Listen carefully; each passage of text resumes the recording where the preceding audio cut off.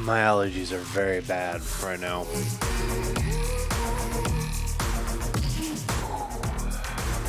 I am like really struggling.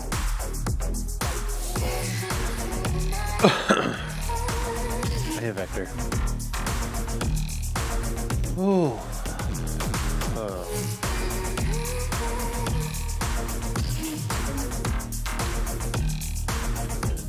Why old? It's been getting worse as I get older.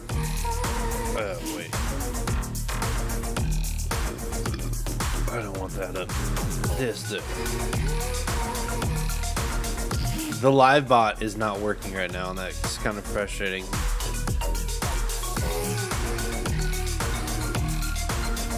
I do have the old.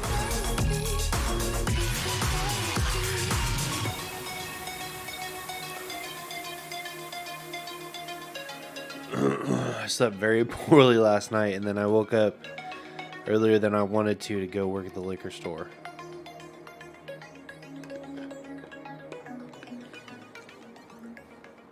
It's just life's a struggle right now.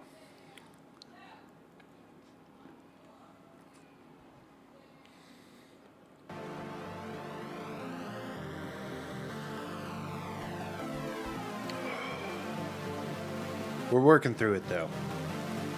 We're getting there together. I'm almost done eating.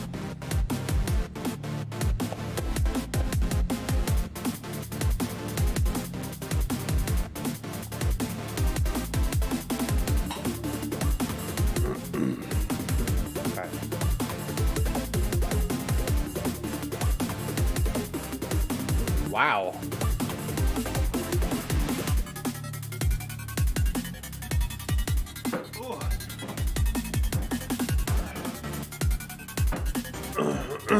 That's awesome.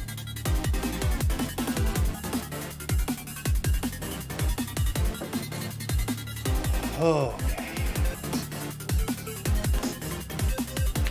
Ow. Ow. Ow. Ow. Ow. Ow.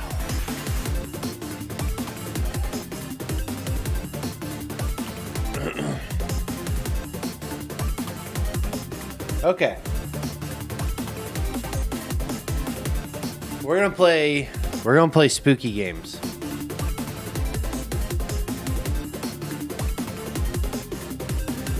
Yeah, we're gonna play spooky games and yeah, have a good time.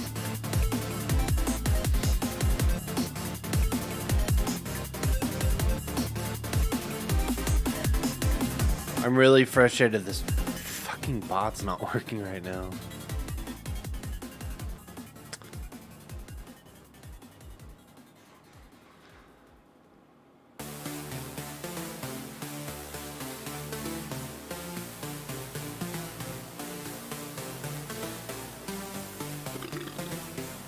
I can't remember which ones we were gonna play. I remember trash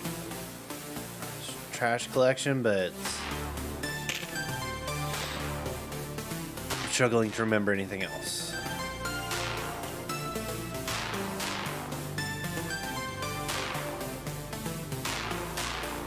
I'm gonna give this game one more try. The mannequin game.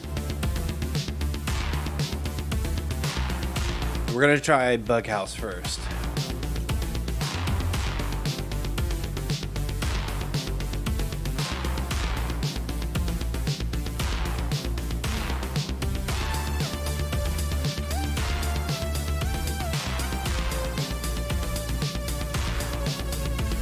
Wow, that's how indie this game is.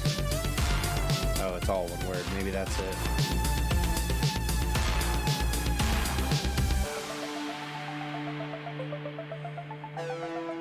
Okay. Save.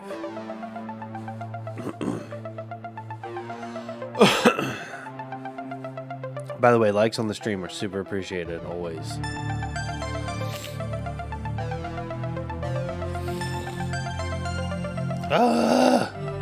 Okay.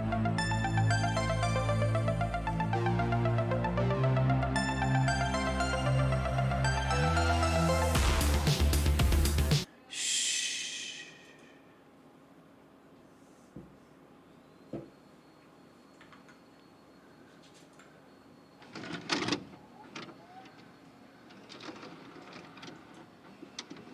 Oops.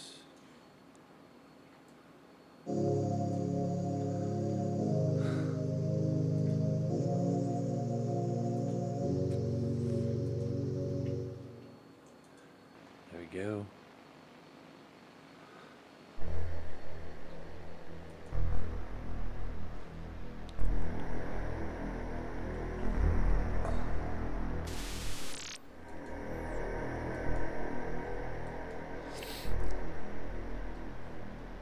Oh, this game does not keep the mouse in. That's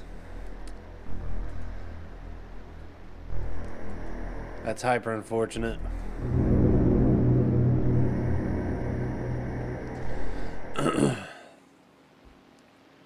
This one seems like it's a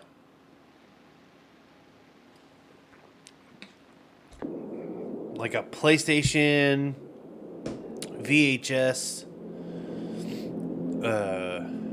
kind of game.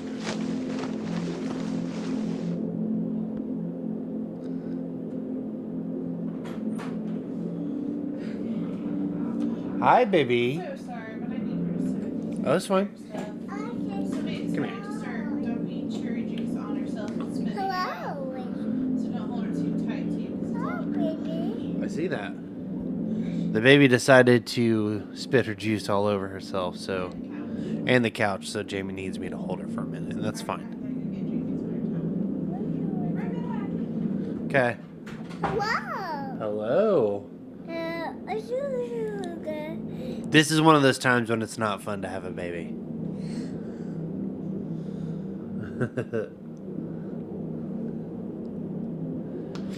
Hello, baby. You see yourself?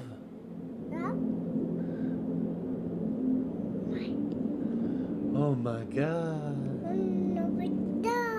Oh my god.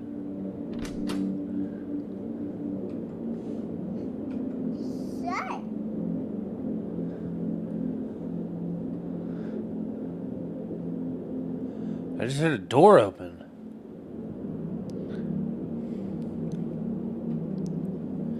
We can turn the VHS effect off. Let's. Okay, that actually kind of scared me. I'm not gonna lie to you. Whoa.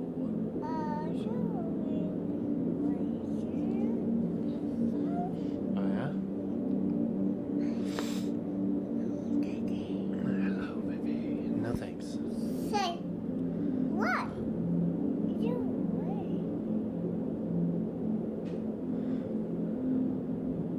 Mama's getting your clothes and your bedding Papa. to put you to bed. What? Right.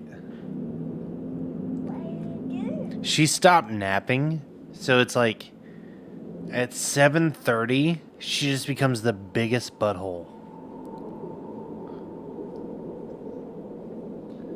Hello. Hello.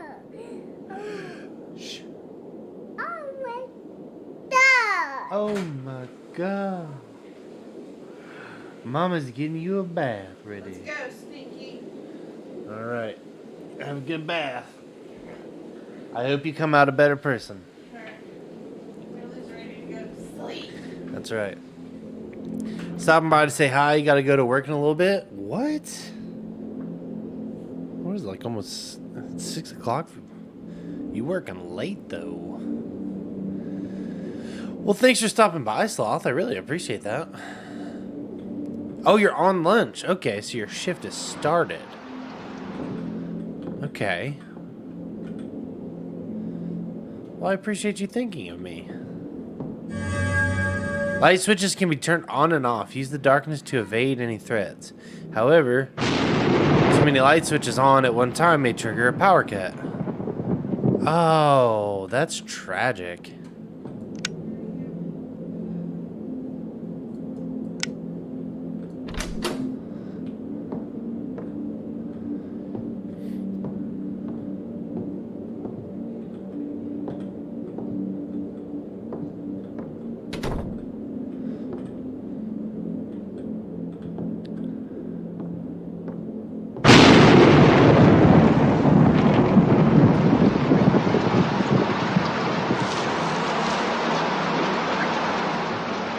I thought there was someone at the top of the steps.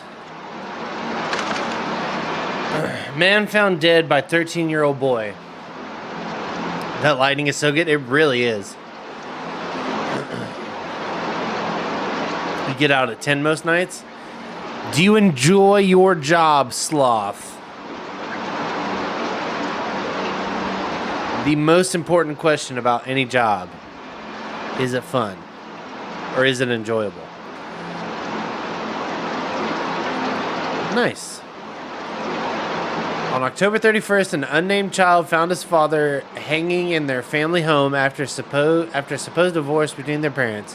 This has been the 12th suicide this year relating to spouse-related issues. Police aren't suspecting foul play.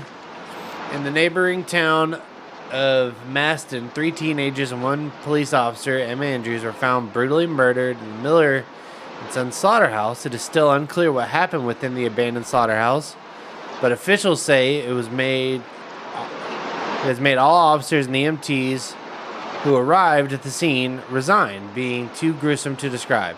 The officials are now seeking psychiatric therapy. Greenfield Raiders, God bless, scored 24 points last night against the Knoxville Bandits, helping boost them to the top of the Major League for this Sunday's game.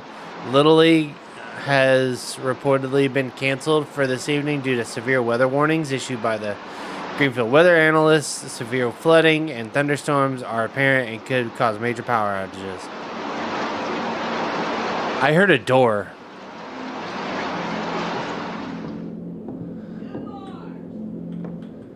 I love it as I said above. Yeah, you did say that.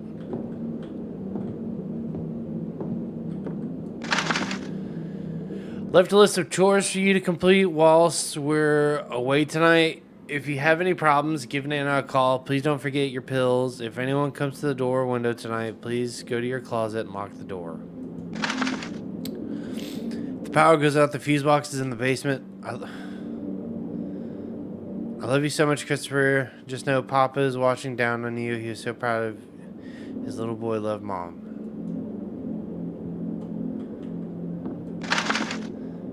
Clean the dirt up off the floor, do the dishes, do the laundry, fold food in the dog bowl, take your pills.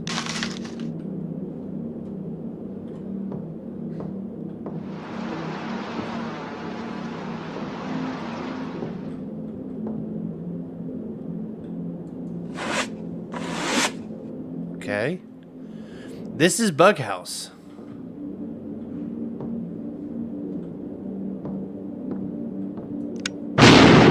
Jesus.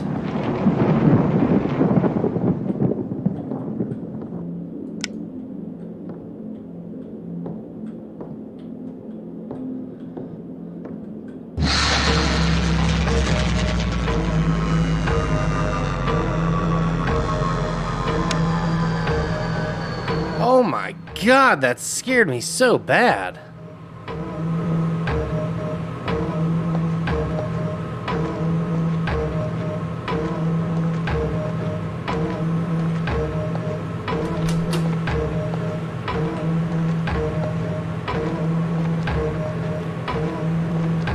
This basement is terrible.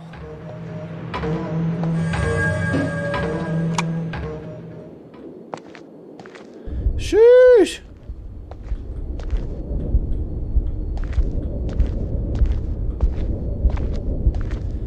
God dang.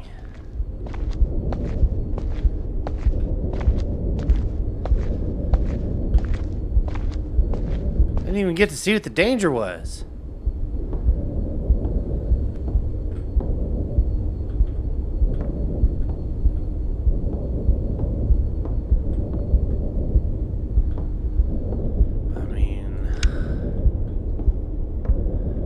Have too many lights on.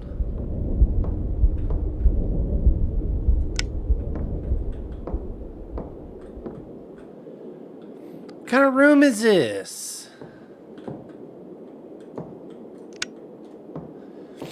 Okay.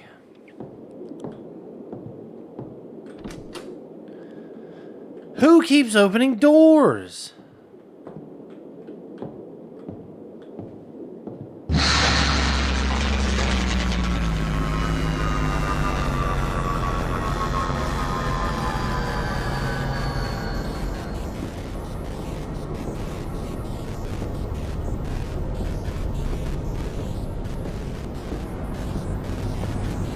What is going on, bro? The door gremlin? You're right. What was I thinking? Oh, there's a run. That's nice. God dang.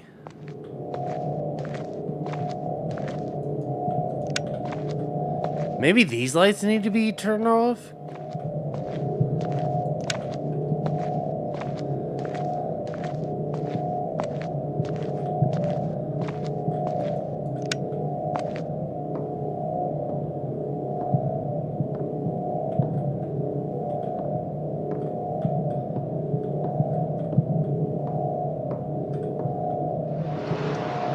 This house sucks.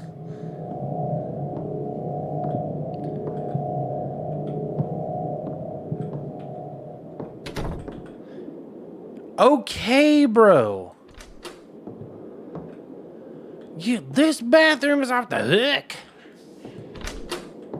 Why is there so much dirt on the floor?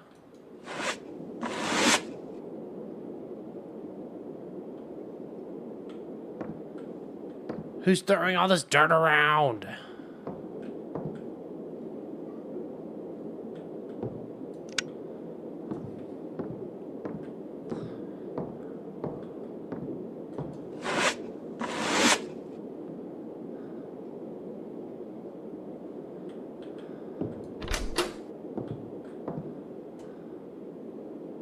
Okay. I prefer my dirt on the table. I prefer my dirt on the out.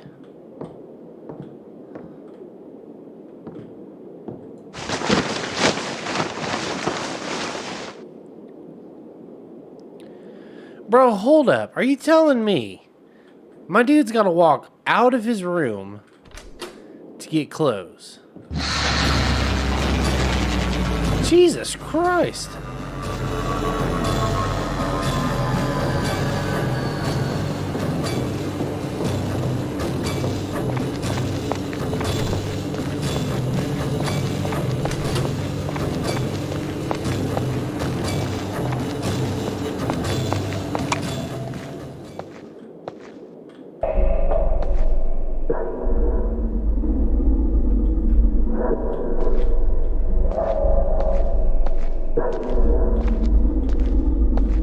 I'm not even sure what the danger is.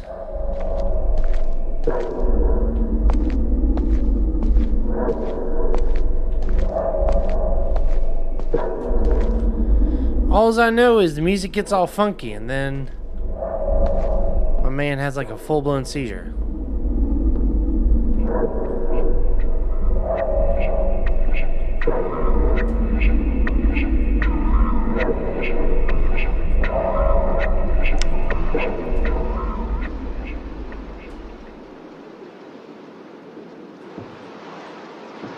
Oh my God, okay.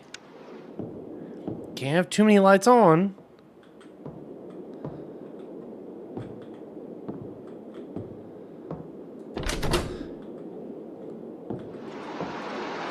Gotta clean up all this goddamn dirt.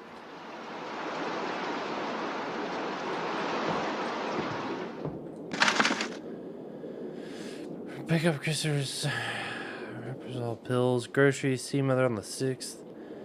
Talk to in-laws about funeral arrangements. Christopher's play date the 15th at the play center. Okay, so we're the boy who found their dad dead.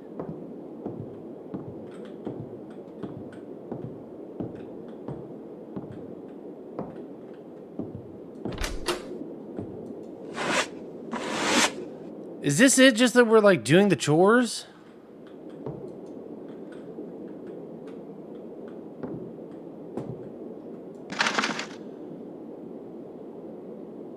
This is how you know it's European, because the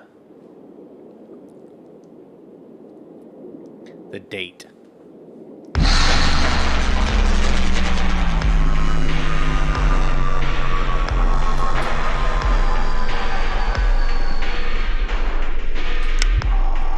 Whoa!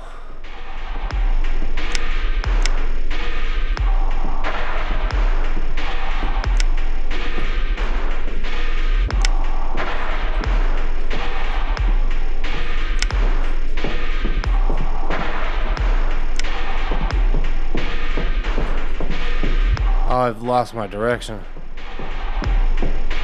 Whoosh.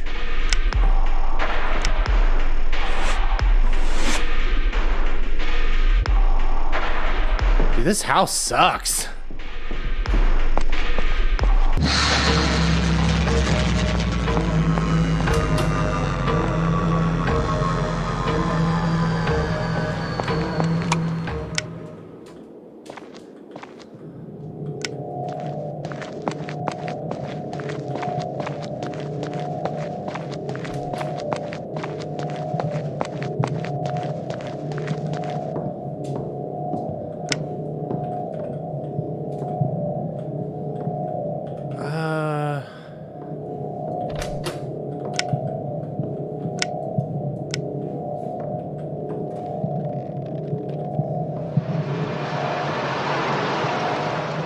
can't remember what all the chores were.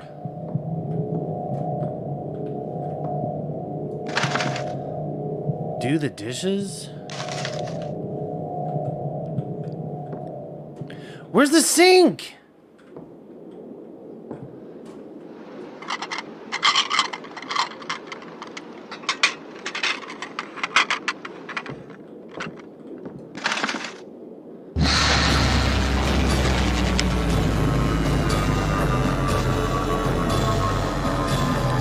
I know, right? The sound design in this game is so wild.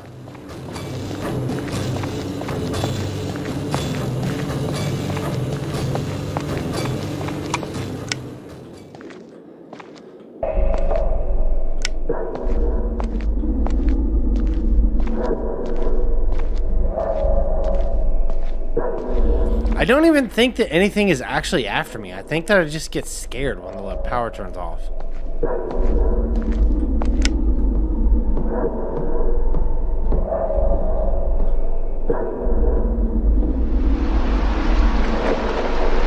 Okay.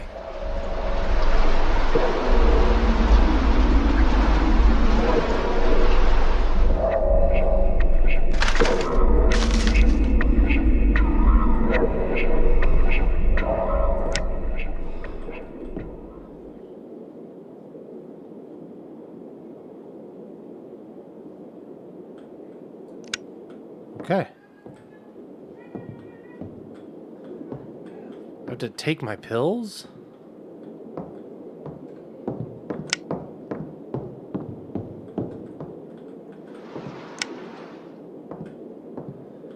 I have to find them though?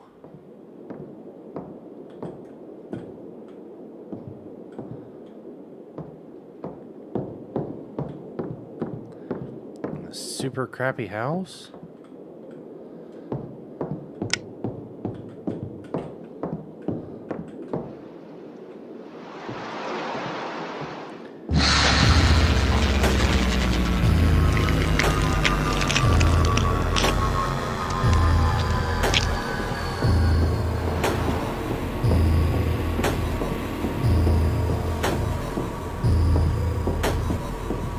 Speedrun it! Speedrun it!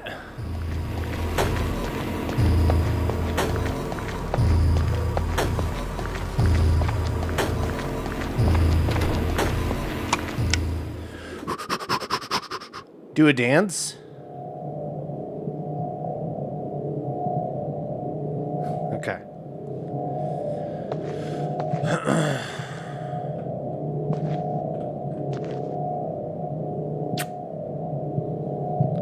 That should be all the chores, right?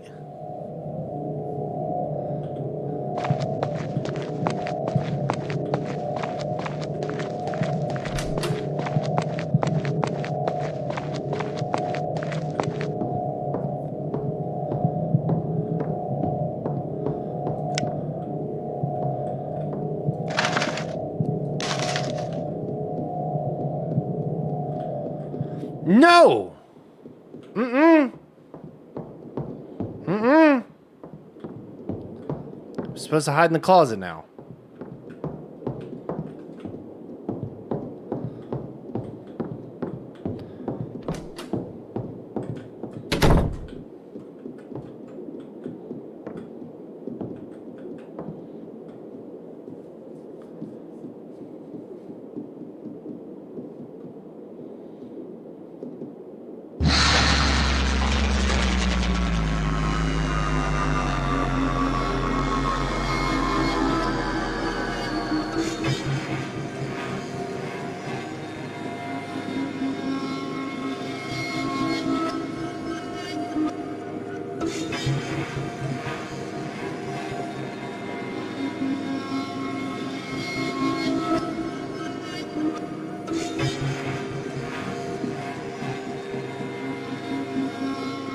Kind of a cool little crawl space, though.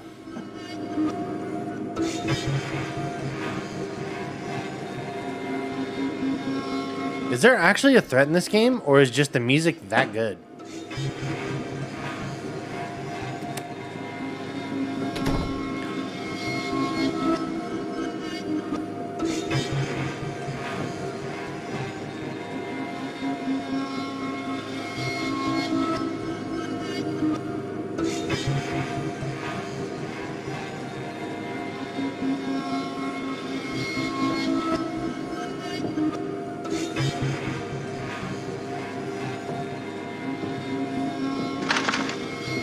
Found a hole in my closet today. It's smelly and old, but I feel safe in here. Like nothing bad can happen to me in here. My own secret, if I told Dad, he would just cover it up and say it's dangerous or something. Eric was outside my window last night asking to come in and play. When I asked Mom, she looked so scared and called Dad. When I told Eric he couldn't come in, he got so angry and walked away. So I went to the hospital today. The doctor said I should try writing in this journal to help them understand me. I don't want to, but my mom's making me. This feels stupid and pointless. They were talking a lot, but I was listening until my mom started crying. I'm so used to her crying now. And Eric says she hates me. He's probably right. Everyone does. The doctor gave me some pills to take. They make me so tired. I'm always asleep now. I fell asleep in class and everyone made fun of me. Something inside of me wants to stop taking these pills, but the doctor said it'll make me better.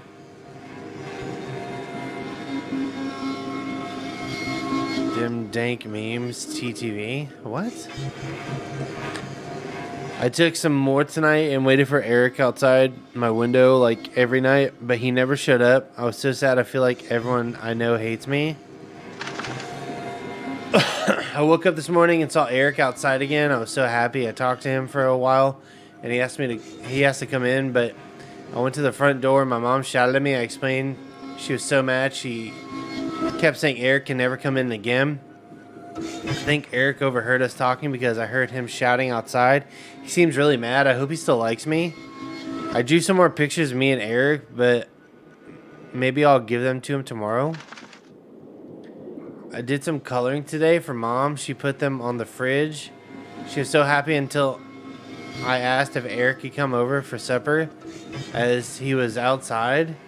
She looked so scared and gave me so many pills. I felt so sick I threw up later. Eric must have left again because I didn't see him that night after that.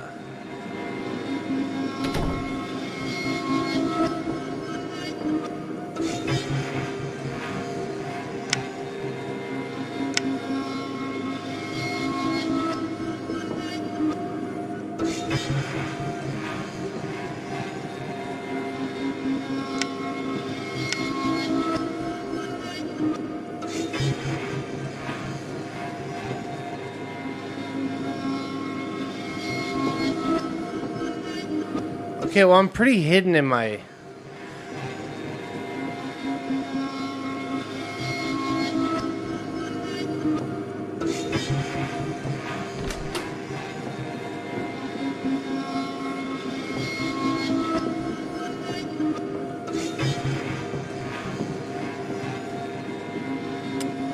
I don't think there's actually anything here.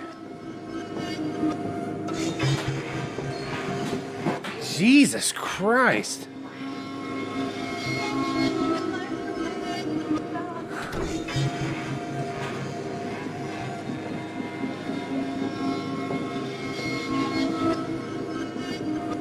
Maybe I need to go talk to him. Jesus!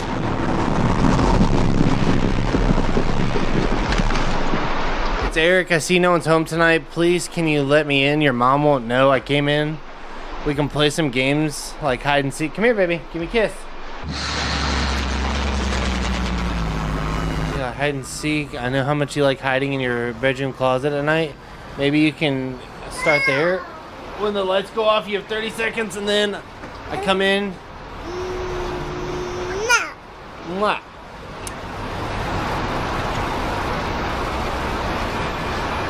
Don't let me catch you.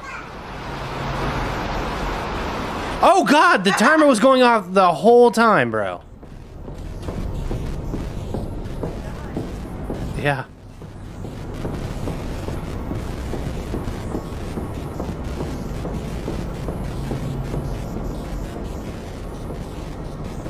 Jesus.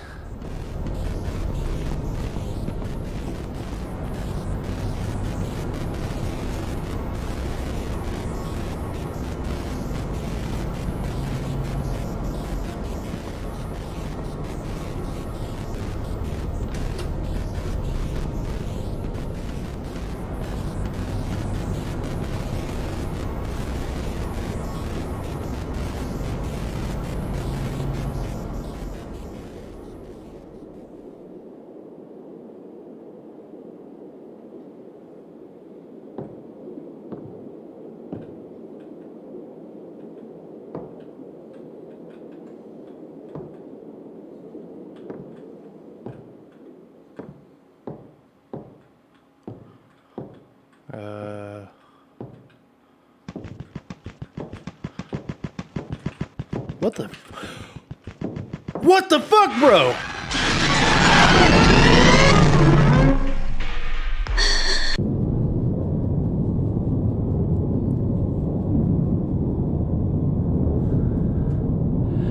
That scared the shit out of me.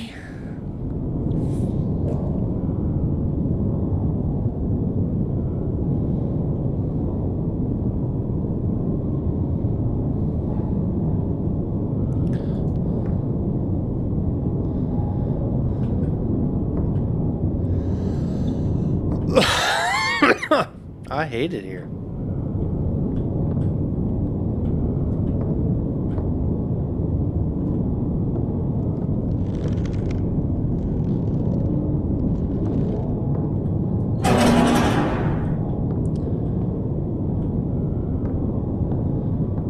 What the fuck?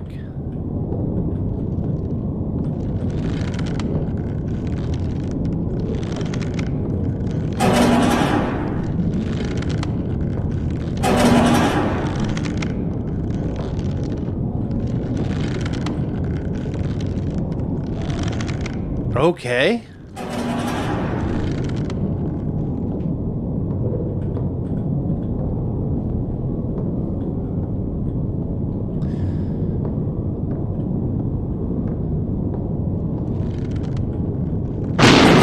Jesus.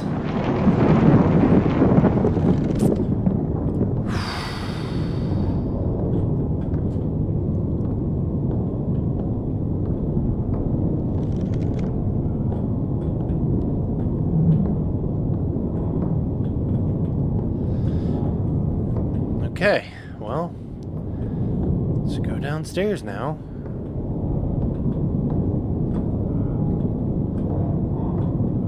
Oh my God, we're in the upside down.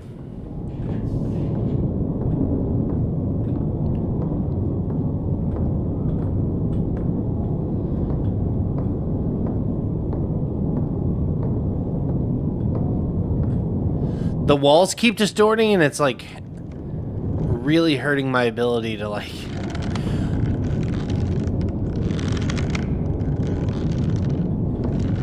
Oh.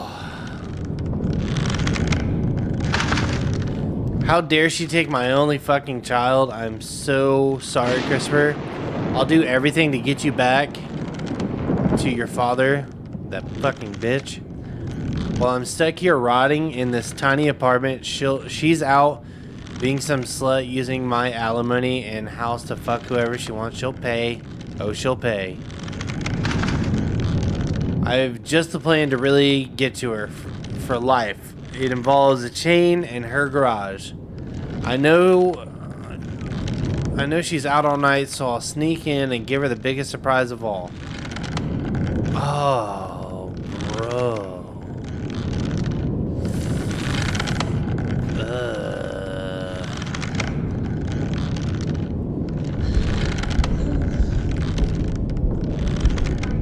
Good night, kid. I love you.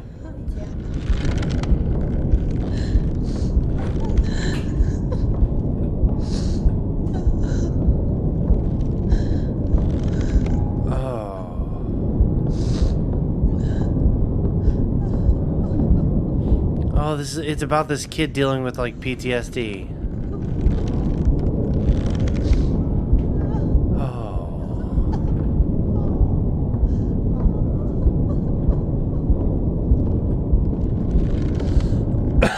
I really hate this wall distortion stuff. It is actually the worst. Oh, we're trapped in here too.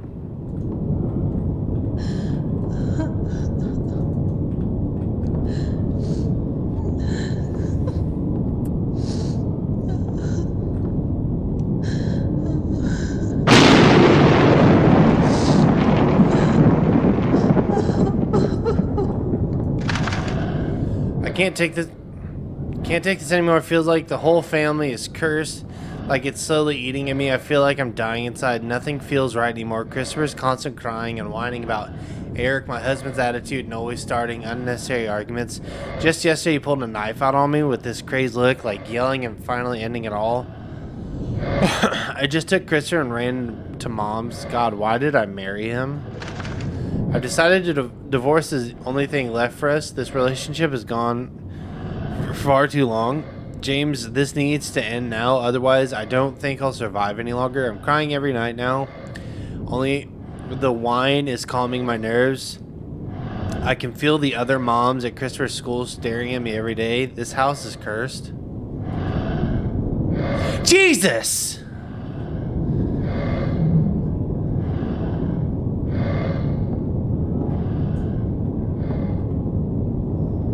Excuse me.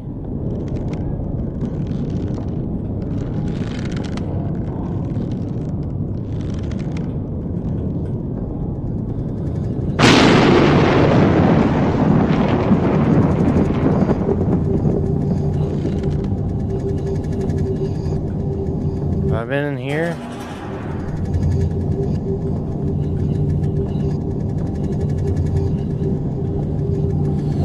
Oh my God.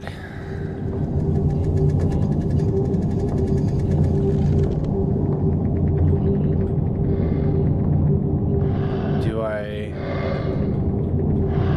Okay, I guess I just don't mess with you now?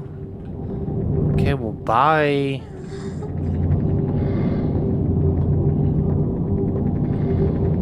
Oh my God, okay.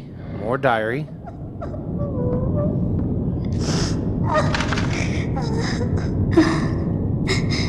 Eric has started to act really strange. He's been telling me to do things which I don't want to do. He said I had to kill a cat, otherwise Mom would be hurt. I didn't do it, but Mom seems upset now. Did I do something wrong? Maybe Eric was right. Last night we had a pizza party with Dad and Mom, and it was so fun dancing, eating pizza all night long. I got tired though and started to draw Eric, who was watching us play and dance all night. Mom saw me drawing and looked scared. I said he was outside, but she didn't believe me. Dad got really mad, so I ran and hid in my secret room, and he never found me. Mom said I need to go for a checkup today, but I don't feel sick. Eric said it was a trick, but I don't believe him. I'm starting to see him a lot more now, which I don't mind. He's always funny and kind to me. Not to my mom or dad, though.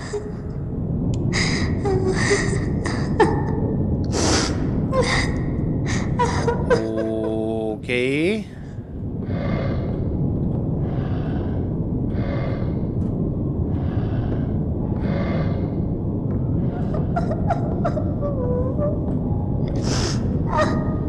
Dude, what is this game?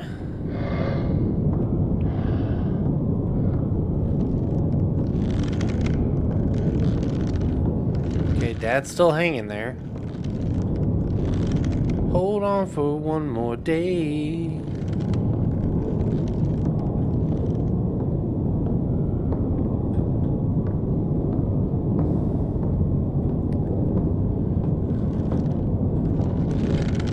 Okay. There's no like ambient occlusion in this game.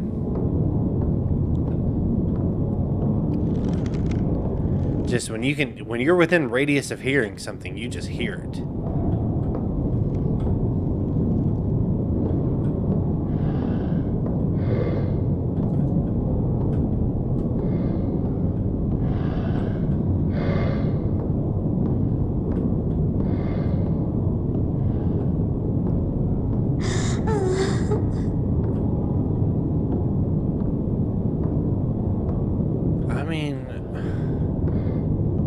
Hey, whoa!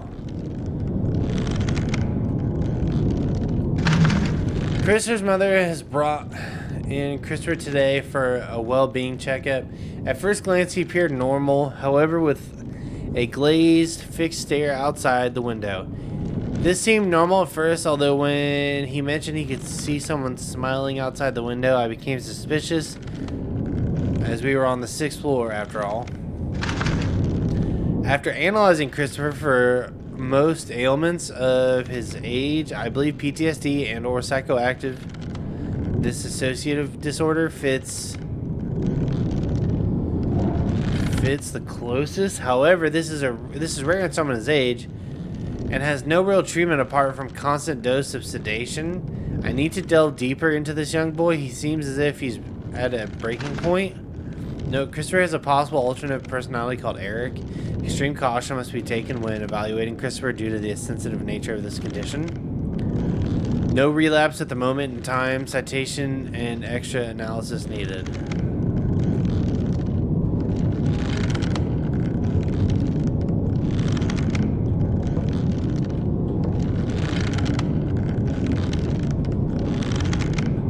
Okay.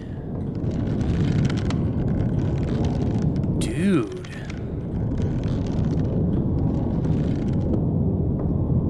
I didn't realize this game was going to be so deep.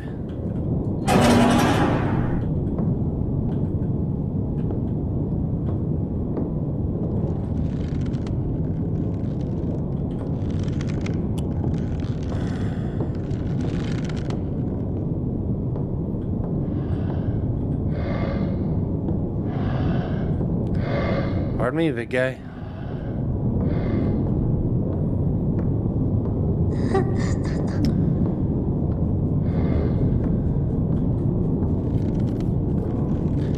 Alright, that's hanging dad. Yeah, it really is.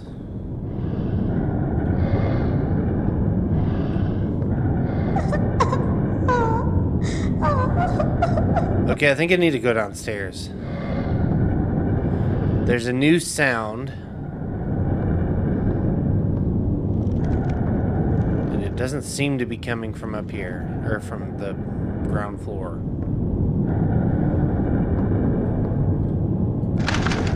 Thank you for Christopher, really. You've allowed me to become free. You're exactly where I've been the past years, waiting and waiting and waiting for you to let me free. Now it's time for Eric to become in control for a while. All those doctors were wrong, Christopher. They've wanted to hurt you and take you away from me, but you've listened to my commands. Those pills hurt me and helped me. Those pills hurt me and helped me from take control much sooner. Okay, that's kind of broken English. I can't wait for you to see what we have become together. I know this is confusing, Christopher. I wish I could explain better. So instead, allow me to take control even more. Allow me to commit my final act. Christopher, allow me inside of you. Jesus Christ! Oh my God, bro!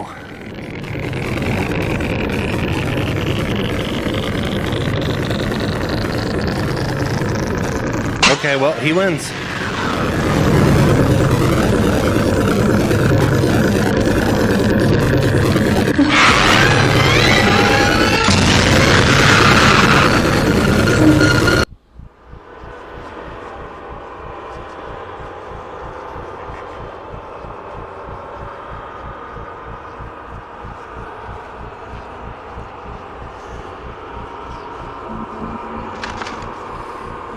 10-year anniversary of murder. This very dark day marks the 10th anniversary of the horrific Moore's residence murder. The bloody crime scene was acted out by the once 13-year-old Christopher Moore, who was reportedly in a psychotic episode.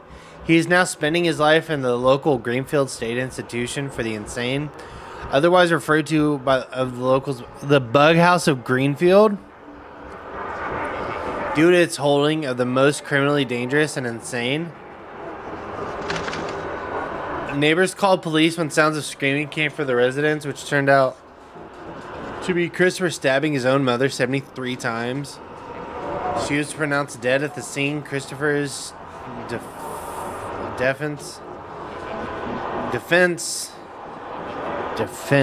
was that he was suffering from multiple personality disorder, a new disorder discovered by Dr. Schultz Edward in 1983.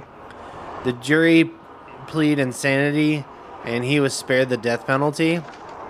Christopher's now 23 years old, is still being held in the Bug House of Greenfield. Still claims to this day that Eric killed his mother, not him.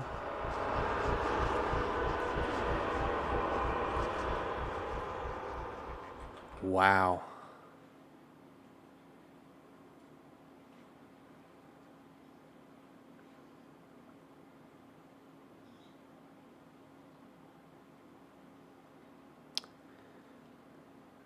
Wow.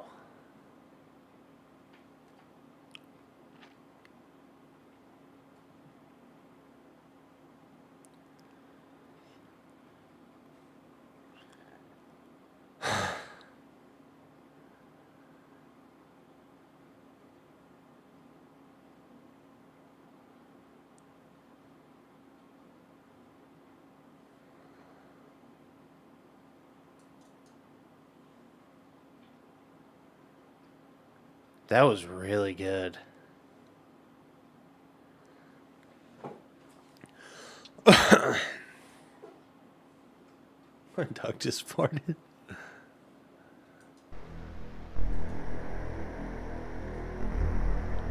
Bug House.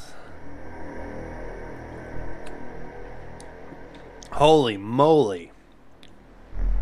Terrifying. That game was actually really scary.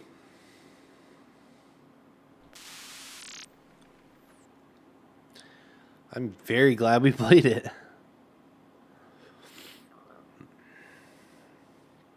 Alright, now we're going to check out Trash Horror Collection. I don't know if we're going to play everything in this. Good spooky game to start the night for sure. For sure.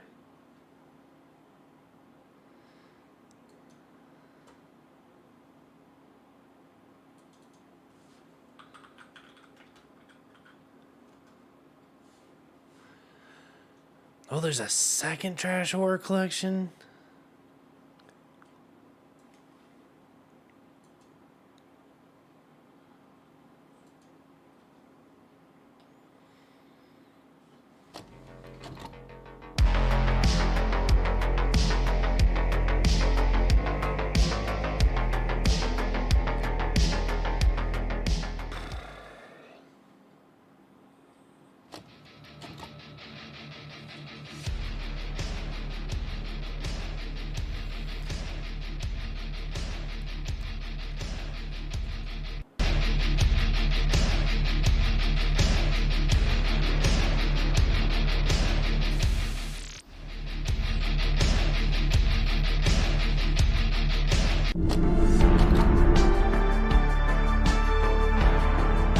Okay, in a horror thriller experience based on horror movies of the 90s, Brad is home alone every night.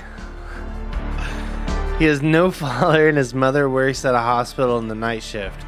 After getting some unknown messages on your cell phone, things start to get really weird.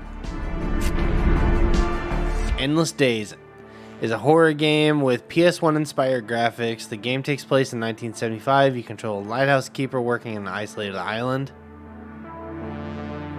You seek to convey feelings of extreme solitude and a very deep ambiance. Jack and Sarah live on a farm isolated from everything. When someone leaves a mystery box on their doorstep, things start to get weird. Inside the box is an ancient amulet whose origin is unknown. The amulet has a terrible curse. The mold, I assume. Poop Keeper. Poop Killer.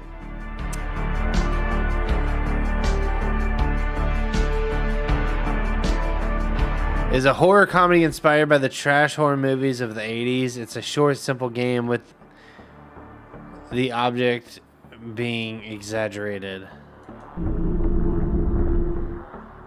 Billy is a marijuana dealer and lives with a friend Jamal in an apartment. They sell and smoke a lot of weed. After your friend takes a shit in your toilet, the poop killer comes to visit you. Oh my god, there's 3 of them. Robert owns a nightclub. The year is 1985. After a customer shits and doesn't flush, the poop killer will show up to bring you a piece of the shit. The clown's fun. A flamboyant killer. A tedious job. A night too quiet to be true. Steve works at a mini market at night, isolated from the city. When you come across a different psychopath. Dude, there's so many games in this.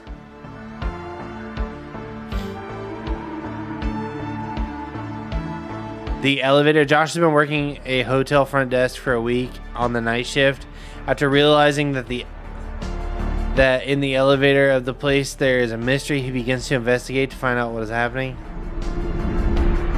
There's still more games. The Island Mystery. Joseph works as a fisherman on the high seas. When he faces a storm, it ends up sinking alone on a desert island. After exploring the island, he begins to notice that things are different from normal. Oh my god, there's still more. A woman at home alone at night, a crazy assassin trying to get into her house. This is Night Revenge, a short survival horror game where you'll have to do everything to prevent the assassin from getting in your house. Okay, that's it.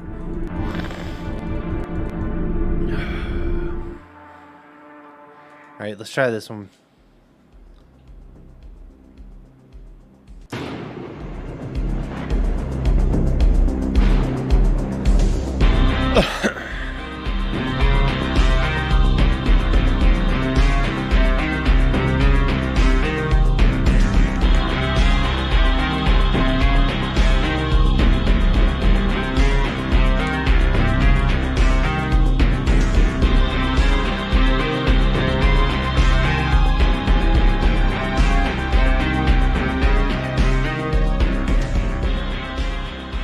Whoa!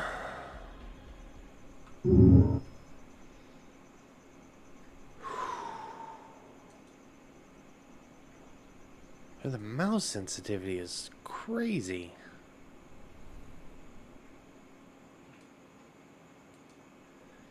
Can we do that maybe? Yeah, that's better.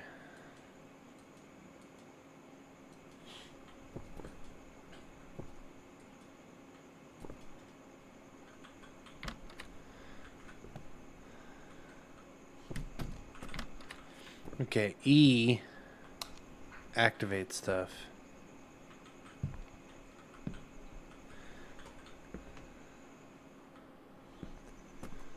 Alright, let's check out the graphics real quick. Let's try PS2.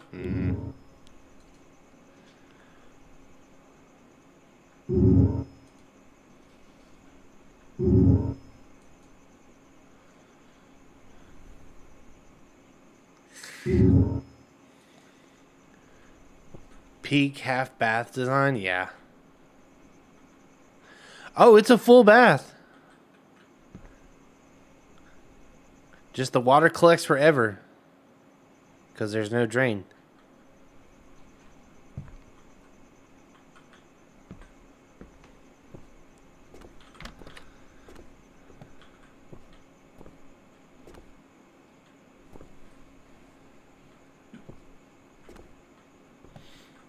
I didn't realize this game was going to be so big. Now I kind of regret going into it.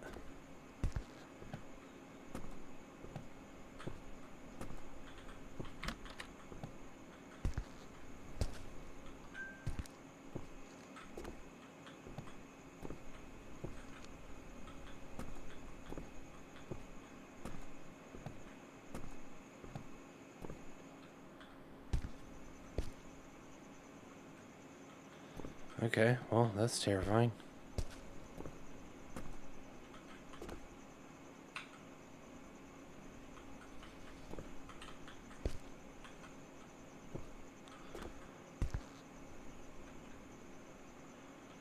Okay.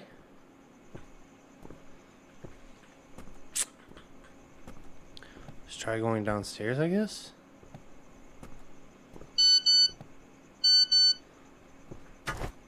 From Mommy. Brad, don't go to bed too late. Remember to lock the doors. Of course, Mommy. They are locked.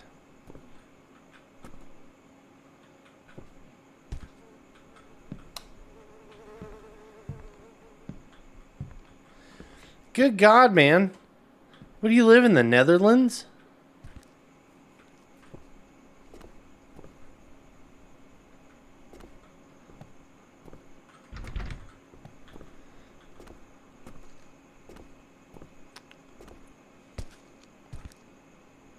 What?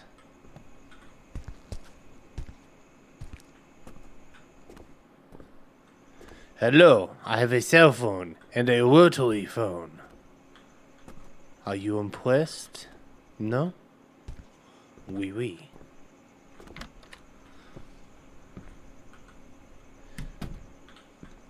Nice. I don't have a laundry room. We just do laundry in the basement. Snap. Look at this disconnected staircase.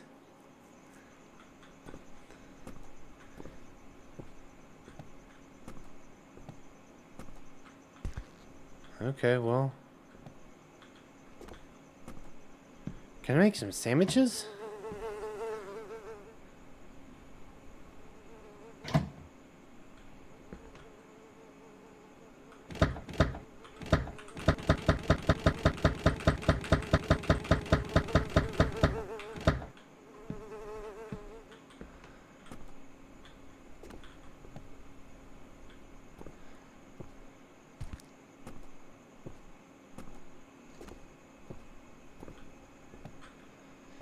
Okay, well, I guess I'll go to bed now, like a good boy. I always am a good boy. Mommy. Right, Mommy? A flashlight? I don't need it now, though. Flashlights are only for when the lights go out, right, Mommy? Right?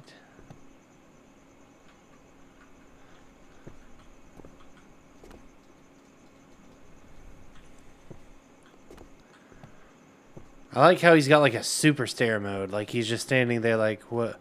Whoa! Whoa! Oh!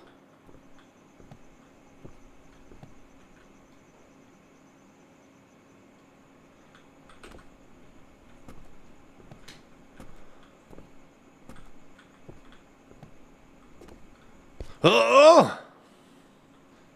Alright, I don't know what I'm doing.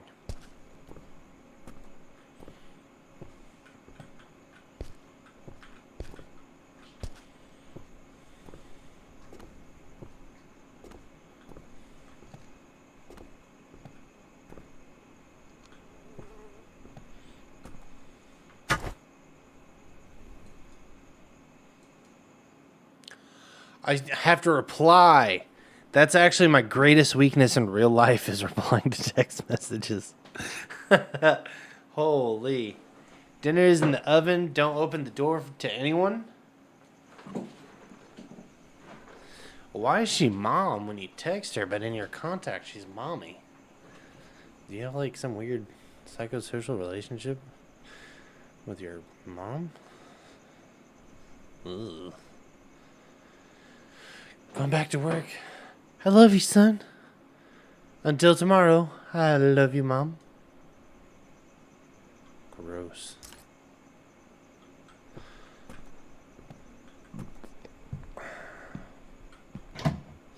Mom spaghetti?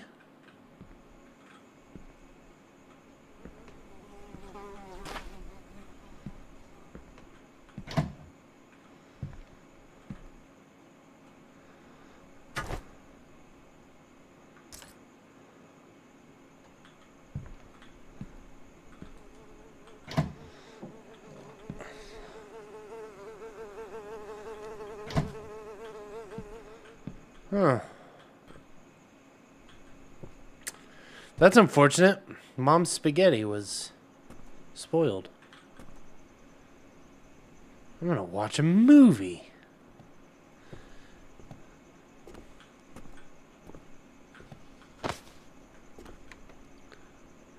Yeah.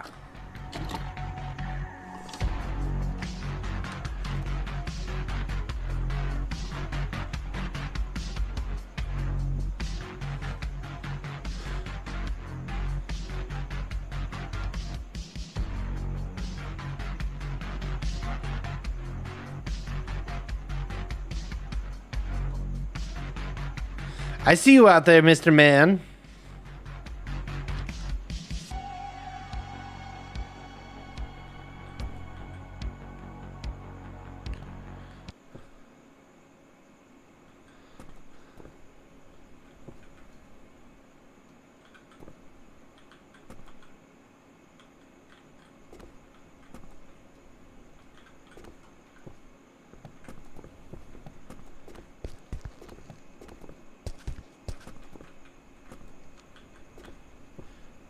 Oh my God, he's gone.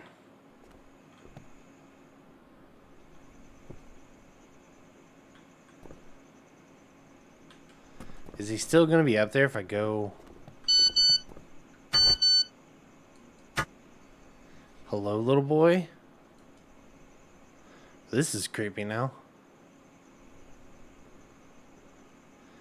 I'm a friend. Your night will be special. Leave me alone. My dad is a police officer and he's here.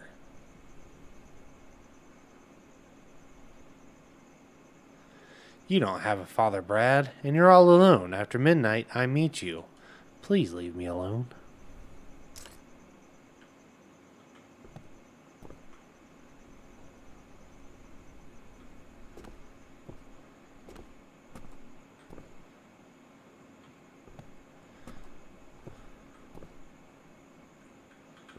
We already knew that door was locked.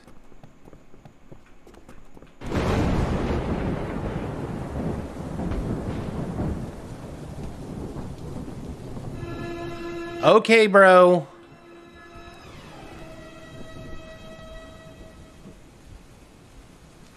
I think I'll get some sleep.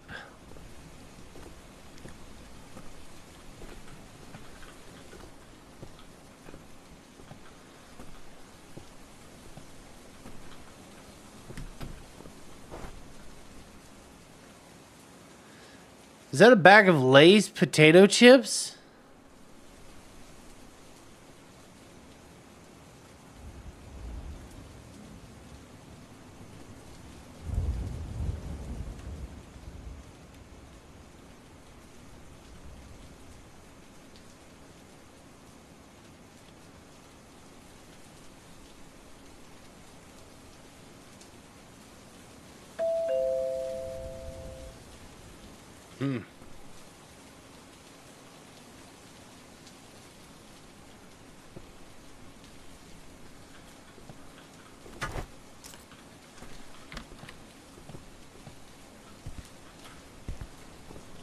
That's a really old phone.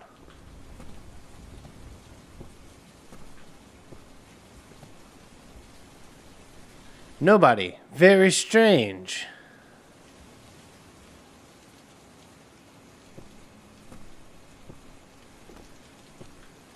Feels like somebody's trying to sell me something.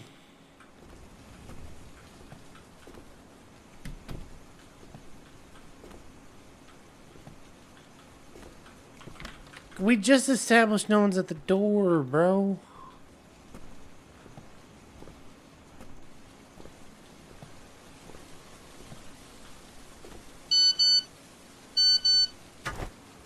Unknown.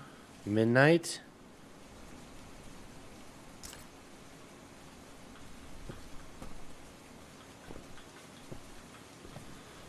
Door's locked. I need my flashlight, which is in my room, which is where I was.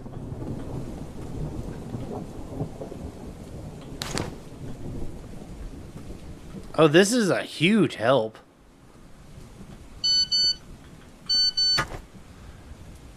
Bad time to run out of energy, huh? Yeah, well, my mom works at a free clinic. That's why I've got this super old cell phone and our electricity was turned off. I'm gonna check if everything's okay. That door's still locked. Thank goodness.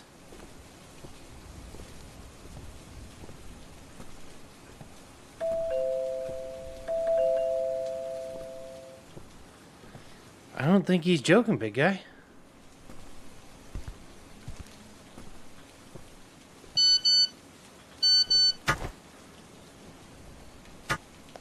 Brad, the power went out in the entire city. Is everything okay? I received some unknown messages.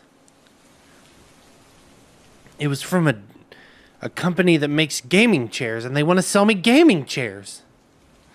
Did you lock the doors? Don't worry, it must be someone playing a prank. It's all looked up, Mom. But I saw someone hanging around our house. They look to be some sort of vagrant. Don't even think about leaving the house. Mom needs to get back to work. All right, I'll be fine.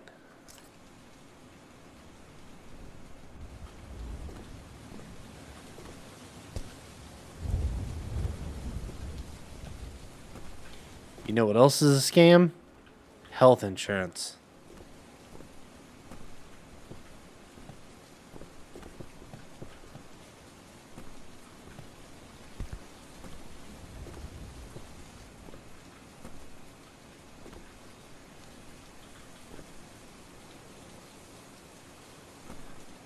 Okay, is there like a basement?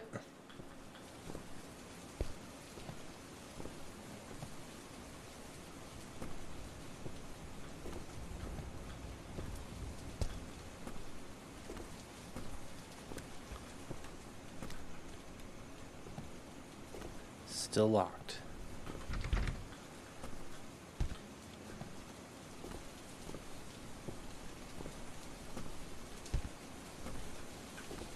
I mean, like, what's the play, big guy?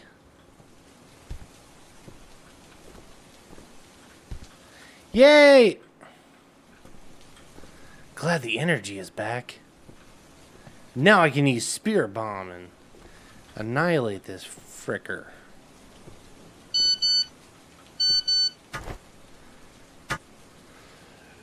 Bedtime to run. I prefer no lights. I like the dark.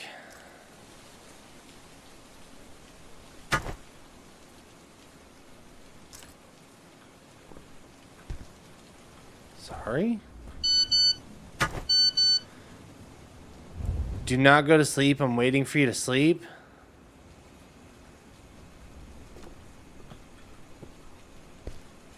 I'm going to sleep. That crazy man be damned.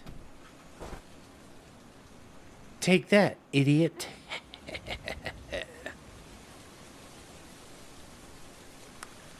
Look at how gingerly he lays down.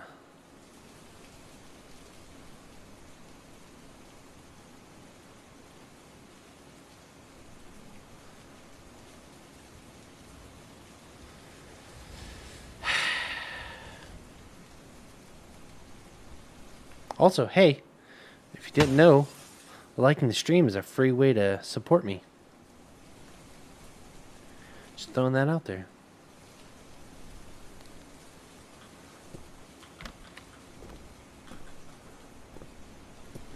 Somebody broke a window.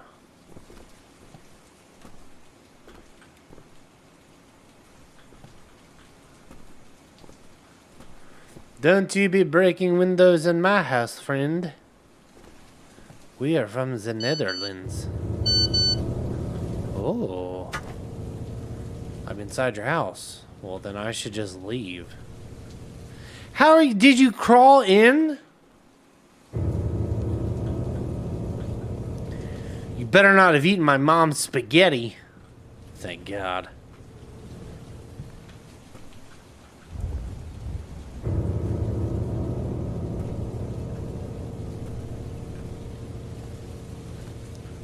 This is probably a good time to text your mom, man.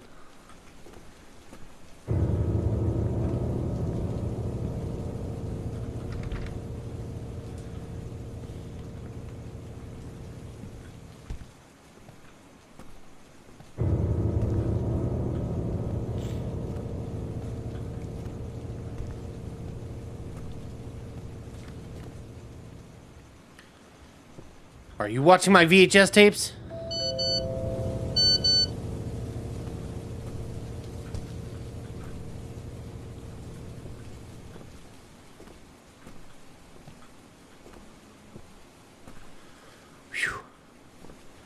Because I just got the last Olsen twins directed VHS movie. And I'll be darned if you ruin it before I can watch it.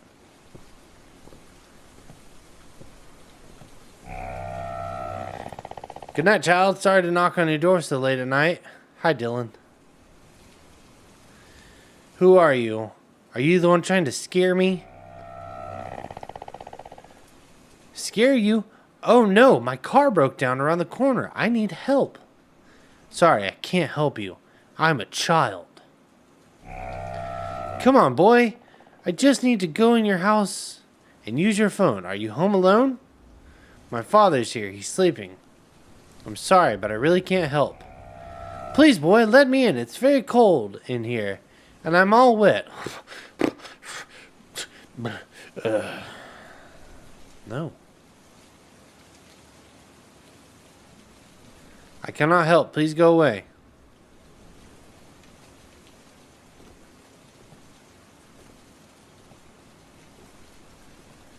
Yeah, later, Stinky.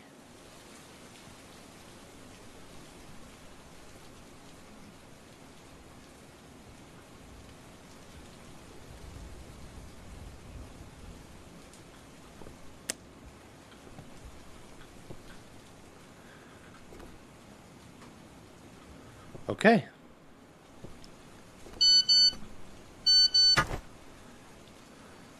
Sounds like you don't like helping people? Heck you nerd. Ah!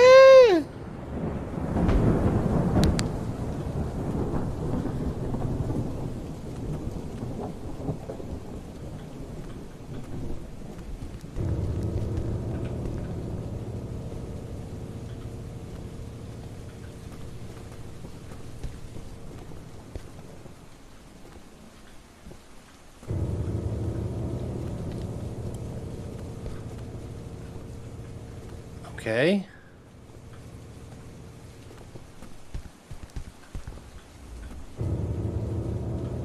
Doors are locked.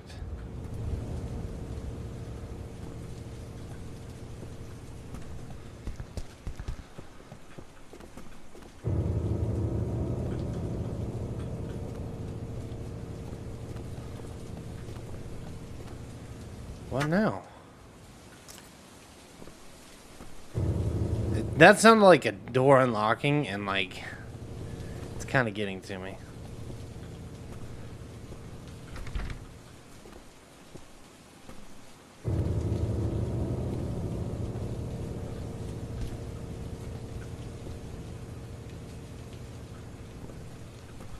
I mean, are there other doors?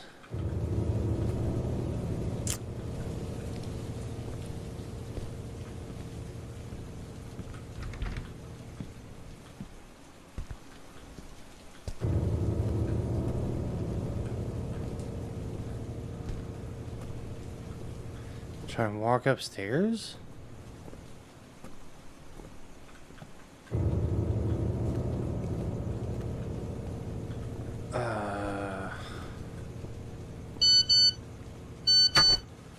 From Mommy. Answer me, it's urgent. What happened? The neighbor called me and said he saw someone coming into the house. I'm alone here, Mommy. Someone broke the glass on the back door.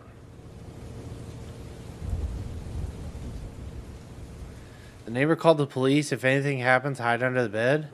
All right, Mommy, don't worry.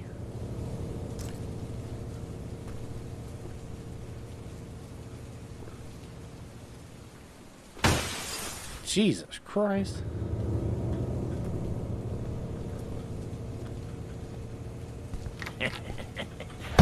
Oh, God.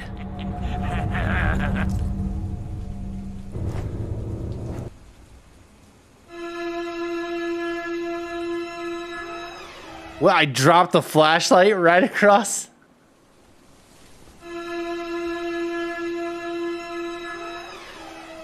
Oh, my God.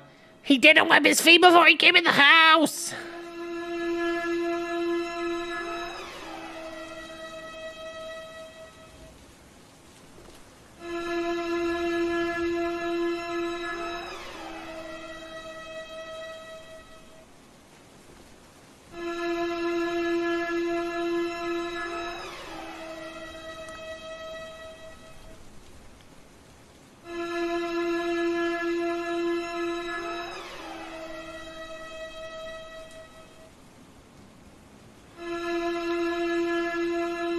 Stay hidden, my dude.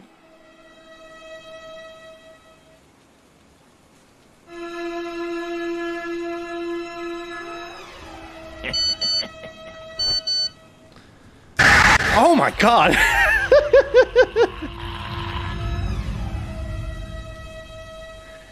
Getting out from under the bed would be better. Okay, we'll retry, I guess.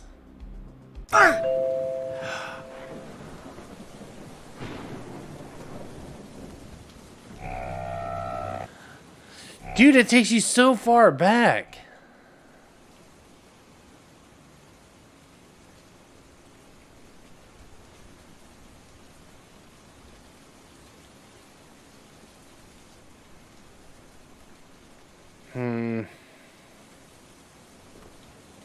Later, nerd.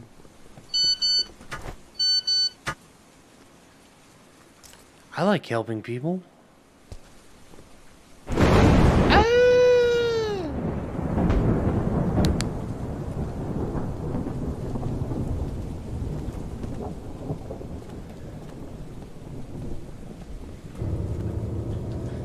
Okay, doors are locked.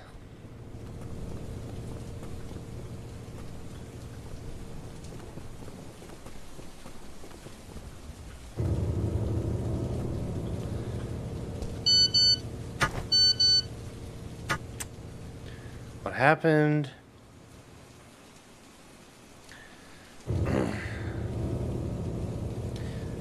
gonna give this game a little bit longer, then we're gonna switch to Doki Doki Literature Club.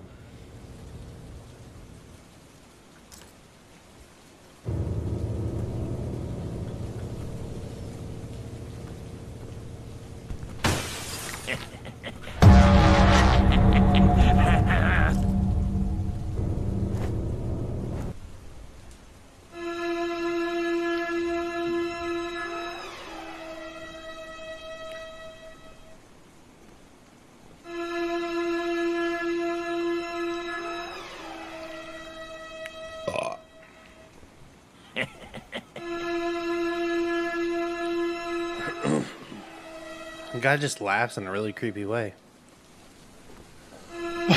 Also, how did he get our number?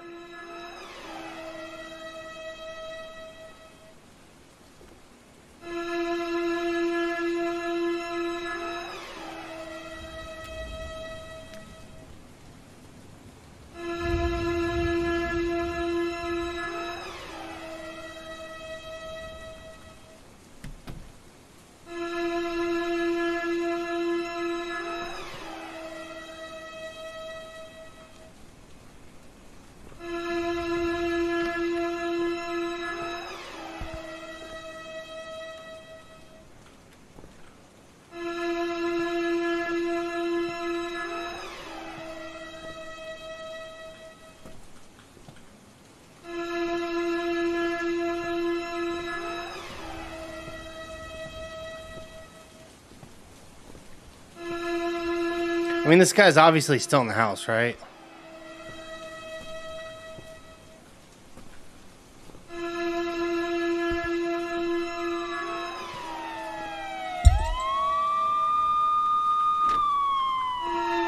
Yeah!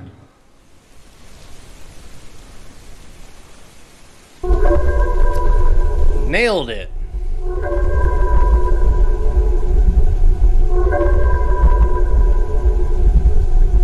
GG easy.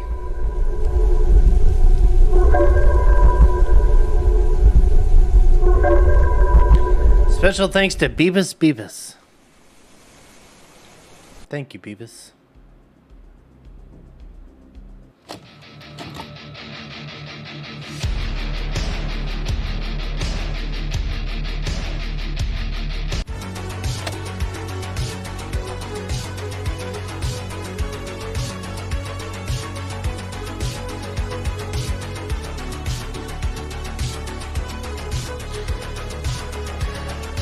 Thursday the 12th. Thursday the 12th is a clear reference and an inspiration from the movie Friday the 13th, the golden age of VHS tapes, a short game with some tense moments, and being inspired by the cult horror of the 80s. And then Truth Loop. Brian wakes up late to pick up his wife from work. She leaves very late and can't come back alone because it's too dangerous.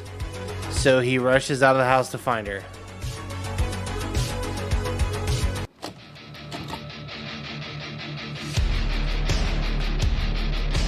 Wow. All right. We're going to jump in our last game.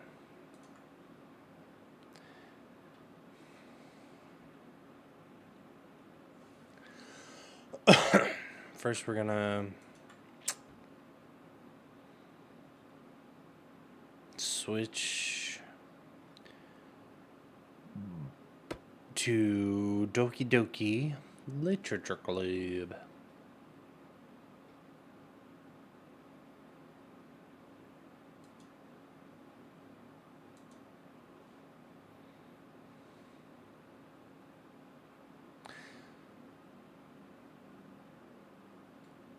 What? This says the stream's gonna end at 2:31:04.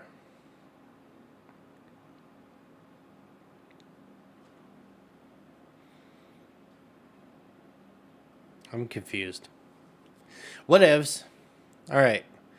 We're going into Doki Doki Literature Club.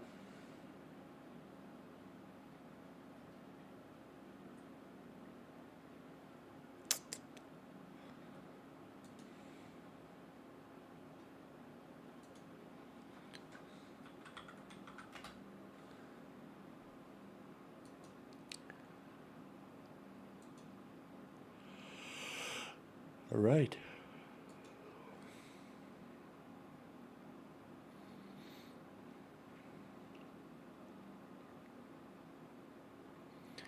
I've never beat this game. I played it once on stream.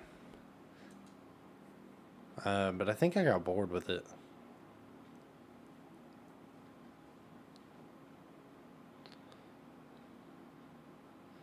This game is not suitable for children and those who are easily disturbed. Wow. Individuals suffering from anxiety or depression may not have a safe experience playing this game for content warnings. Huh. You're at least 13 years of age and consent to your exposure of highly disturbing content. Really? Is it that bad?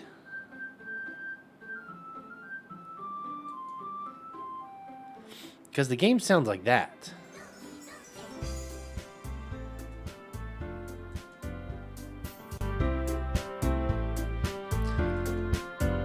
I don't understand how this could be like a super disturbing game.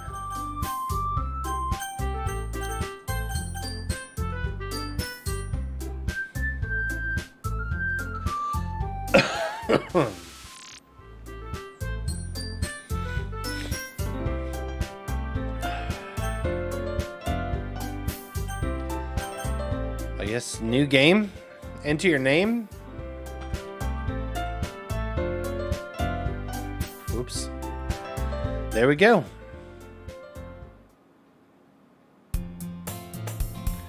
Yeah, okay. Hey! I see an annoying girl running toward me from the distance, waving her arms in the air like she's totally oblivious to any attention she might draw to herself. The girl is Sayori, my neighbor and good friend since we were children.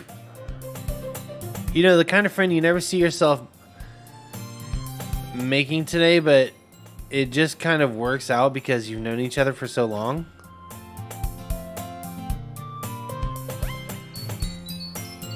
Oh, my mom is calling me. 1 second, guys. Hello?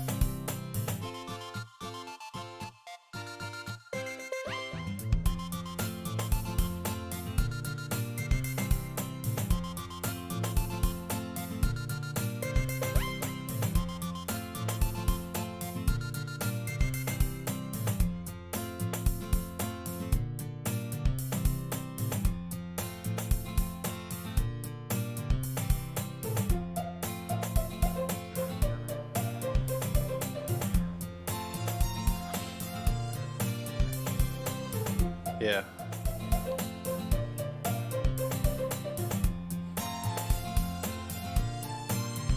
Right.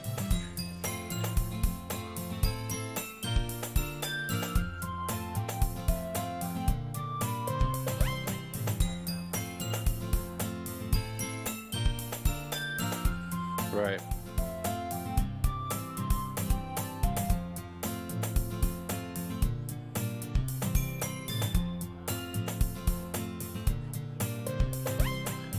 You too. Love you too. Bye. Dave is going to see his.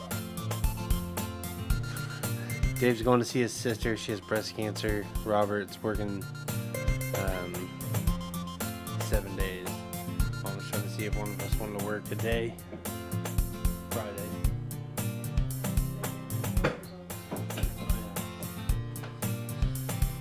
Yep.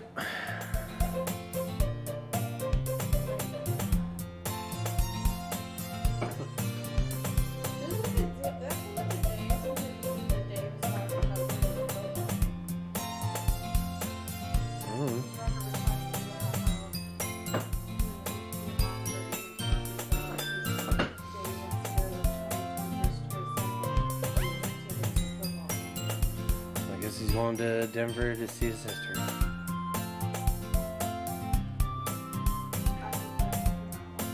Me too. You could hear me the whole time?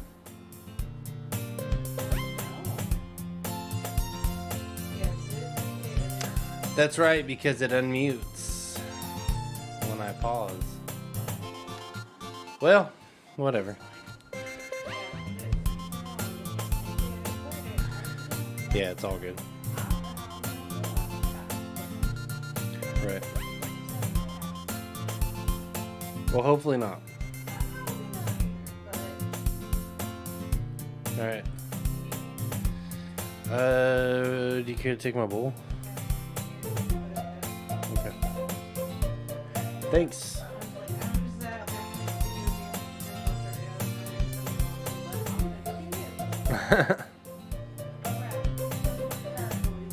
Alright. Okay, well, it's nothing crazy was said, so I don't particularly care. We used to walk to school together on days like this, but staring around high school, she would oversleep more and more frequently, and I would get tired of waiting up. But if she's going to chase after me like this, I almost feel better off running away. However, I just sigh and idle in front of the crosswalk and let Sayori catch up to me. Han! I overslept again. But I caught you this time.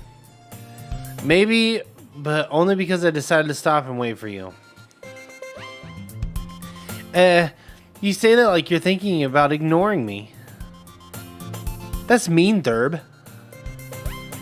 Well, if people stare at you for acting weird, then I don't want them to think we're a couple or something.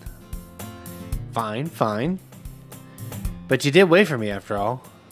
I guess you don't have it in you to be mean, even if you want to. I'll kill you! Whatever you say, Sayori. We cross the street together and make our way to school. As we draw near the streets become increasingly speckled with other students making their daily commute. By the way, Thurb, have you decided on a club to join yet? A club? I told you already, I'm really not interested in joining any clubs. I haven't been looking either. That's not true. You told me you would join a club this year. Did I? I'm sure it's possible that I did in one of our many conversations, but I dismissively go along with whatever she's going on about. Where I dismissively go on. Okay. Sayori likes to worry a little too much about me when I'm perfectly content. Just getting by on the average while spending my free time on games and anime. I was talking about how I'm worried that you won't learn how to socialize or have any skills before college. Your happiness is really important to me, you know?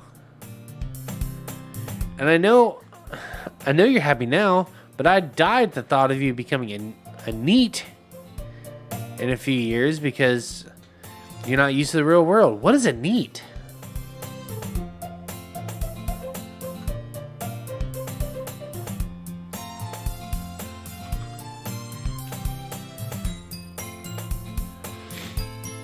Not engage in education, employment, or training.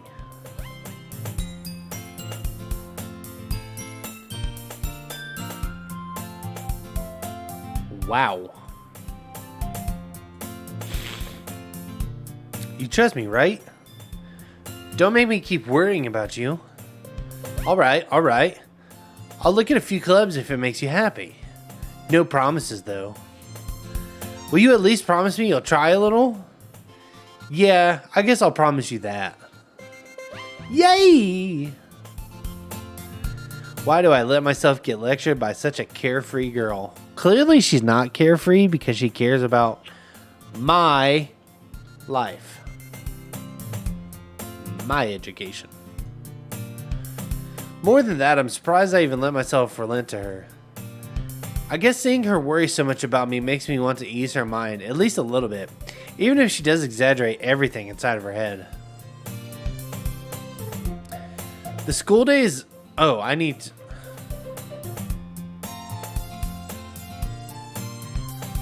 I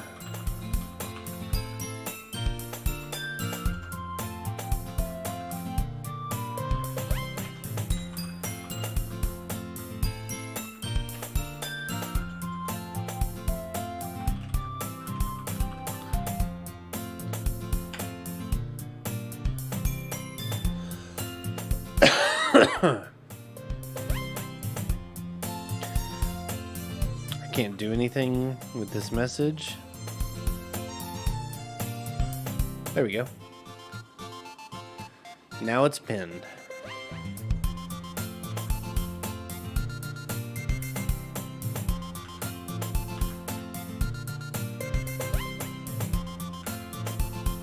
The school day is ordinary as ever.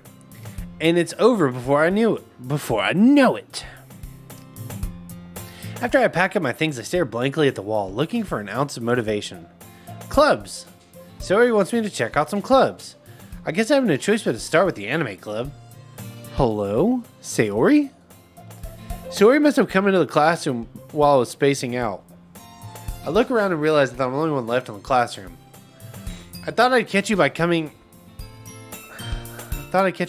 out of the classroom, but I saw you just sitting here spacing out, so I came in. Honestly, you're even worse than me sometimes. I'm impressed. You don't need to wait up for me if it's going to make you late to your own club. Well, I thought you might need some encouragement, so I thought, know what? Well, that you could come to my club. Saori. Yeah? There's no way I'm going to your club. Meanie. Saori is vice president of the literature club. Not that I was ever aware that she had any interest in literature. In fact, I'm 99% sure she only did it because she thought it would be fun to help start a new club. Since she was the first one to show interest after the one who proposed the club, she inherited the title of vice president. That said, my interest in literature is guaranteed to be even less. Yeah, I'm going to the anime club. Come on, please. Why do you care so much anyway? Oh, my screen is frozen?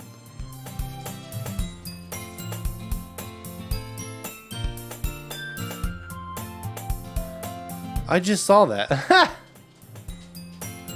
No, game's not paused.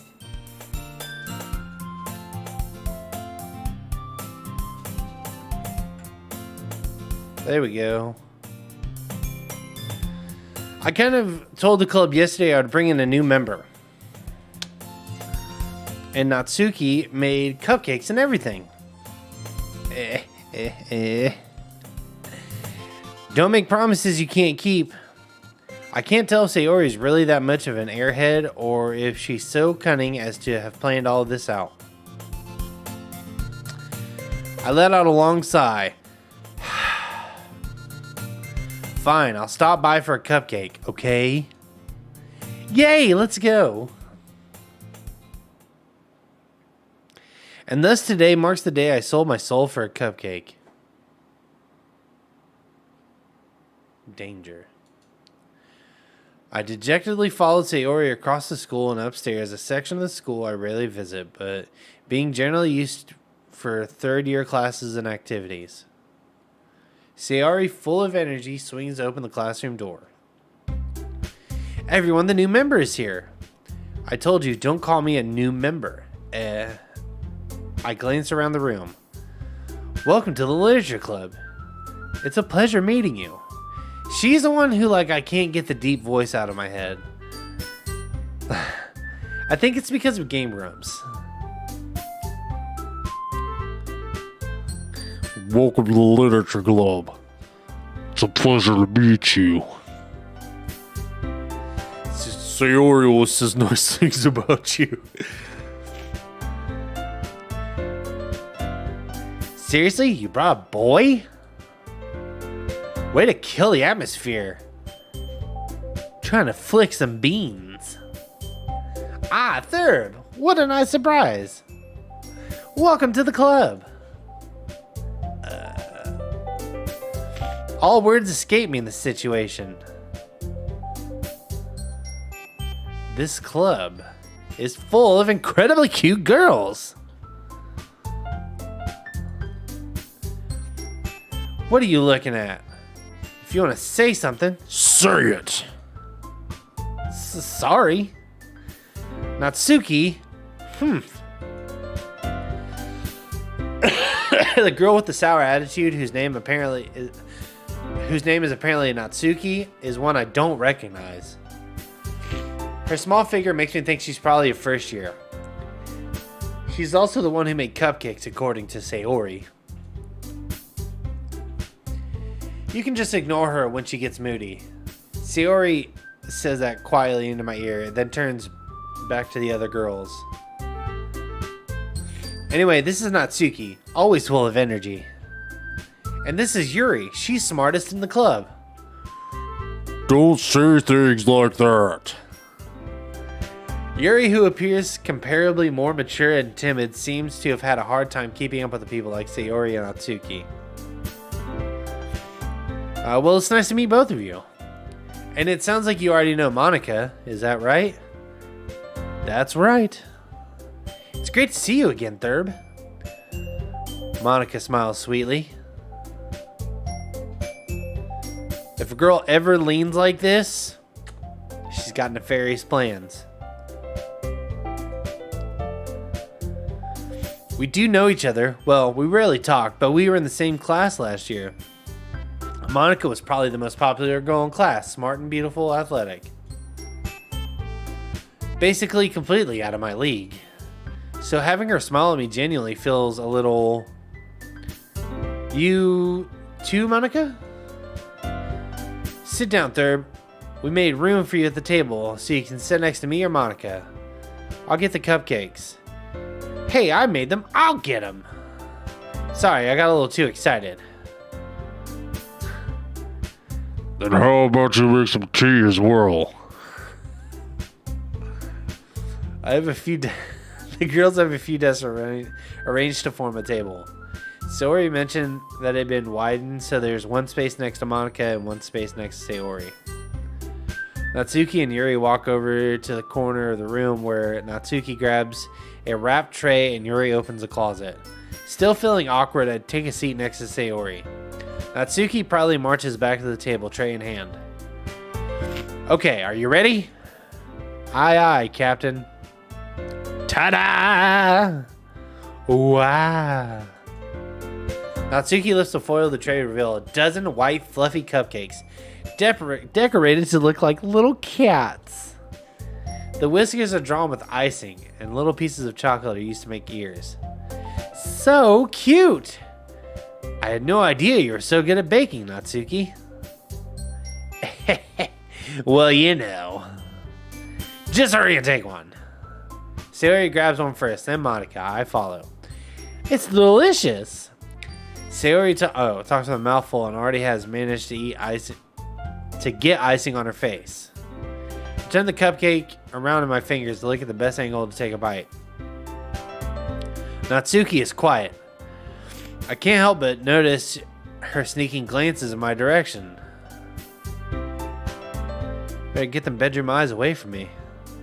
Is she waiting for me to take a bite? I finally bite down. The icing is sweet and full of flavor. I wonder if she made it herself. This is really good. Thank you, Natsuki. Why are you thanking me? It's not like I... Haven't I heard this somewhere before?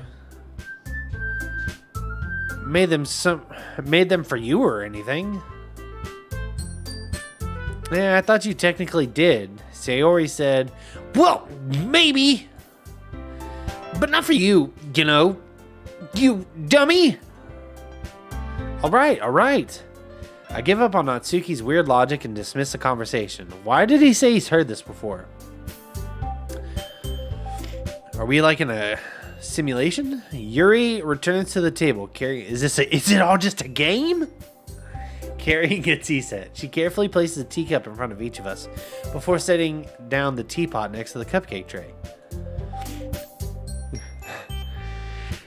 You keep a whole tea set in the classroom?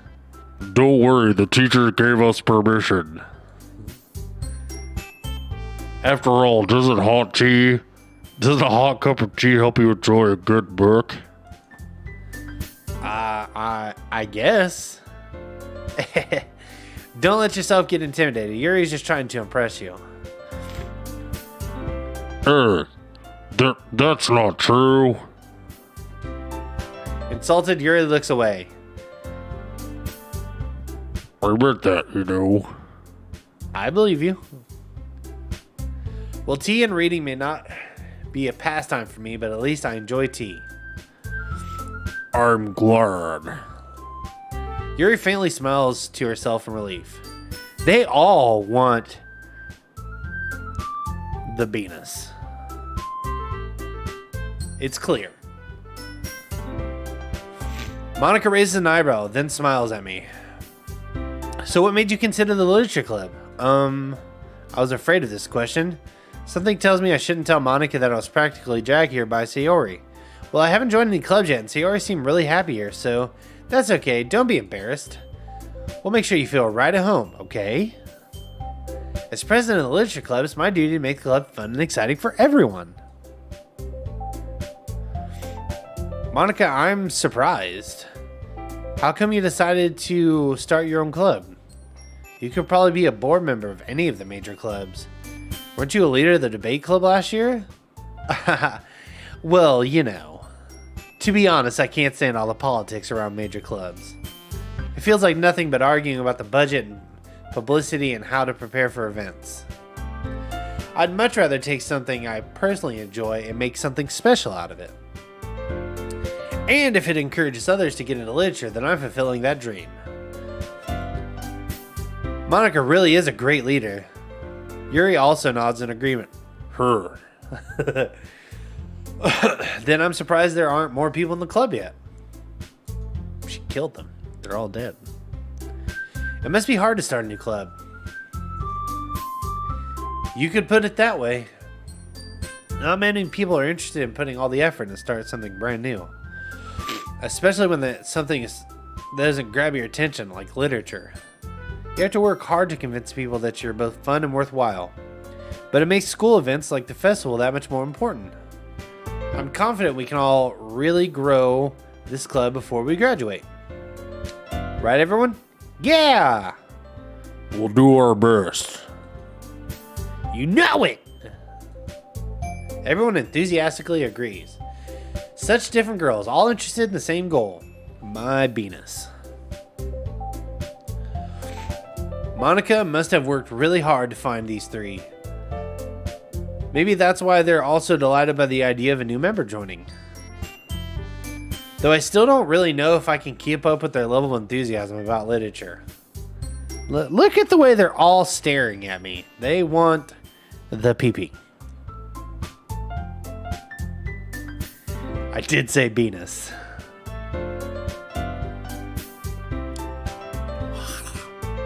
It's all powdery at the bottom.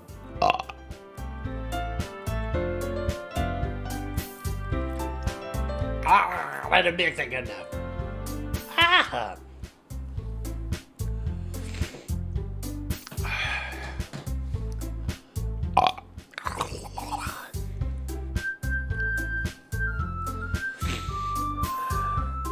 Yeah.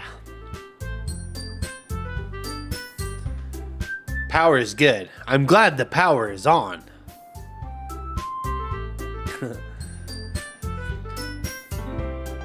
So, Thurb, what kind of things do you like to read? Well, considering how little I read these past few years, I don't really have a good way of answering that. Manga? I mutter quietly to myself, half joking. Natsuki's head suddenly perks up. It looks like she wants to say something, but she keeps quiet. Not much of a reader, I guess. What if you could have all the power in the world, but you could only print G...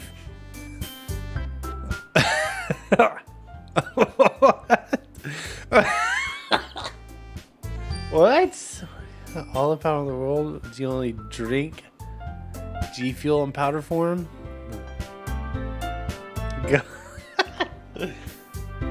I guess it'd be worth it if I could have all the power in the world. Well, that can change. What am I saying? I spoke without thinking after seeing Yuri's sad smile. Anyway, what about you, Yuri? Well, let's see. Yuri traces the rim of her teacup with her finger.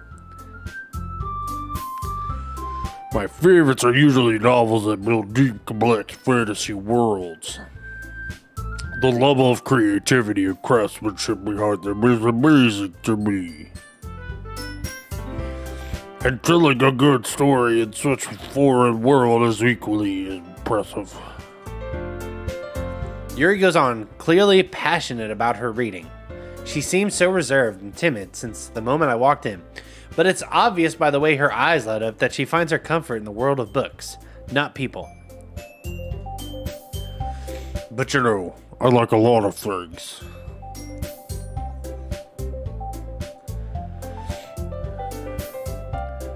Stories with deep psychological elements usually immerse me as well.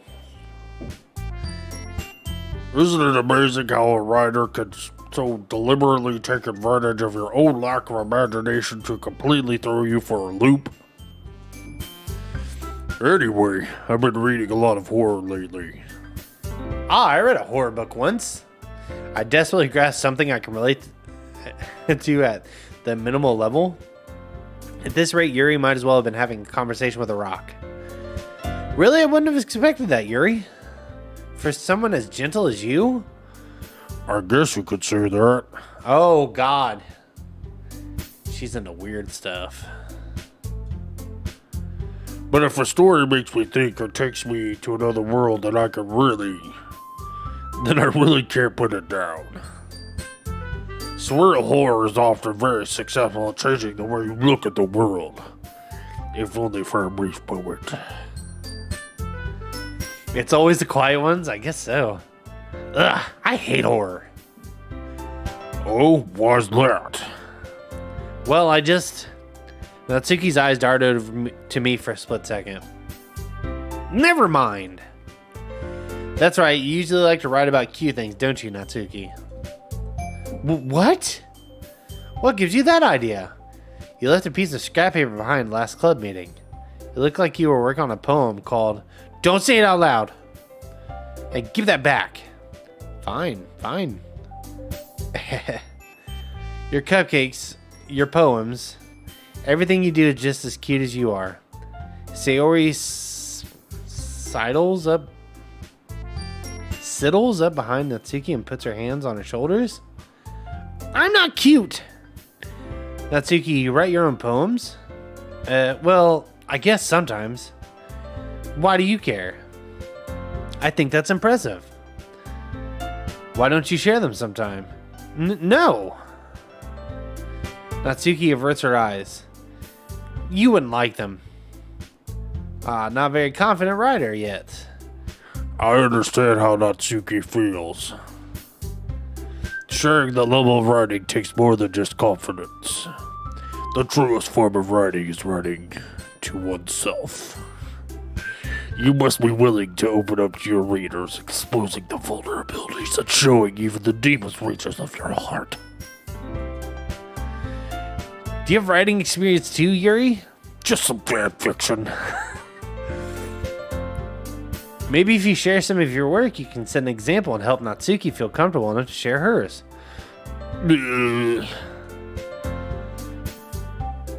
I guess it's the same for Yuri. I wanted to read everyone's poems. We all sit in silence for a moment. Okay. I have an idea, everyone.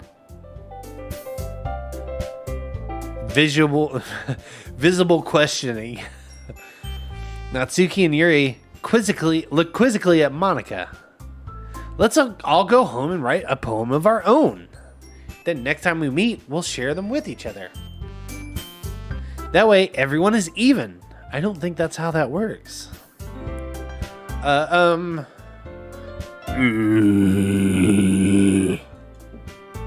Yeah, let's do it. Plus, now that we have a new member, I think it will help us all get a little bit more comfortable with each other and strengthen the bond of the club. Isn't that right, Thurb? Oh, God. Monica smiles warmly at me once again. Hold on, there's still one problem. What's that? Now that we're back to the original topic of me joining the club, I bluntly come forth with what's been on my mind the entire time. I never said I would join this club. Sayori may have convinced me to stop by, but I never made the decision. I still have other clubs to look at, and I lose my train of thought. All four girls stare back at me with dejected eyes.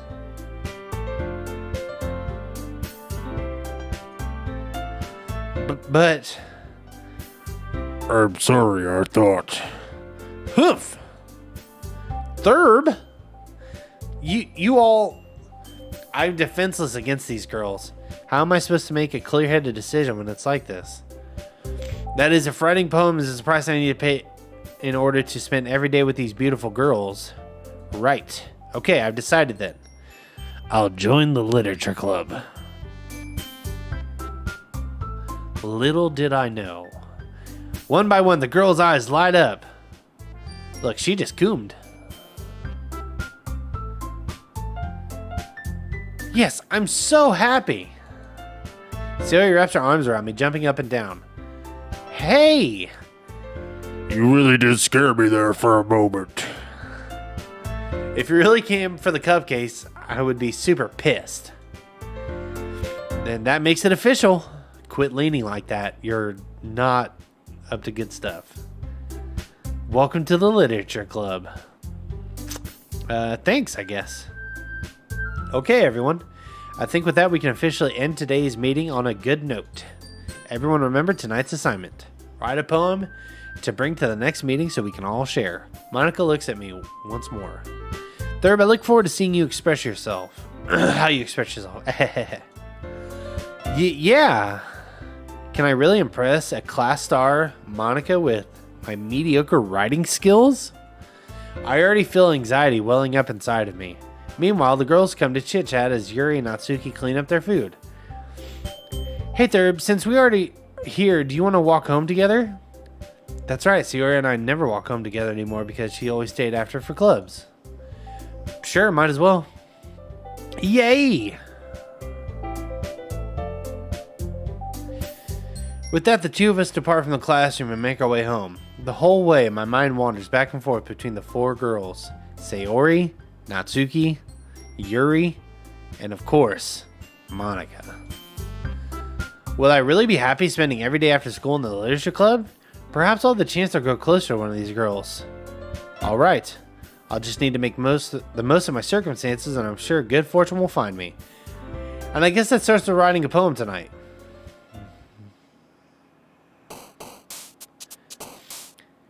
Pick words you think your favorite club member will like. Something good might happen with whoever likes the poem the most.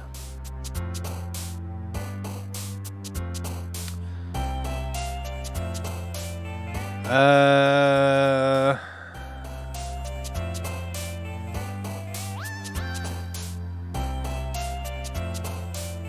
feel like I want Natsuki first. So let's go with Beauty.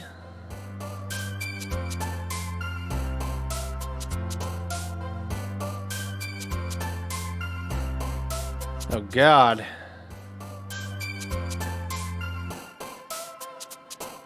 Sparkle.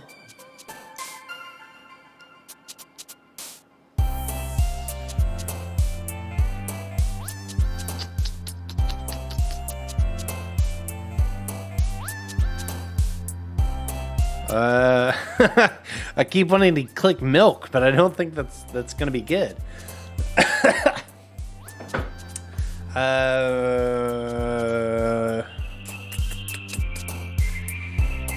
Special? Oh, fuck.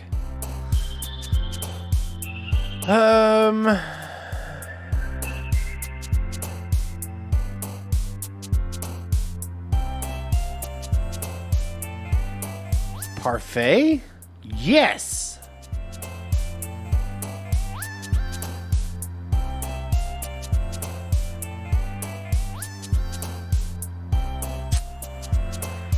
Milk pen? Yeah, that's what I should have put. Frick. Smile? God dang it!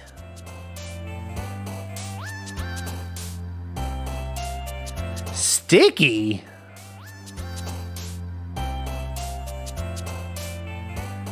Chocolate? Yes!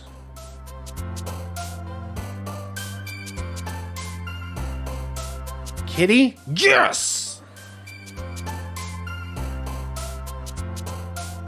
Tears, agonizing melody. Heart? God dang it! Bubbles? Yes!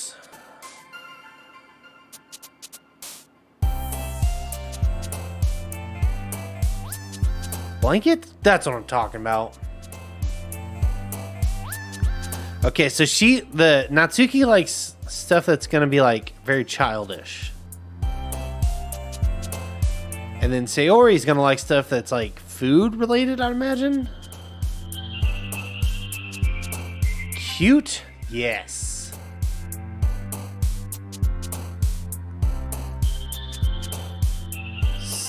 Mother.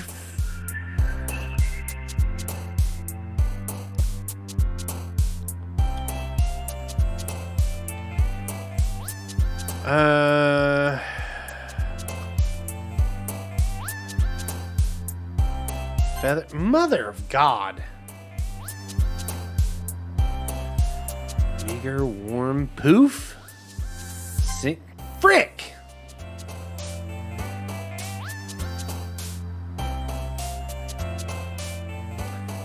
Shiny.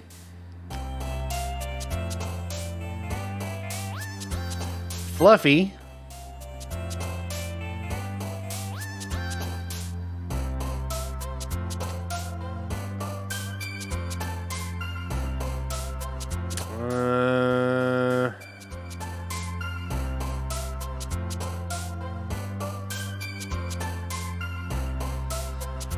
God, this is hard. Anime? Yes!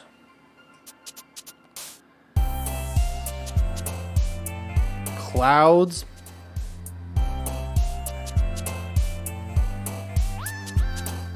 Kawaii? That's what I'm talking about. Oh my God. Cheer. Frick! Hi again, Thurb. Glad to see you didn't run away on us. Ha ha ha. I'm telling you, no one who leans like that ever has good intentions. They want something from you, and it's always disgusting. Nah, don't worry. This might be a little strange for me, but I at least keep my word. Well, I'm back at the literature club. I was last to come in, so everyone else is already hanging out. Thank you for keeping your promise, Thurb. I hope this isn't too overwhelming of a commitment for you. Making you dive headfirst into literature when you're not accustomed to it. Oh, come on. Like he deserves any slack. Sayori told me you didn't even want to join this club You didn't want to join any clubs this year. And last year, too. I don't know if you plan just to come here and hang out or what. But if you don't take it seriously, then you won't see the end of it. Natsuki, you certainly have a big mouth for someone who keeps her manga collection in the club room. Natsuki finds herself stuck between saying Monica and manga. Manga is literature. Swiftly defeated, Natsuki plops back in her seat. She's a little fireball. Don't worry, guys. Thurb always gives it his best as long as he's having fun. He helps me with busy work without even asking. Like cooking, cleaning my room. How dependable. Sayori, that's because your room is so messy it's distracting. And you almost set your house on fire once. Is that so? You two are really good friends, aren't you? I might be a little jealous. Oh, man. How come you and Thurb can become good friends? How come you and Thurb can become good friends too? Sayori. Sayori? Oops. Sorry. As usual, Sayori seems oblivious to the weird situation she just put us into. Oh, Yuri. Yuri even brought you something today, you know? Wait, Sayori. Me? Not really. Don't be shy. It's really nothing. What is it? Never mind. Sayori made it a big deal when it's really not. Oh, what do I do? I'm sorry, Yuri. I wasn't thinking. I guess that means something. Me to rescue the situation. Don't worry about it. First of all, I wasn't expecting anything in the first place. So any nice gesture from you is a pleasant surprise. It'll make me happy no matter what. Is that so? Yeah, I won't make a big deal if you don't want it to be. Alright. Well, here. Yuri reaches into her bag and pulls out a book. I don't want you to feel left out, so I picked a book I thought you might enjoy. It's a short Read. So she'll keep your attention even if you don't usually read. And we could, discuss it if you wanted. This is... How is this girl accidentally being so cute? She even picked a book she thinks I'll like, despite me not reading much. Yuri, thank you. I'll definitely read this. I enthusiastically take the book. Give me that fucking book. Phew. Well, you can read it at your own pace. I look forward to hearing what you think. Deciding whether or not the voice you're giving Yuri will become more disturbing or funny as the game descends into madness.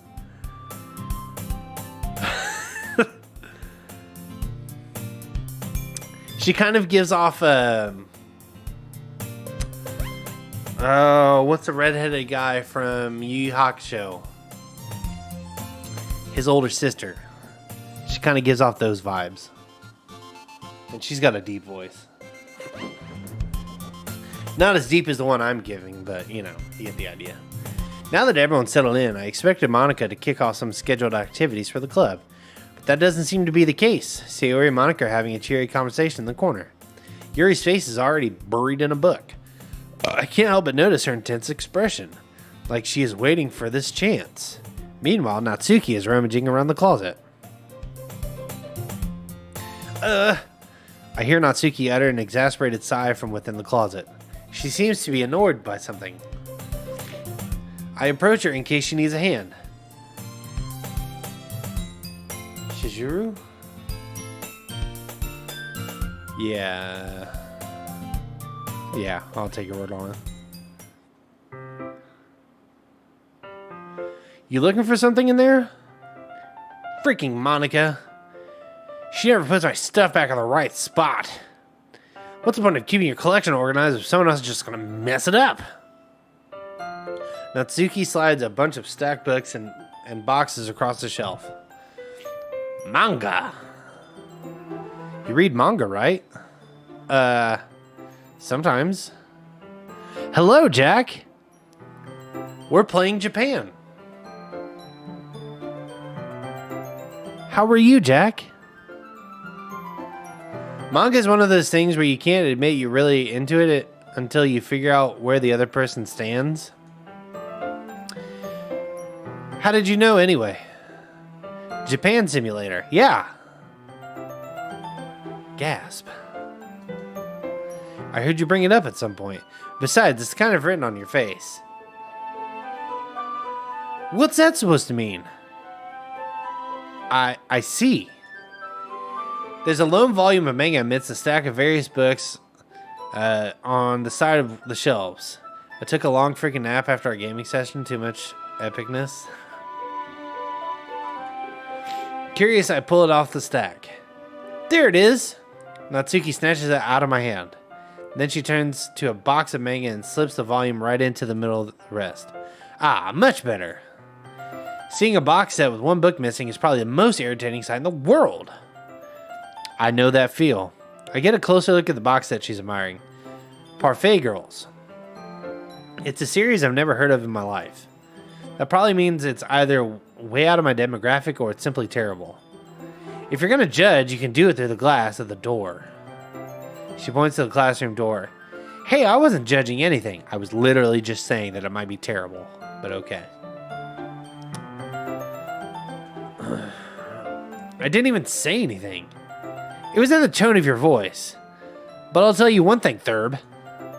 Consider this a lesson straight from the literature club. Don't judge a book by its cover. Meh, meh, meh, meh, meh, meh. In fact, Natsuki pulls out the first volume of Parfait Girls from the box. I'm going to show you exactly why. She shoves a book right in my hands. Ah, I stare at the cover. It features 4 girls in a classroom full of attire striking anime feminine poses. It's exceedingly Mo. Don't just stand there. Ooh. Natsuki grabs my arm and pulls me out of the closet. She then takes a seat against the wall beneath the windowsill. She pats on the ground next to her, signaling me to sit there. Wouldn't chairs be more comfortable? I take my seat. Chairs wouldn't work. We can't read at the same time like that. Why's that? I guess it's easier to be close together like this. Don't just say that. You'll make me feel weird about it. Oh boy. She wants the penis, boys. She wants the penis. Natsuki crosses her arms and scooches an inch away from me. Sorry. I didn't exactly expect to be sitting this close to her either. Now that I can say it's a particularly bad thing, I open the book. It's only a few seconds before Natsuki once again inches closer, reclaiming the additional space, while she hopes I won't notice.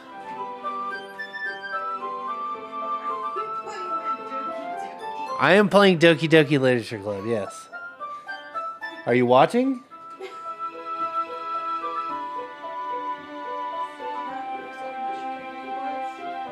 Huh? Now how charcuterie boards are trending, right? Yeah. So then butter boards are trending. Okay. I found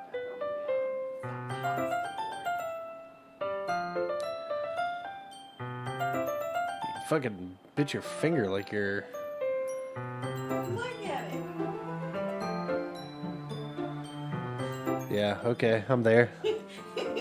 See? Well then, tips cowboy hat, we must oblige. Unless she's like super young. I don't know if she's young or she's just little, but it is Japan. If she's too young, we'll just buy her panties. I don't know. I guess. Yeah, we're in high school too in this Japan simulator. Yeah. Jack, don't make it weird. Unless you're a teacher, it's okay. If we're a teacher, we'll just buy her panties in a vending machine.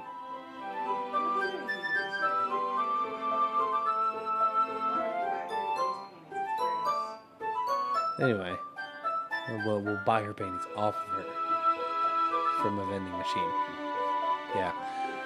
Will you bring me some tissue, please? I really need to blow my nose. You can bring me the roll of toilet paper by the side of the bed. I am. But still, yeah. I can feel her peering over my shoulder, much more eager to begin reading than I am. Wow, how long has it been since I read the beginning? You don't go back and flip through the older volumes every now and then? Not really. Maybe sometimes after I've already finished the series. Hey, are you paying attention? I am, but nothing's... Thank you. Thank you.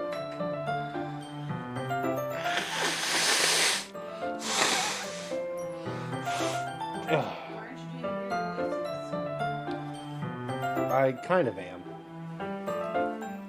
I decided to go with the Game Grumps deep voice for your...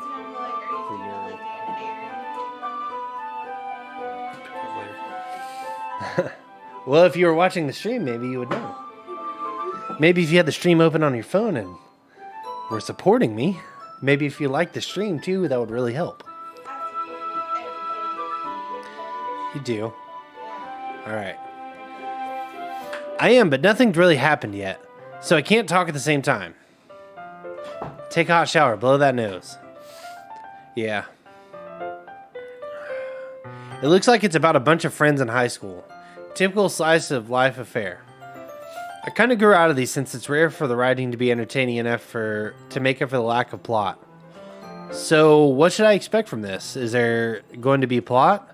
Well, obviously. You think I'm going to enjoy something that didn't have a plot? I mean, well, I guess I know what you're saying.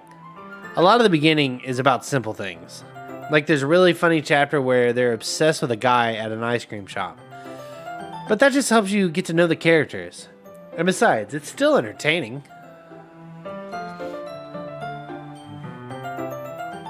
No, that's...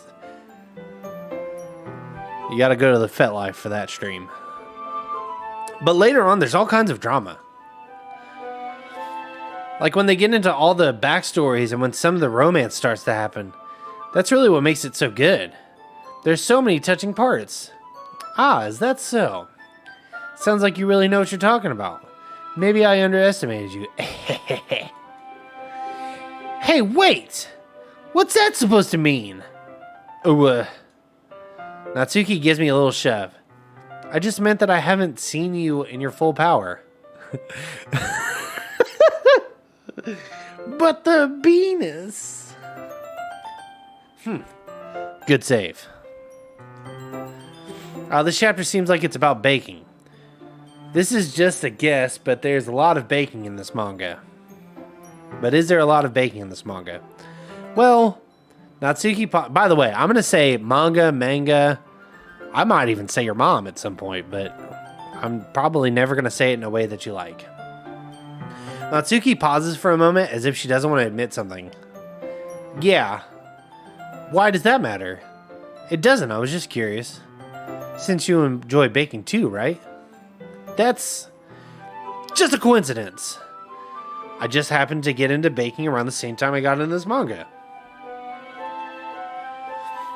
Like I would ever get into anything because it's in a manga. I feel bad for everyone that's impressionable. Ha ha ha. Definitely not a coincidence. I guess that explains Natsuki's interest in baking. Still a lot of the hobbies to pick up from a manga. That's definitely one of the better ones. You could also have a chainsaw for a head. Not to mention she's really good at it, so who am I to judge?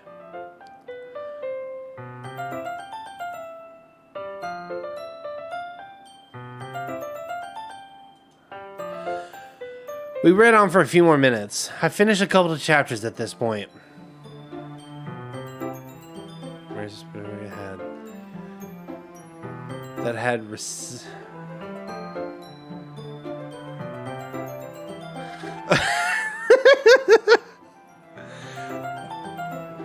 Okay.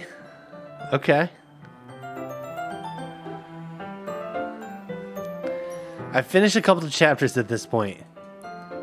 Are you sure this isn't boring for you? It's not. Even though you're just watching me read? Well, I'm fine with that. If you say so. Well, I guess it's fun sharing something you like with someone else. I always get excited when I convince any of my friends to pick up a series I enjoy. You know what I mean? Aw? You don't? That's not... Well, I wouldn't really know. What do you mean? Don't you share your manga with your manga with your friends? It is what it is, bruv. Jeez. Ah, sorry. They had a lot more of these panels in Plus? Just say mango and be done with it? You got it. That's how we're saying it for the rest of the stream. For the rest of the time I play this game. Like I could ever get my friends to read this. I feel like Jack's stream is very far behind. Jack, put your stream in playback speed of 1.25. They just think mango is for kids. I can't even bring it up without them being all like, "Hey, you still haven't grown out of that yet?" Makes me want to punch them in the face. I know those kinds of people. Honestly, it takes a lot of effort to find friends who don't judge you, much less make friends who are also into it. I'm already kind of a loser, so I guess I gravitated towards it. I gravitated towards the other losers over time. But it's probably harder for someone like you. Yeah, that's pretty accurate. Wait, which part? I mean, I feel like I can't even keep it in my own room. I don't even know what my dad would do if he found this. But at least it's safe here in the club room. Except Monica was kind of a jerk about it. I can't win, can I? Well, it paid off in the end, didn't it? I mean, here I am reading it. Well, it's not like that solves any of my problems. Maybe. But at least you're enjoying yourself, right?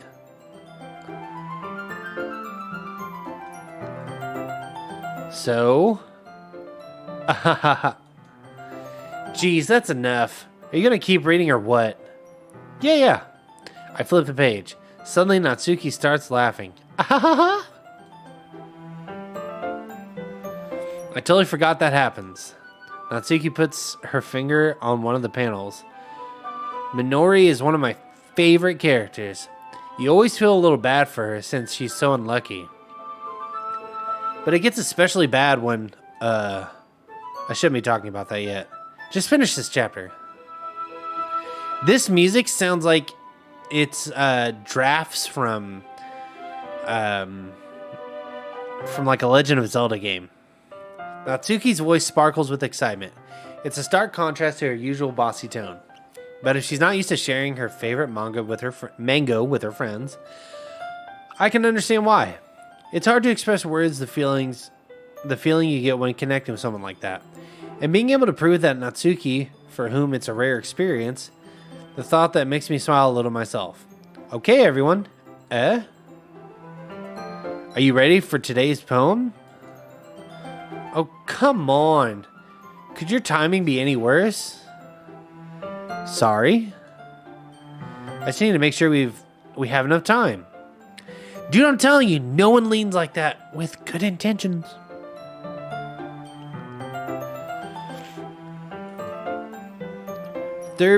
You do look pretty cozy over there.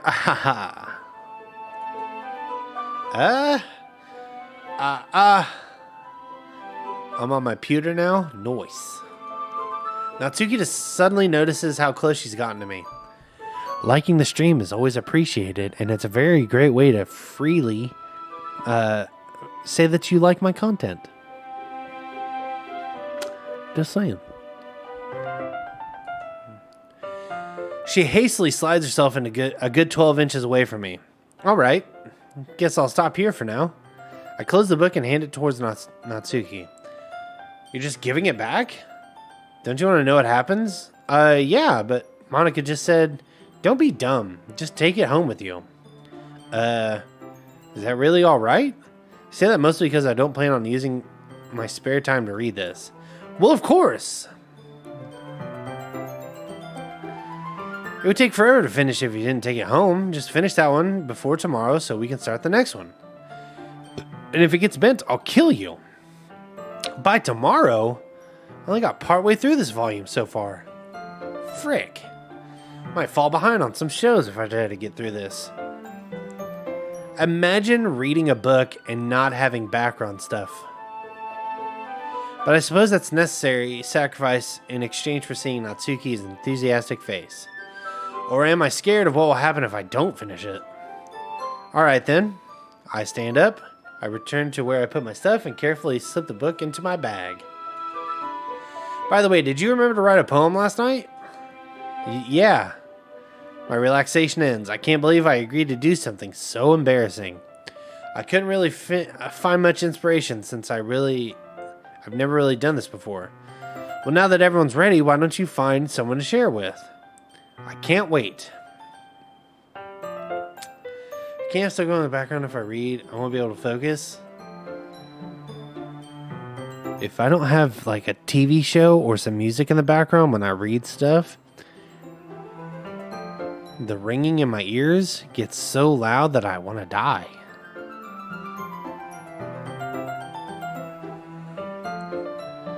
Sayori and Monica enthusiastically pull out their poems. Sayori is on a wrinkled sheet of loose leaf torn from a spiral notebook. On the other hand, Monica wrote hers in a composition notebook. I can already see Monica's pristine handwriting from where I sit. Natsuki and Yuri reluctantly comply as well, reaching into their bags. I do the same myself. Who do I want to share my poem with first? Natsuki. I told Natsuki I was interested in her poems yesterday. It's probably only fair I share mine with hers first.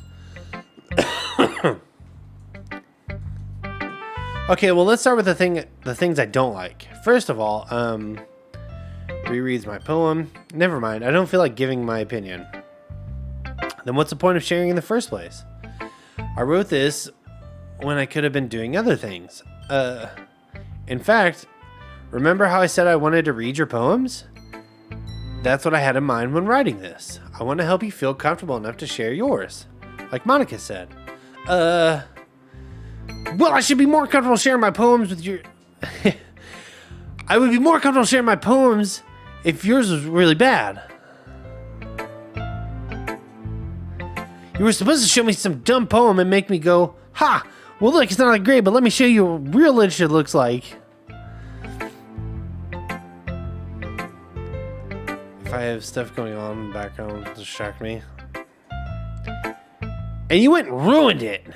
I hope you're happy. So in other words, you're saying you liked it. Ugh. Natsuki's retort gets caught in her throat. You just don't understand anything, do you? I already told you that you don't have to go announcing it to the world like you're all self-important. Pretty sure you never actually said that. I say that mostly to myself. Natsuki must really hate me or something. I can figure out if it's a win or a loss if she liked my poem. In any case, you still need to show me yours, right?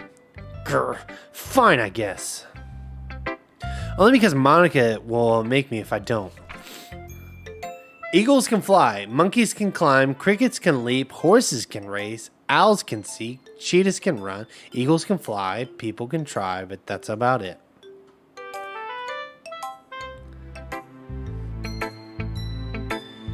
Yeah, I told you you weren't gonna like it. I like it. What? Just be honest. I am. Why are you so convinced that I wouldn't like it? Well, because everyone in high school thinks that writing has to be all sophisticated and stuff. So people don't even take my writing seriously. But isn't the point of poems for people to express themselves?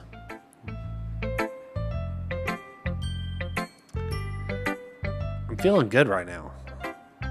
The rhythm, it's got my heart. Your writing style wouldn't make your message any less valid. Yes, exactly. I like when it's easy to read, but it hits you hard. Like in this poem. Seeing everyone around you do great things can be really disheartening. So I decided to write about it. Yeah, I understand. But the other nice thing about simple writing is that it puts more weight on the wordplay.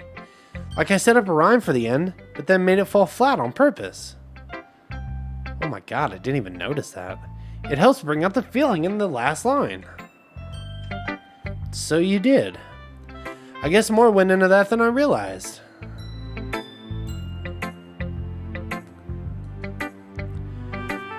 That's what it means to be a pro. I'm glad you learned something. Didn't expect that from the youngest one here, did ya? Yeah, guess not. I decided to humor her with that last comment. I don't really care how old everyone is, but if Natsuki's feeling proud, then I won't take that away from her. Sayori. Oh my goodness. This is so good, Thurb. I love it. I had no idea you're such a good writer. Sayori? You must be seriously overreacting. I'm not a good writer at all. I honestly have no idea what I'm doing.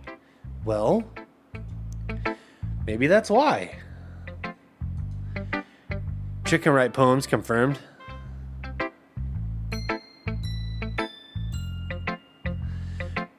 Because I have no idea what I like either. Jeez. I'm sure Yuri's opinion has to be a little more constructive than this. Are you sure you don't like it because I wrote it? Well, I'm sure that's part of it. I think I understand you better than a lot of the other people, you know? So when I read your poem, it's not just a poem, it's a third poem. And that makes it feel extra special. Like I can feel your feelings in it. Sayori hugs the sheet against her chest. You're so weird, Sayori. I'm really happy that you wrote one. It just reminds me of how you're really a part of the club now. Not to mention the fact that I'm standing in front of you in the club room. Well, of course. I'm not really into it yet, but that doesn't mean I'll break my promise. See? It's like I said before, Thurb. Deep down, you're not selfish at all, you know? When did you say that? Trying new things like this for other people. That's something that only really good people do. Thanks, Sayori. I'm not sure if Sayori sees the full picture of my motive here. I'm trying to give the Venus. Then again, I can't deny that she's part of the reason I joined, knowing how much this means to her and all. Yeah, and I'm going to make sure you have lots of fun here, okay? That'll be my way of thanking you. Alright, I'm going to hold you to that then. Yay! Now you'll read my poem too, right? Don't worry, I'm really bad at this. We'll see about that. Dear sunshine, the way you glow through my blinds in the morning, it makes me feel like you missed me. Kissing my forehead to help me out of bed, making me rub the sleepy from my eyes. Are you asking me to come out and play? Are you trusting me to wish away a rainy day? I look above, the sky's blue. It's a secret, but I trust you too. If it wasn't for you, I couldn't sleep. I could sleep forever. But I'm not mad. I want breakfast. Oh my god, Sayori. This is just a guess, but did you wait until this morning to write this? No. Just a little bit. You can't answer just a little bit to a yes or no question. I forgot to do it last night. Well, at least that makes me feel a little better about myself. Don't be mean. I still tried my best. Yeah. I didn't mean to say it was a bad poem. It came out nice, or how should I put it? It sounds just like you. Really? Yeah, especially that last line. I made eggs and toast. Even though you were late to school. It's bad to skip breakfast. I get all cranky. Well, I guess there's no point in arguing. Bruh, I would have waited till class period. Me too. Anyway, thanks for showing me. This was so much fun. Monica's the best. Yeah? But next time I won't forget. And I'm gonna write the best poem ever. Believe it! Well, I guess I look forward to it. Do tomorrow, do tomorrow. Heck yeah, brother.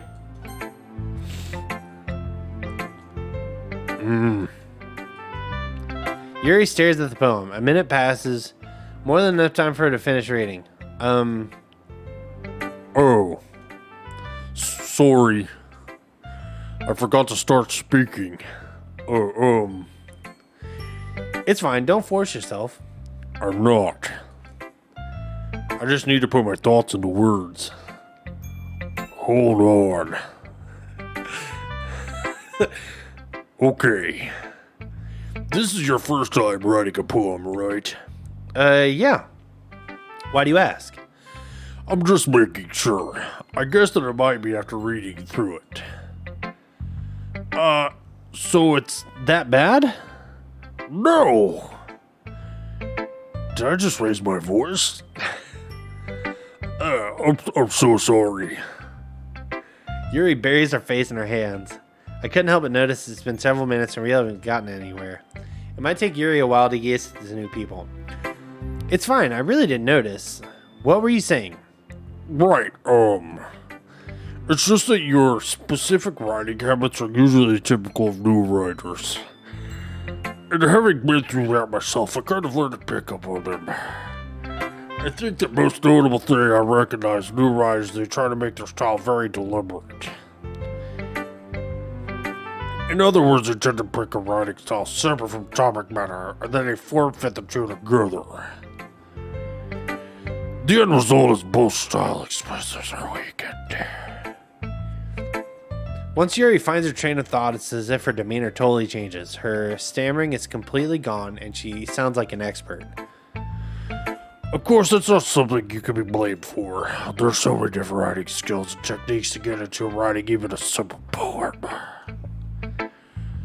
Not just finding them, building them, but getting them to work together is probably the most challenging part. It might take you some time, but it all comes with practice, learning by example, and trying new things. I also hope that everyone else will come gives you valuable feedback. Natsuki can be a little biased, though. Biased? How? Well, never mind. I shouldn't be talking about people like that. Sorry. I feel like the voice is getting deeper. It is. Sorry. It's fine. I'm not sure if Yuri is apologizing to herself, to me, or Natsuki. Do you mind if I read your poem now? Please do. I'd love to share my thought process behind it. Yuri smiles dreamily, as if it's a rare opportunity for her, which itself is kind of funny. After all, isn't this supposed to be a literature club? Ghost under the light. The tendrils of my hair illuminate beneath the amber glow. Breathing. It must be this one, the last remaining straight line to have withstood the test of time. The last to yet be replaced by sickening blue-green light of you in the future. I bathe, calm breathing air of the present, but living in the past. The light flickers. I flicker back.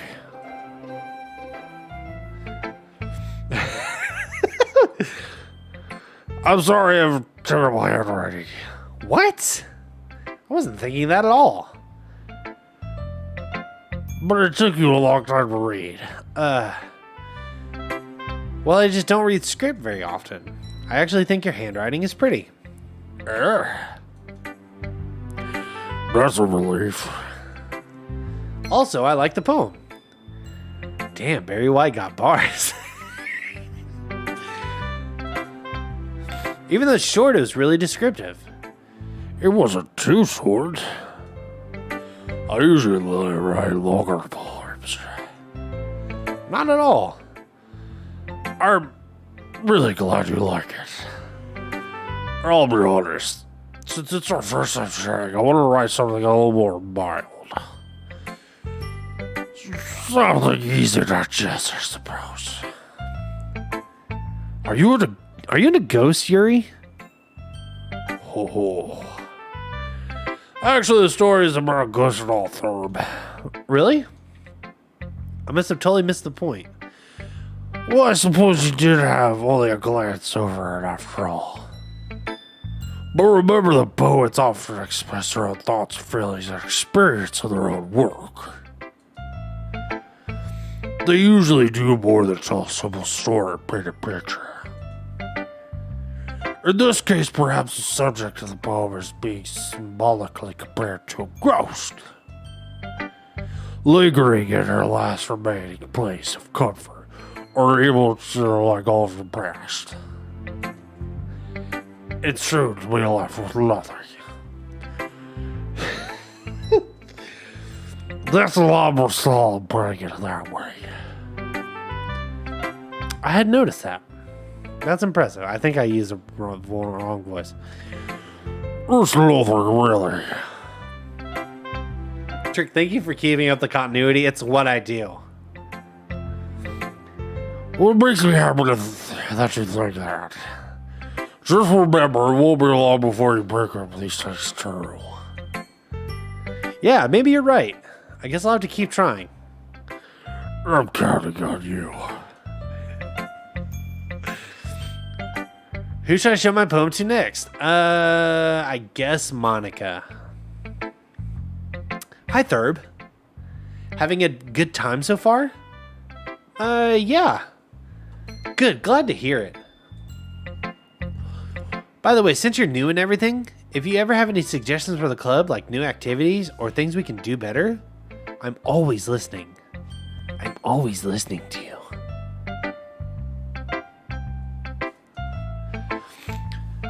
Don't be afraid to bring things up, okay? You got it. All right, I'll keep that in mind. Of course, I'll be afraid to bring things up. I'm much better off going with the flow until I'm more settled in. Anyway, want to share your poem with me? It's kind of embarrassing, but I guess I have to. Don't worry, Thurb. I can't read. She's leaning like that again, bro. I'm telling you. We're all a little embarrassed today, you know? But it's that sort of barrier that we'll learn to get past soon. Yeah, that's true. I hand Monica my poem. I like it, Thurb. No, you don't. You liar. Really? It's a lot cuter than I expected. Oh, geez. No. It kind of makes me think of something Natsuki would write. And she's a good writer, too. So take that as a compliment. Aha. If you say so. Yep. By any chance, have you read anything by Shel Silverstein? I know that name.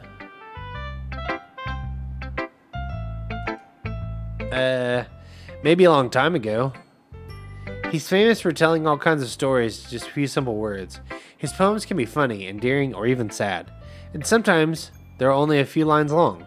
They might even feel like they're written for kids, but if you think about them,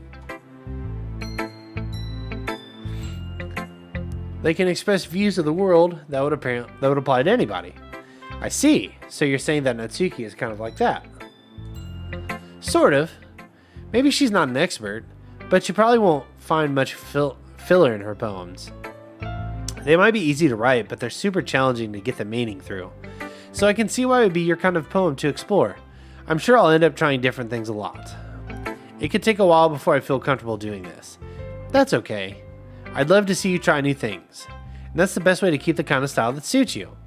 Everybody else might be a little bit biased towards their own kinds of styles, but I'll always help you find what suits you the most. So don't force yourself to write the way everyone else wants you to write. It's not like you have to worry about impressing them or anything. Ahahaha.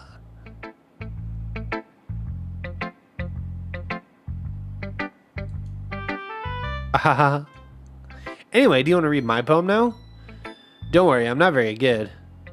You sound pretty confident for someone who claims to be not very good. You getting off tonight? Thanks for hanging out.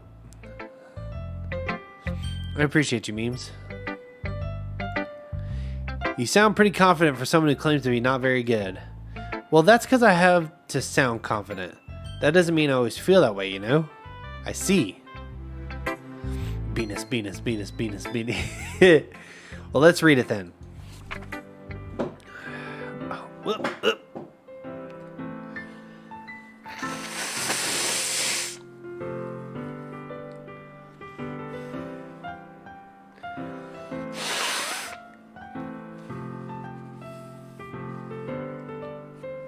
I'm very sorry.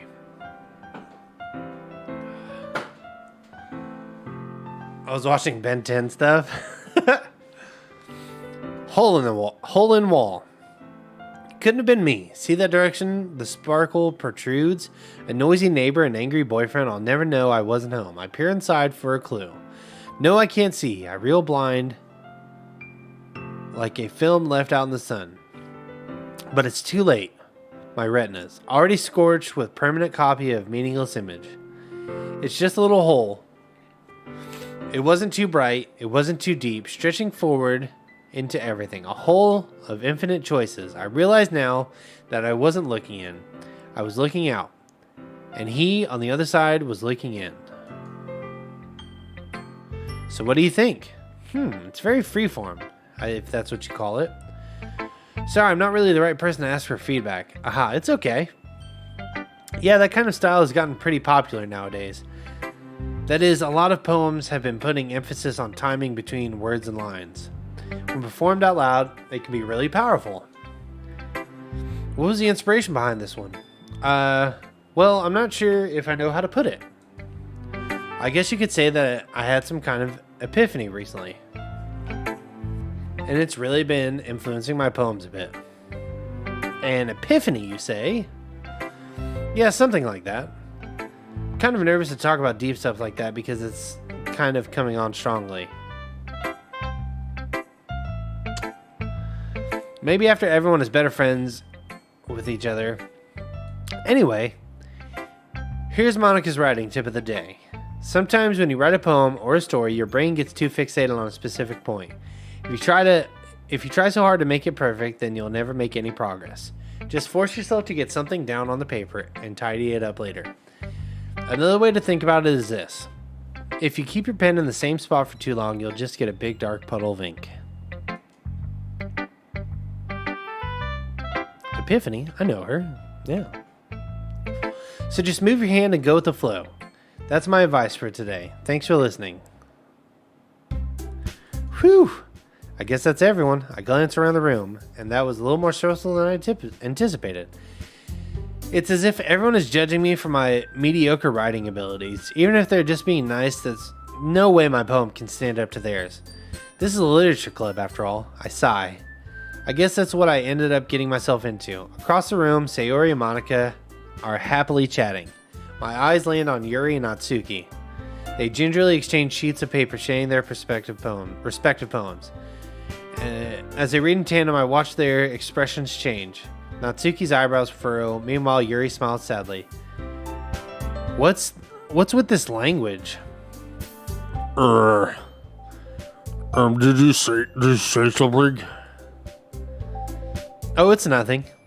Natsuki dismissively returns the poem to the desk with one hand. I guess you could say it's fancy. Thanks. Yours is cute. Cute? Did you completely miss the symbolism or something?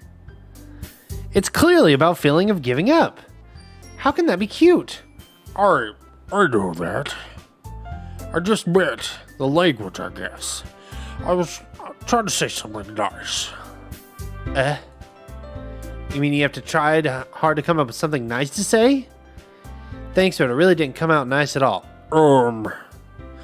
Well, I do have a couple suggestions. If I was looking for suggestions, I would have asked someone who actually liked it. Which people did, by the way. Sayori liked it. And Thurb did too. So based on that, I'll gladly give you some suggestions of my own. First of all... excuse me. I appreciate the offer, but I spent a long time establishing my writing style. I don't expect it to change anytime soon, unless of course I come across something particularly inspiring. Which I haven't yet. And Thurb liked my poem too, you know. He even told me he was impressed by it. Natsuki suddenly stands up. Oh? I didn't realize you were so invested in trying to impress our new member, Yuri. That's not what you're just... Yuri stands up as well. Maybe you're just jealous that Thurb appreciates my advice more than he appreciates yours. Oh, about to be a girl fight. Huh? And how do you know he didn't appreciate my advice more? Are you that full of yourself? No. If I was full of myself, I would deliberately go my way to make everything I do overly cutesy.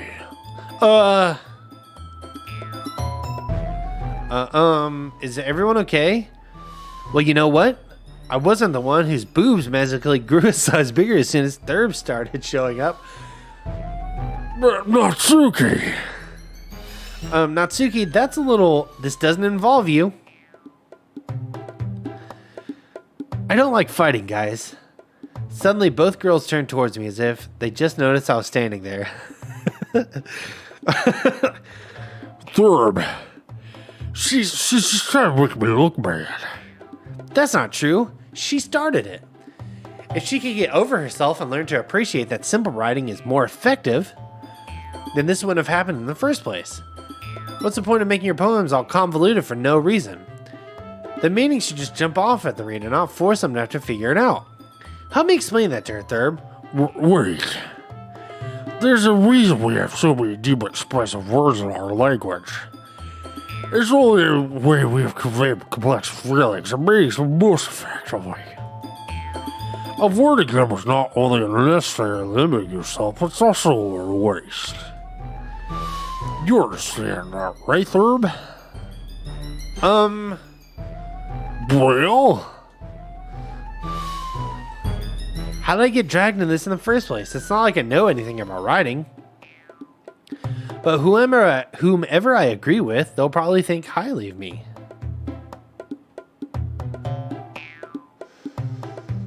I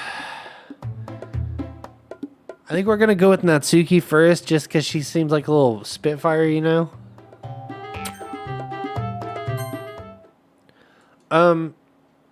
Yuri, you're really talented. Well... But Natsuki has a point. I think that... I rack my brain to attempt to back myself up. I think that conveying feelings with a few words can be just as impressive as well. It lets the reader's imagination take over. And Natsuki's poem did a really good job at that. Yeah, it did, didn't it? Aha! Shows you how much you know. That's not... Natsuki, I think that's enough. Huh? Me? But she was so mean to me, Natsuki's voice whines. Look. What we talked about yesterday was right. Writing is a really personal thing. And sharing it can definitely be hard. It looks like we learned that today. Even small criticism can lead to something pretty heated. I glance over my shoulder. Sayori is nodding vigorously. Yeah, so you don't need to feel threatened. You're a great writer, Natsuki. Ah. Natsuki's voice gets caught in surprise. Thanks for noticing. She finally mutters that, barely audible. Yuri? Yuri looks at me dejectedly. With a face like that, I can't help but feel bad for her as well. I'm sure that Natsuki didn't mean anything she said, so you don't need to feel threatened either. Well, if you say so. Hey, it's not like you need to apologize for me, Thurb. Sheesh. Natsuki takes a breath. The thing about, Natsuki glances around the room. Would everyone stop staring at me? Unsurprisingly, Natsuki has a harder time with that than she boasted. Sayori and Monica look away. Anyway, the thing about your boobs, I didn't mean it, okay? That's all. Natsuki looks away, avoiding eye contact with anyone. Yeah, you're naturally beautiful, Yuri. Sayori.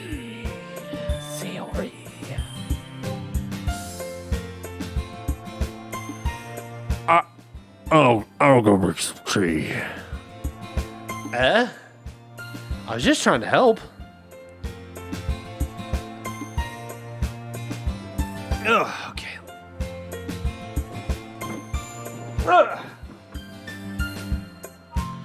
I'm sure she appreciated it, Sayori. I pat Sayori on the shoulder. Well, now that we're past that, everyone's read each other's poems, right? I hope that it was worthwhile for everyone. It nearly broke the club up, you idiot. Especially you, Thurb. And to be honest, it's a nice change of pace from the lazing around we get a little too used to. So joining the club was responsible for ruining the atmosphere. No, not at all, not at all. There's still time before we go, so we all relax for a bit. Of course, besides chatting, we do literature-related things in the club room, so maybe you can take the chance to pick up a book or do some writing. After all, that's what the club is for. I disagree, Monica.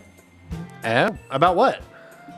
That's not the most important thing about Literature Club. The most important thing is having fun! Of course. Well, I guess that's why you're the vice president, Sayori. In the end, though, Monica's right. Being in the Literature Club probably means I can't spend all my time doing nothing. But in the end, I guess it's been worth it so far. Okay, everyone. It's just about time for us to leave. How did you all feel about sharing poems?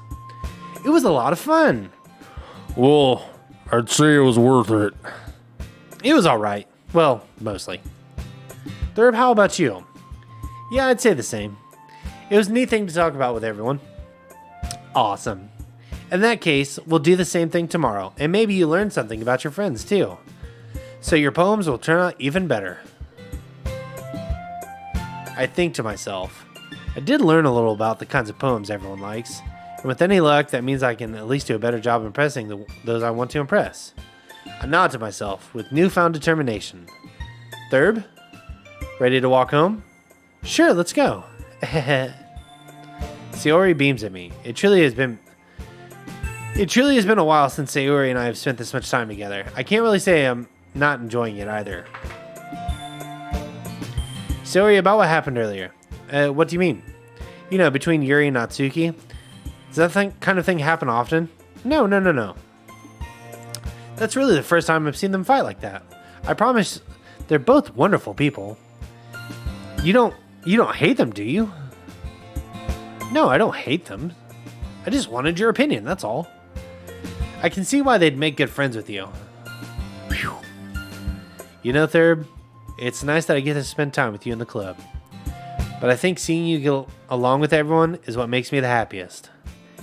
And I think everyone really likes you too. That's... Every day is going to be so much fun. Sigh. It looks like Sayori still hasn't caught on to the situation I'm in. Sure, being friends with everyone is nice, but trying to give them that bonus. Does it really need to stop there? We'll just have to see what the future holds, Sayori. We'll just have to see what the future holds. Pat Sayori on the shoulder. I said that one to myself more to myself than to her. But it's easy to use Sayori as an internal monologue sometimes. Okay. Yeah. Let's do this.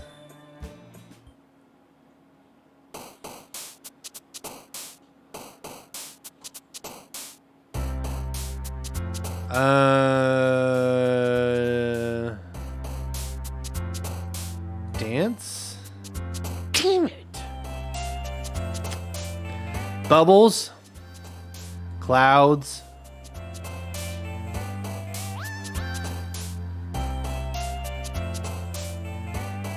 Smile. Frick!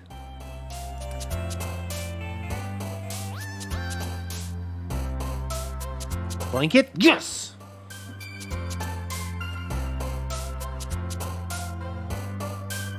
Comfort. Frick!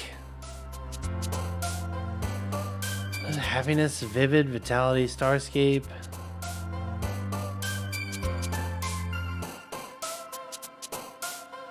Happiness. Frick! Remembrance of Parfait.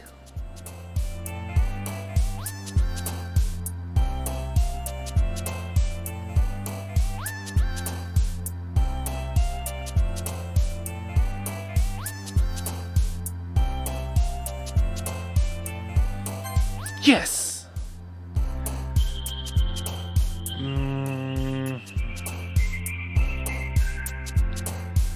cheeks? That's what I'm talking about.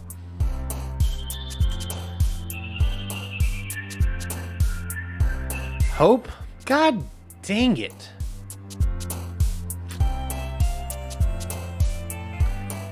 Cute? Yeah. All right.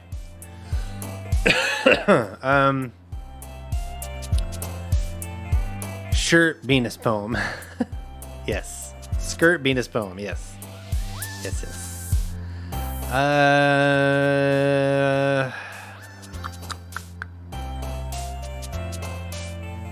Flower hair.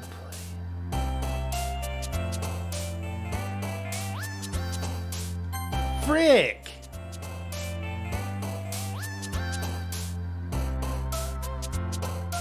Kitty. I want to say Feather is gonna get Natsuki. Come on, bro.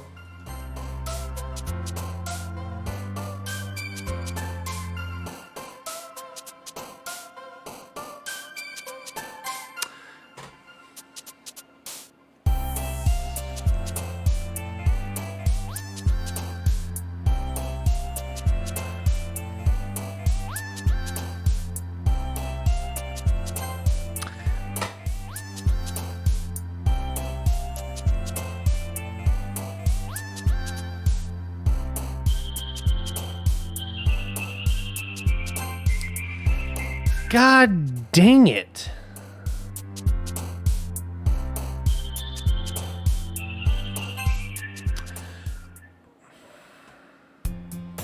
Now that it passes, it's time for the club meeting already. I've gotten a little more comfortable here the past couple days. Entertaining club room as usual. The usual scene greets me. Hi, Third. So, Sayori, looks like you're in a good mood today. I'm just still not used to you being in the club, that's all. I see.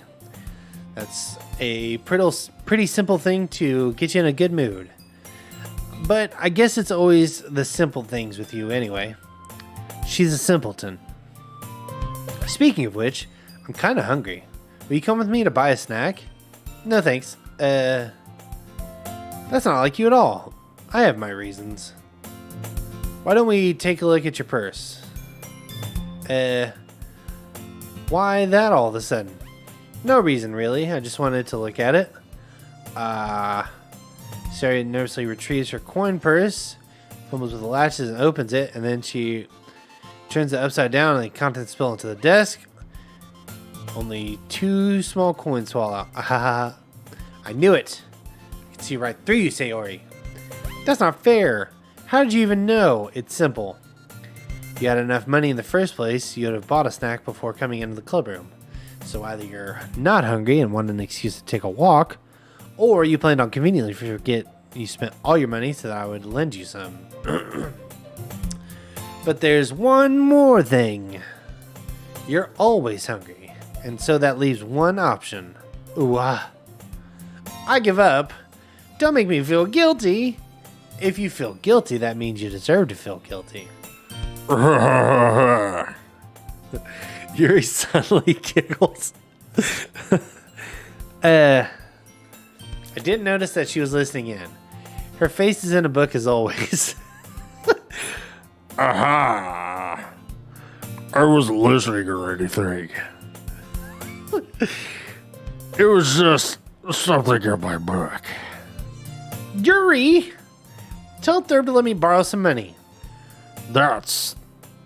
Don't get me involved like this, Sayori. Besides, you should only buy what you can responsibly afford. If I heard a girl giggle like that, I would run. Me too. And frankly, after playing a mischievous little style like that, your suffering is fair enough, retribution. Oh my god. Did I just... I didn't mean that. I got too absorbed in my book. What the fuck are you reading? Ugh. I really like when you speak your mind, Yuri. It doesn't happen much, but it's a fun side of you. There's no way you could think that. You were right, though. I did something bad, and now I have to accept the revolution. Retribution. That. Still coming from you, Sayori. I guess there's a little devil inside all of us, isn't there? Don't let her fool you. Sayori knows exactly what she's doing. After all, she told you guys she was bringing me to the club before she even told me. But you wouldn't have come if there weren't cupcakes. So I had to trick Natsuki into making them. Come on. Give me more credit than that, Sayori. Pwat! Kia! Out of nowhere, something smacks Sayori in the face. And tumbles onto the desk. Ow! What was that? A cookie? Sure enough, a giant cookie wrapped in plastic. Sayori glances around.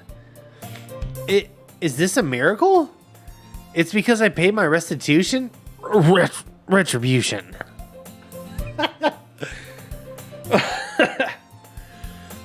Actually, that would almost work. I was just gonna give it to you. But then I heard you blab about the cupcakes. It's totally worth it seeing your reaction, though. Natsuki? That's so nice of you. I'm so happy. Sayori hugs the cookie. Jeez, just eat it. Sayori rapidly tears open the wrapper and takes a big bite.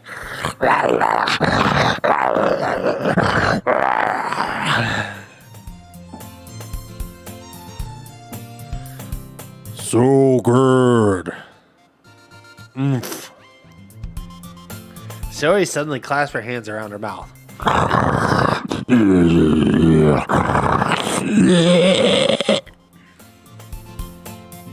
I bit my tongue.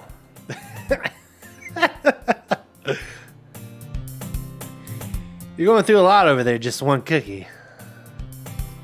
Natsuki takes a bite of her own cookie. Yours looks really good too, Natsuki. Can I try it? Jeez. Beggars can't be choosers. But yours is chocolate. Yeah, why do you think I gave you that one? Fine. Still, I'm really happy that you shared this with me. Zoe gets out of her seat and goes behind Natsuki and wraps her arms around her. Ah, jeez. I get it. Cookie still in hand, Natsuki reaches up to nudge Sayori off of her. Sayori suddenly leans down and takes a bite out of Natsuki's cookie. Hey! Did you seriously just do that? Mouthful, Sayori trots away to safety. Yuri and I laugh as all. Jeez, you're such a kid sometimes. Monica, can you tell Sayori? Natsuki glances around.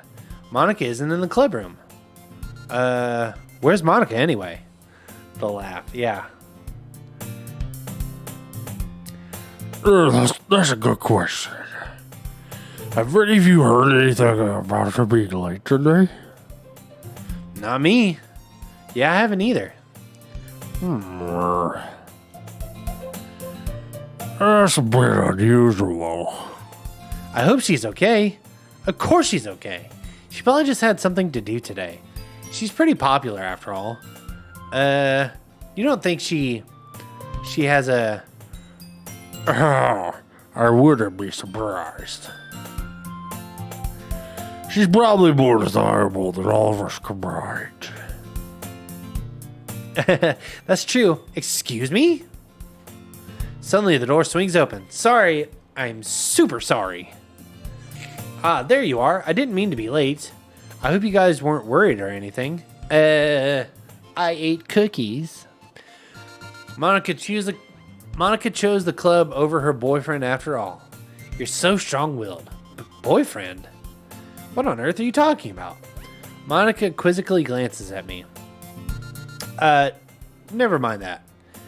What held you up anyway? Well, my last period today was study hall. To be honest, I kind of just lost track of time. Ahaha. That makes no sense though. Why would you have heard? You would have heard the bell ring at least. I must have not heard it since I was practicing piano. Piano? Piano? I wasn't aware you played music as well, Monica. I don't really. I kind of just started recently.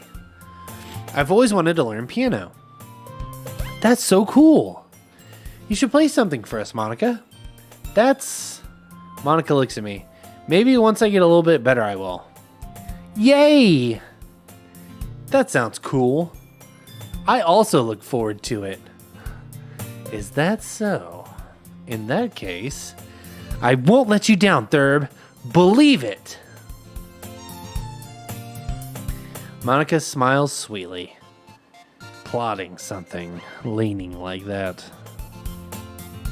I didn't mean any pressure or anything like that.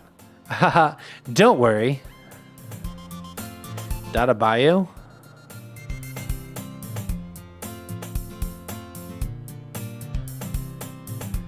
I'm practicing a whole lot recently, and I really love the chance to share once I'm ready. I see. In that case, best of luck. Thanks. So I didn't miss anything, did I? Not really. I chose to leave out Sayori's mischievous escapade. I'm sure Natsuki will end up complaining to her anyway.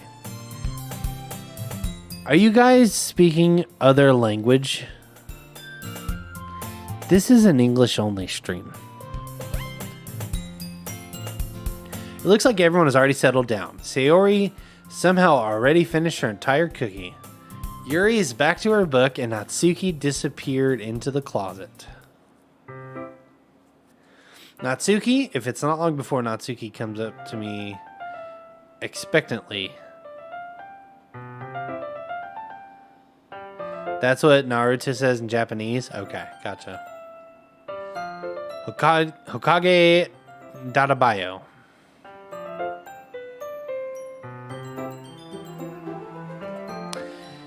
Yeah. Don't worry, I kept my promise. I pull the first volume of Parfait Girls out from my bag. Natsuki takes it from my hands and quickly turns it over, presumably to check for wrinkles. Hey, I'm not that careless. I handle mango all the time, you know? I just wanted to make sure. Can you blame me for being paranoid? I don't give people my mango every day, you know? That's true. I don't blame you. Blame her. Well, anyway, let me put this one back. I'm gonna get the next one, okay? Natsuki makes her way to the closet. I follow. You're gonna tell me everything you thought, right? Where did the volume leave off again? I forget. The chapter ended with Minori and Alice found Monica! Natsuki's voice resonates from inside the closet. I peer inside. All of Natsuki's books are lined up on the top shelf. Did you move my mango again?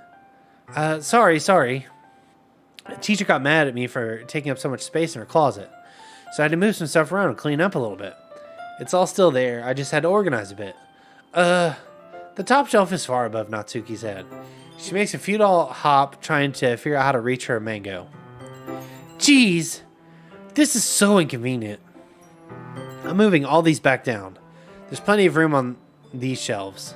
And besides, they're really pretty to look at when they're all lined up. Why would you waste that on the top shelf? Natsuki. There's a stool on the wall there. In the closet, there's a collapsible stool that's hanging on the wall. If you want, I can reach up there and hand them to you. I can get them myself. Natsuki grabs a stool from the wall and unfolds it. You think I'm too short or something? I mean, I knew it. Well, you know what? Just watch me. Natsuki hops on the stool, which ends up being a little wobbly because of the collapsible design. Careful. I know what I'm doing. Standing up at the stool, Natsuki fingertips reach the top shelf. The stool would be enough for me to easily grab the books, but Natsuki is being stubborn as usual. Natsuki uses her fingers to scoot one of the smaller boxes to the edge of the shelf. Classic falling trope, yeah. See?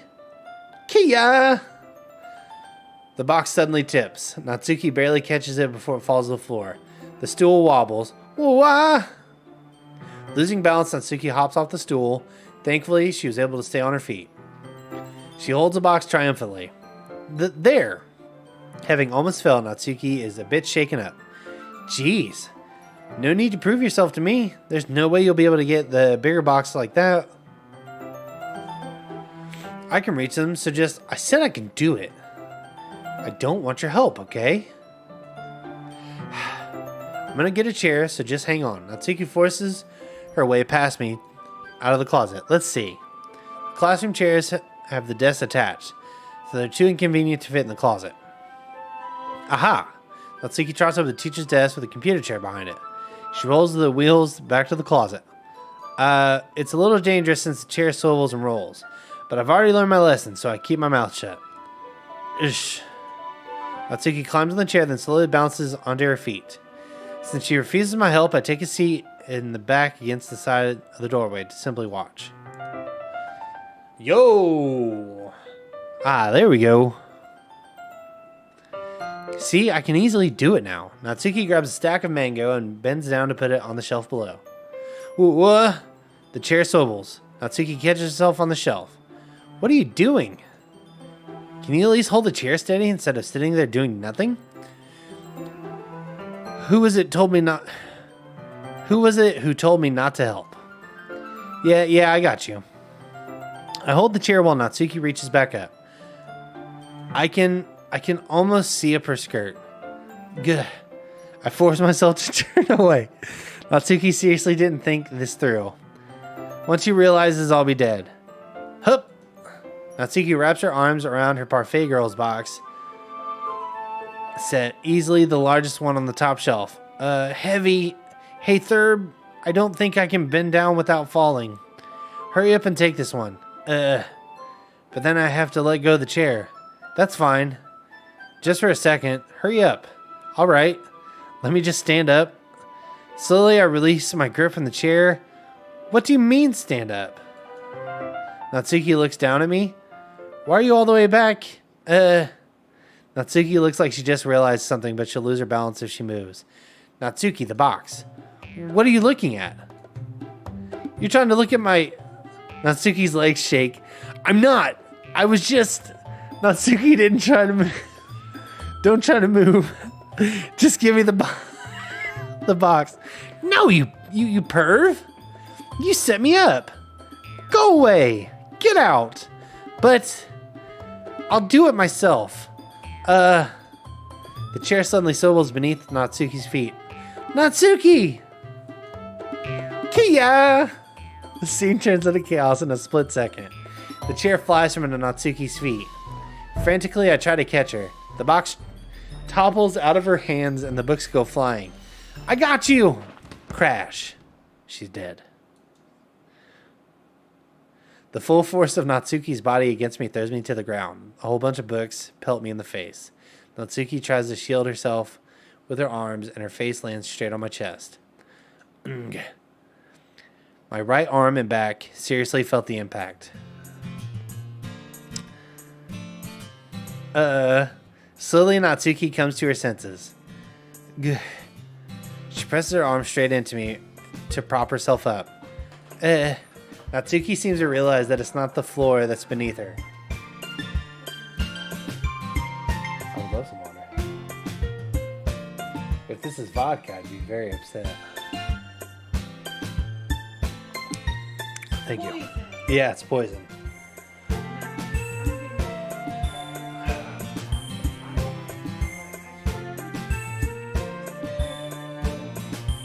Thank you.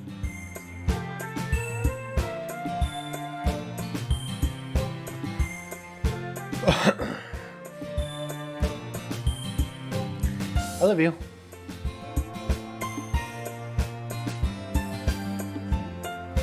Yeah. Turn the camera off. Can I have a kiss, please? Give me a better kiss.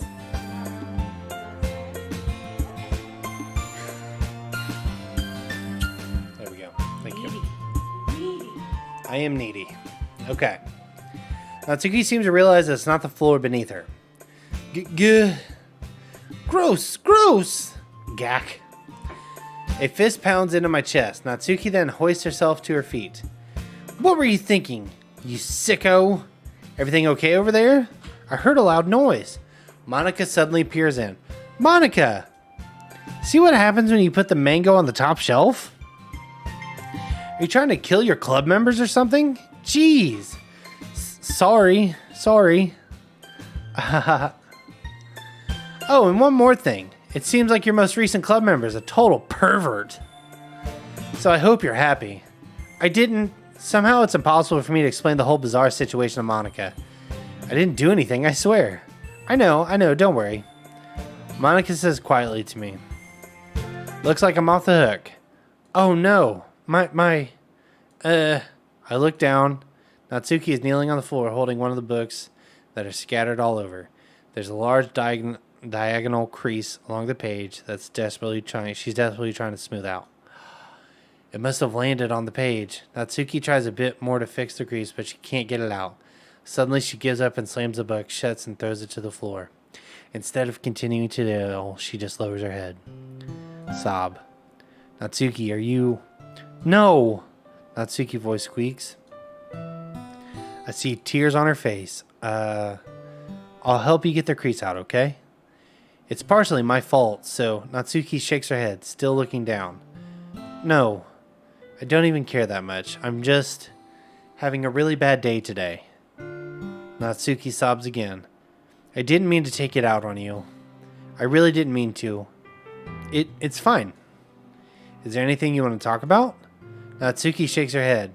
Just every day is so hard. I just want to come to the club and... Natsuki falls silent again. I can't press her, so I can only do what I know to do. All right. Well, I'll help clean this up, and I'll move the rest of your mango for you. I pick up volume 2 of Parfait Girls. We'll set this one aside. This will help cheer you up a bit, right? We can get started on once I'm done here. Natsuki looks up with her glossy eyes. Her lip quivers. You're really nice to me. That sounds really strange coming from Natsuki. I didn't expect it at all. Well, I'm just treating you like a friend, you know?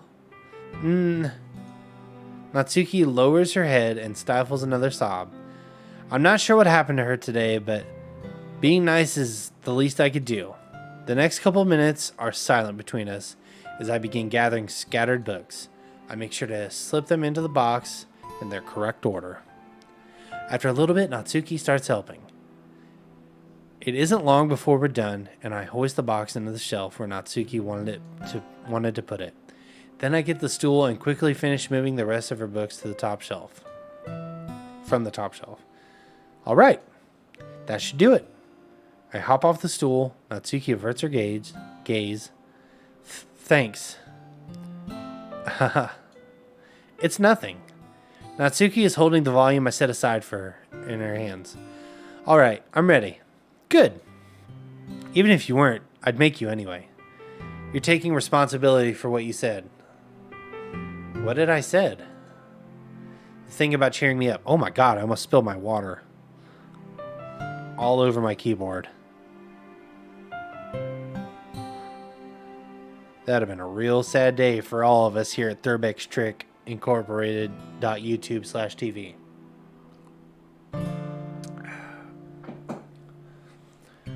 It'd be the second time that I've ruined a keyboard by spilling stuff on it. If you insist. We sit in the same spot as last time. I open the second volume. Natsuki's mood quickly improves, laughing and pointing things to me. She's surprisingly sharp, making note of a lot of subtle repeated jokes and background elements. In the end, I'm pretty impressed by how everything ties together in this mango. I guess Natsuki has a good taste after all.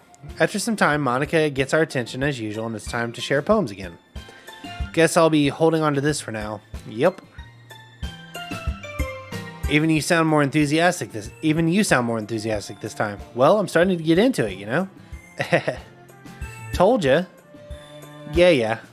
I returned to my seat and slipped the book into my bag. I know Sayori's gonna like this poem more, and that's really frustrating.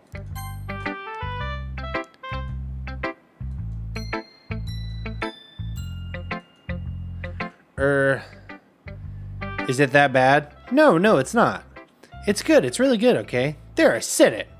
This wasn't supposed to happen at all. Why can't you just be bad at this?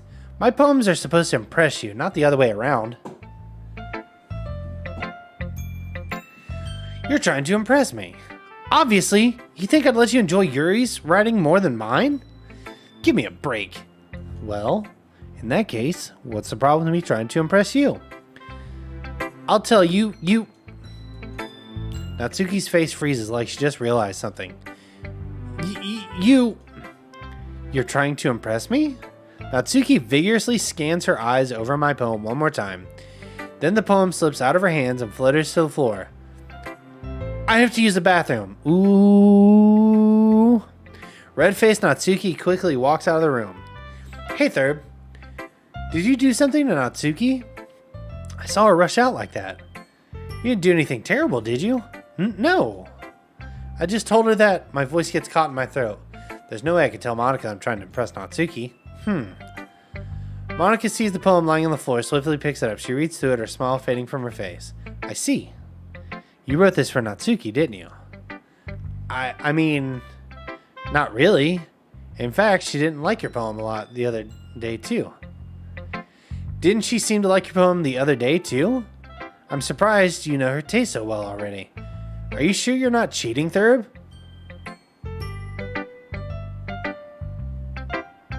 Cheating? What do you mean by that? Never mind, I'm just kidding. Ha ha ha.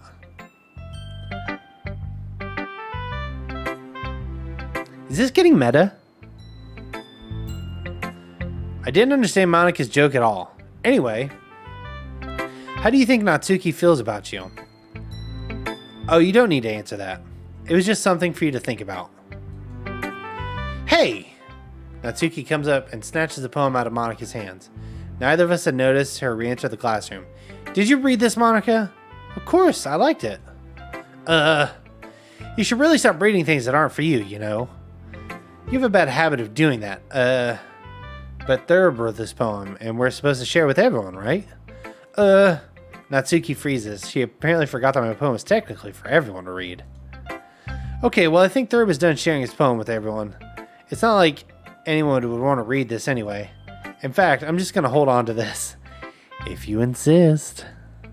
What? What are you looking at me like that? Like what? Look, she's up to no good, bro. I'm telling you. Never mind. Natsuki, I'll give you the poem, but this is still not fair to Sayori. She hasn't got to read it yet. So what? Well, I guess Thurb is right, Natsuki. It's not fair if you don't let everyone finish reading it. Fine. Natsuki returns my poem. It's not like she's gonna like it, though. Anyway, read my poem now. And no, I won't let you keep it. This is my only copy. Amy likes spiders. You know what I heard about Amy? Amy likes spiders. Icky, wiggly, hairy, ugly spiders. That's why I'm not friends with her. Amy has a cute singing voice. I heard her singing my favorite love song. Every time she sang the chorus, my heart would pound to the rhythm of the words. But she likes spiders. That's why I'm not friends with her. One time I hurt my leg really bad. Amy helped me up and took me to the nurse. I tried not to let her touch me. She likes spiders, so her hands are probably gross. That's why I'm not friends with her. Amy has a lot of friends. I always see her talking to people. She probably talks about spiders. What if her friends start to like spiders too? That's why I'm not friends with her. It doesn't matter if she has other hobbies. It doesn't matter if she keeps it private. It doesn't matter if it doesn't hurt anyone. It's gross. She's gross. This world is better off without spider lovers. And I'm gonna tell everyone. Not bad, right? It's quite a bit longer than yesterday's. Yesterday's was way too short. I was just warming up. Hope you didn't think it was the best I could do. No, of course not. Anyway, the message is pretty straightforward in this poem. I doubt I'll have to explain it. Sometimes you can explain complicated issues with a much simpler analogy. And it helps people to realize how stupid they're being. Like anyone would agree that their subject of the poem is an ignorant jerk. Do you know people like that? Of course, it's about how everyone thinks That doesn't matter. It can be about anything. I wrote it to be easy to relate to. Everyone has some kind of weird hobby or guilty pleasure. Something that you're afraid of if people find out. They'll make fun of you or think less of you. But that just makes people stupid. Who cares what someone likes, as long as it's not hurting anyone and it can make them happy? I think people really need to learn to respect others for liking weird things. Well, you're definitely right. At least I can relate to that.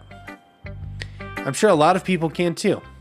You know, I'm glad you can appreciate this kind of writing. I mean, I know I was talking about that yesterday, but I've been enjoying sharing my writing with you, so consider yourself lucky, okay? Well, thanks for being honest. What's that supposed to mean? I'm always honest. Jeez. Just look forward to tomorrow, too, okay? All right, I will. Why did Monica... Monica accused me of cheating, and that makes me feel weird.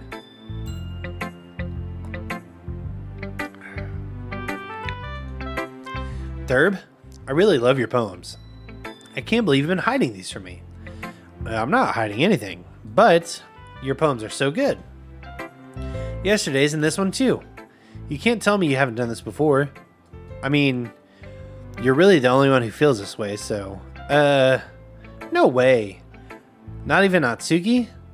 Well, I guess Natsuki is least likely to admit how much she likes something. But I don't think it's that. What do you mean? Well, I guess I'll be honest about it. It's a lot easier to write poems when I'm thinking about you. Whoa. Stop thinking weird things, idiot. I just mean you're really an expressive person, I guess. How am I supposed to write poems about my own stupid life? But you somehow make everything in your life an adventure. Even little things, like cooking. Let's not talk about that. So yeah, I guess what I'm saying is that I can feel more feelings through you than I can through myself. We have that kind of weird connection. It's your fault for getting in my business all the time. I don't know if I understand. You never understand when I try to explain things to you, do you, Sayori? I pat Sayori's head. Hey! I'm not a kid, you know. Are you sure about that? Maybe.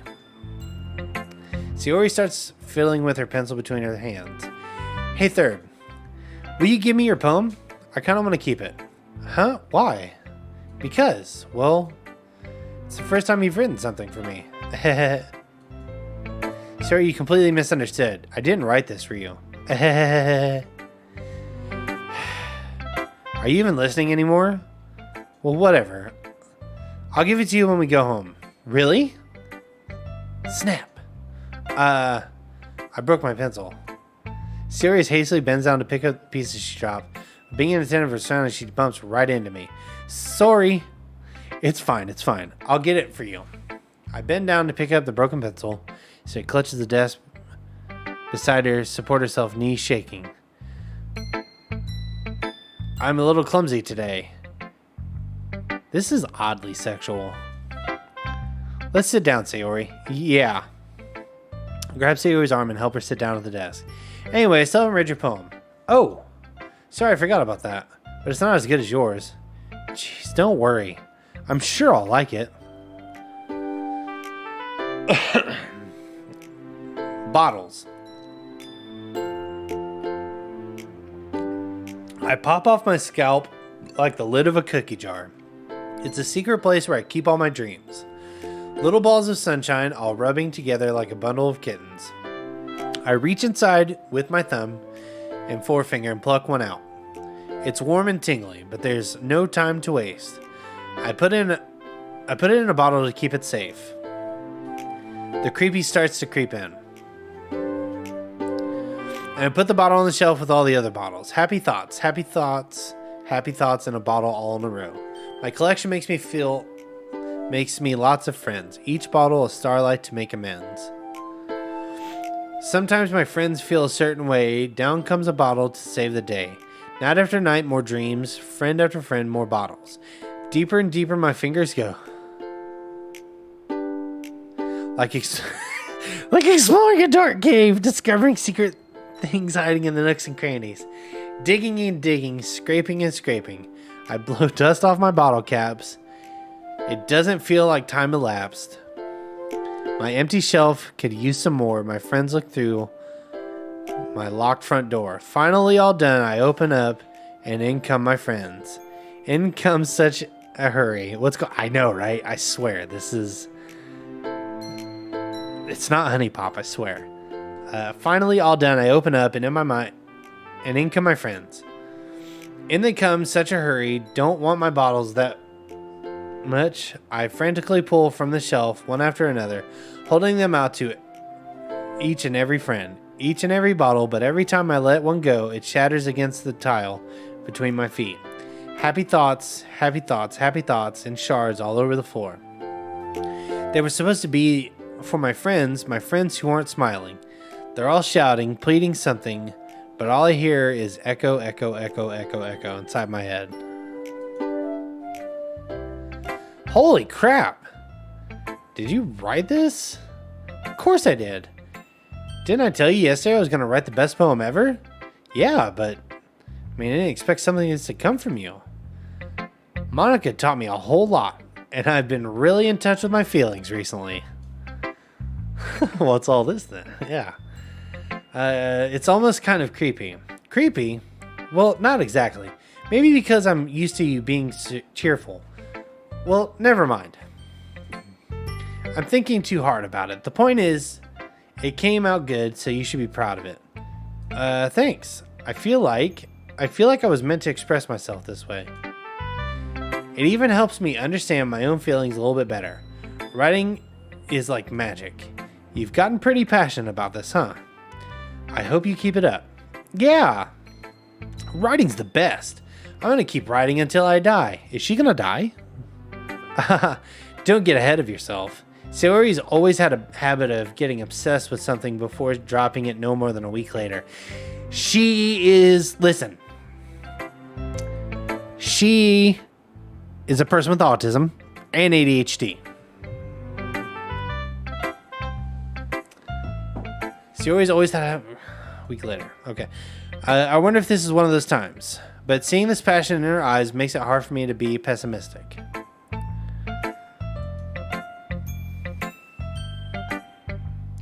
Who should I show my poem to next? I guess Yuri. God, I'm gonna have to do the voice.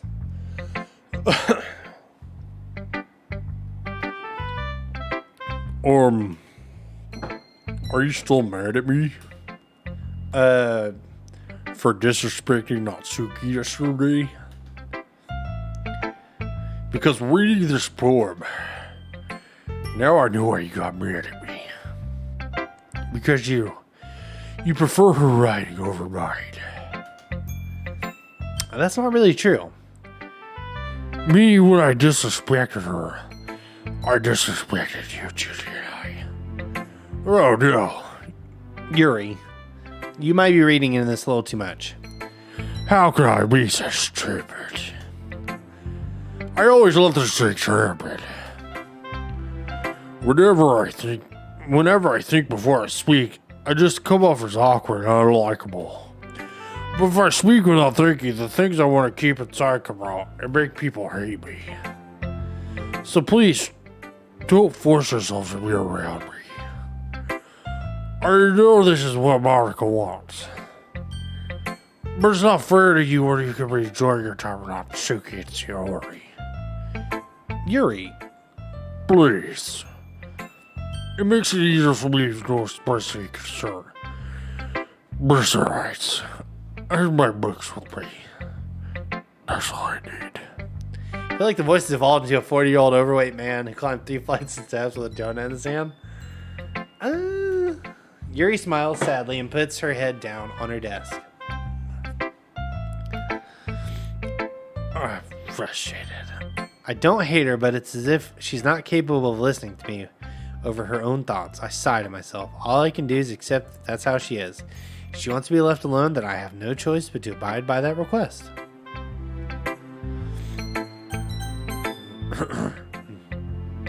Hi again, Thurb. That was kind of silly with Natsuki earlier, wasn't it? I'm glad the two of you have been getting along so well. That's one way of putting it. Anyway, I already read your poem, but you can go ahead and read mine now. I like the way this one turned out, so I hope you do too. Save me. The colors. They won't stop. Bright, beautiful colors. Flashing, expanding, piercing. Red, green, blue. An endless cacophony of meaningless noise. The noise, it won't stop.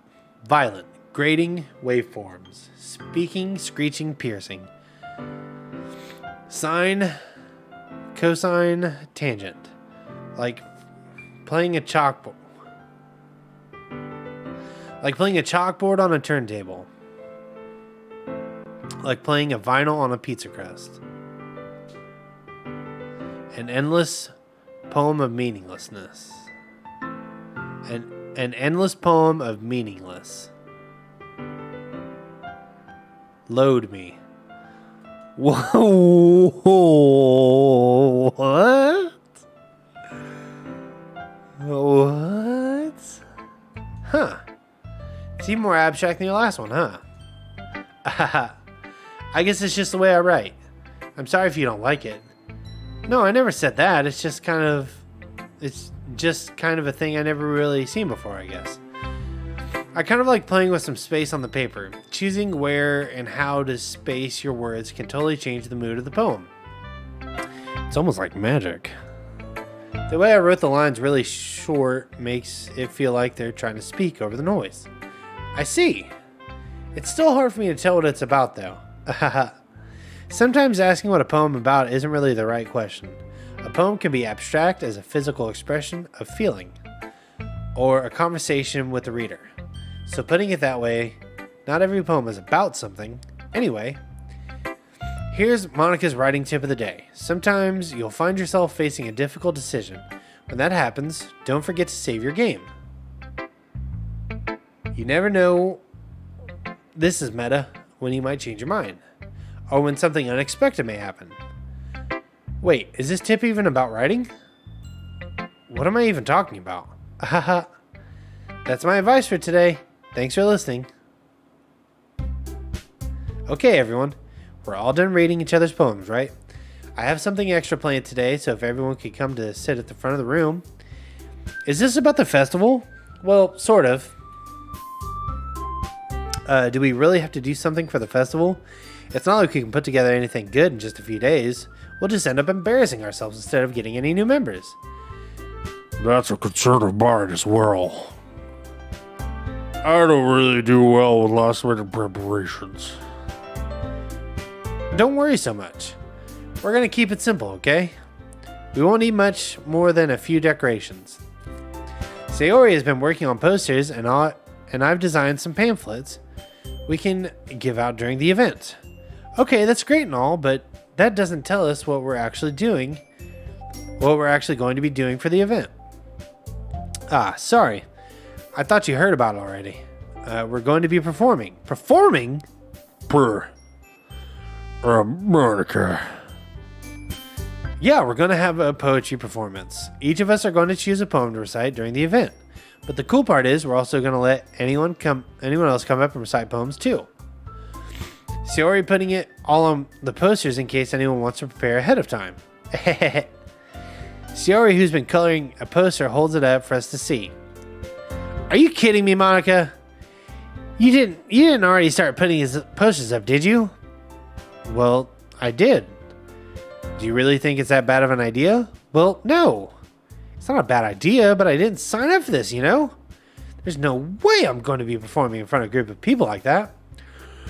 I agree with Natsuki. I could never in my life do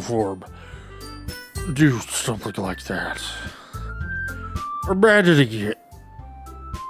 Imagining it, Yuri shakes her head in fear. Guys. No, Sayori. I understand where they're coming from. Remember that Natsuki and Yuri have never shared their poems with anyone until a couple days ago. It's a lot to ask of them to come and recite their poems out loud to a whole room full of people. I guess I kind of overlooked that, so I'm sorry. But I still think we should give it our best. We're the only ones responsible for the fate of this club, and if we start the event and each put on a good performance, then it will inspire others to do the same. And the more people who perform, the better we'll be able to show anyone what literature is all about. Yeah. It's all about expressing your feelings, being intimate with yourself, finding new horizons, and having fun. That's right. And it's those reasons we're all in this club today. Don't you want to share that with others? To inspire them to find the same feelings that brought you here in the first place? There's so much reading in this game. I honestly didn't think about that before I started.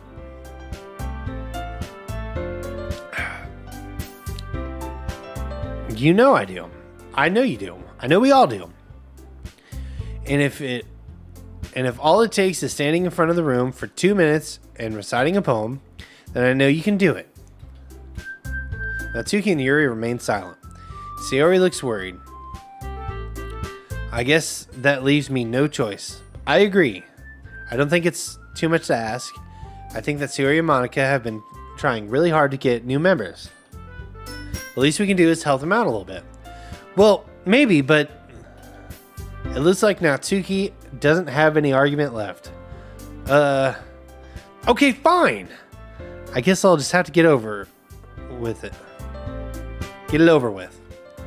All right. Don't worry, there's a point where you get a break from reading when you start seeing disturbing illustrations. What? Whew. Thanks, Natsuki. What about you, Yuri? Yuri dejectedly glances around at everyone else's expectant faces. I guess I don't really have a choice. Haha, that's everyone. You're the best, Yuri. This club is seriously gonna be the death of me. That makes me feel like she's gonna die. Oh gosh, you'll be fine, Yuri. But anyway, let's move on to the main event. I want each of you to choose a poem of yours. We're going to practice reciting them in front of each other. No way! Monica, this is too sudden. Well, if you can't recite your poem in front of the club, how do you expect to do it in front of strangers? Oh no. Don't worry. I'll start off to help everyone feel a little more comfortable. Can I go next? Of course. Now let's see. Monica flips through her notebook the specific poem she has in her mind for herself. She then stands behind the podium. The title of this poem is The Way They Fly, Ahem. Monica begins reciting her poem. Her clear, confident voice fills the room. More than that, her inflection is pristine. She knows exactly how to apply the emotion behind each line she recites, bringing the words to life. Is this something she's done before, or is she simply a natural? I glance around. Everyone has their eyes on Monica. Sayori looks amazed. Yuri has an intense expression on her face that I don't understand. Finally, Monica finishes the recitation. Recitation.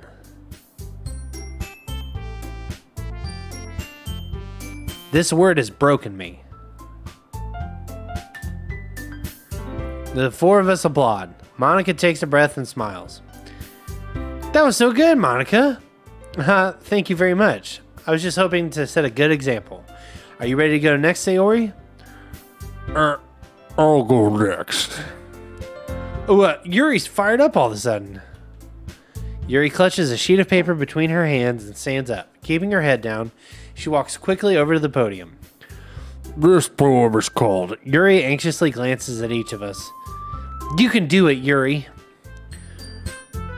It's called After Image of a Crimson Eye. Yuri's voice shakes as she starts reading the poem. Just a moment ago, she practically refused to do this. Why is she suddenly putting so much effort? As Yuri gets past the first couple of lines, her voice changes. It's almost like what happens when Yuri gets absorbed into books. Her quivering words transform into sharp syllables of a fierce, confident woman.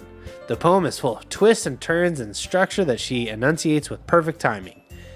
This must be a rare glimpse into the whirling fire Yuri keeps concealed inside her head. Suddenly she's finished. Everyone is stunned. Yuri snaps back into reality. Whoops, there goes gravity, and glances around her as if she's bewildered even herself. It's up to me to save the situation. I'm the first to start applauding. Everyone joins afterward, and we give Yuri the recognition she deserves. It's not that we didn't want to applaud for her, but we were caught off guard. We were caught so off guard that we must have forgotten. As we applaud, Yuri holds the poem close to her chest, rushes back to her seat. Yuri, that was really good. Thank you for sharing. Looks like Yuri is down for the count. Okay. I guess I'm next then. Sayori pops out her chair and cheerfully walks to the podium. This one's called My Meadow. Sorry, I giggled. Sayori, it's a lot harder than I thought. How did you guys do it so easily? Try not to think of it like you're reciting to other people. Imagine you're reciting it to yourself, like in front of a mirror in your own head. It's your poem, so it'll come out the best way. It'll come out best that way. I see. Okay then. Sayori begins her poem. Somehow it feels like her soft voice was made as a perfect match. The poem isn't aimlessly cheery like Sayori is. It's serene and bittersweet. If I were to read this poem on paper, I probably wouldn't think much of it. But hearing it come from Sayori's voice almost gives it a whole new meaning. Maybe this is what Sayori meant when she said she likes my poems. It's like I get to reach more deeply into someone I thought I knew through and through. Sayori finishes, we applaud. I did it! Good job, Sayori. Even Thurb liked it. I guess that's a good sign. What does that even mean? That sounded like something I would say. It came out nicely, Sayori. The atmosphere of the poem fits you really nicely. But it might be that other poems wouldn't work quite as well with that kind of delivery. I don't really understand. In other words, I've seen poems of yours where that sort of gentle delivery wouldn't work as well. They might need a little more force behind them, depending on what you're reading. Oh, I know what you mean. I've been practicing that kind of thing. It's just embarrassing to do it in front of everyone. The next time I'm going to make you pick a poem that challenges you a little more.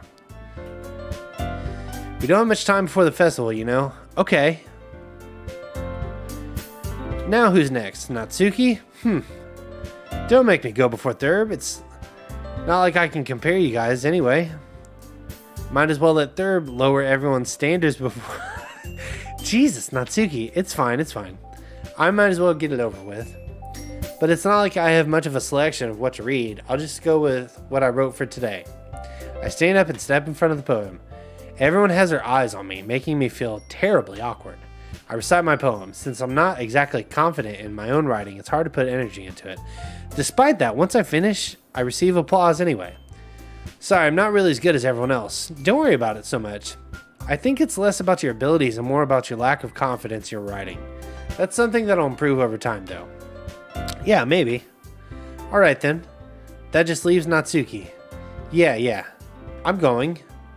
Natsuki begrudgingly gets out of her seat and makes her way to the podium. This poem is called... Why are you all looking at me?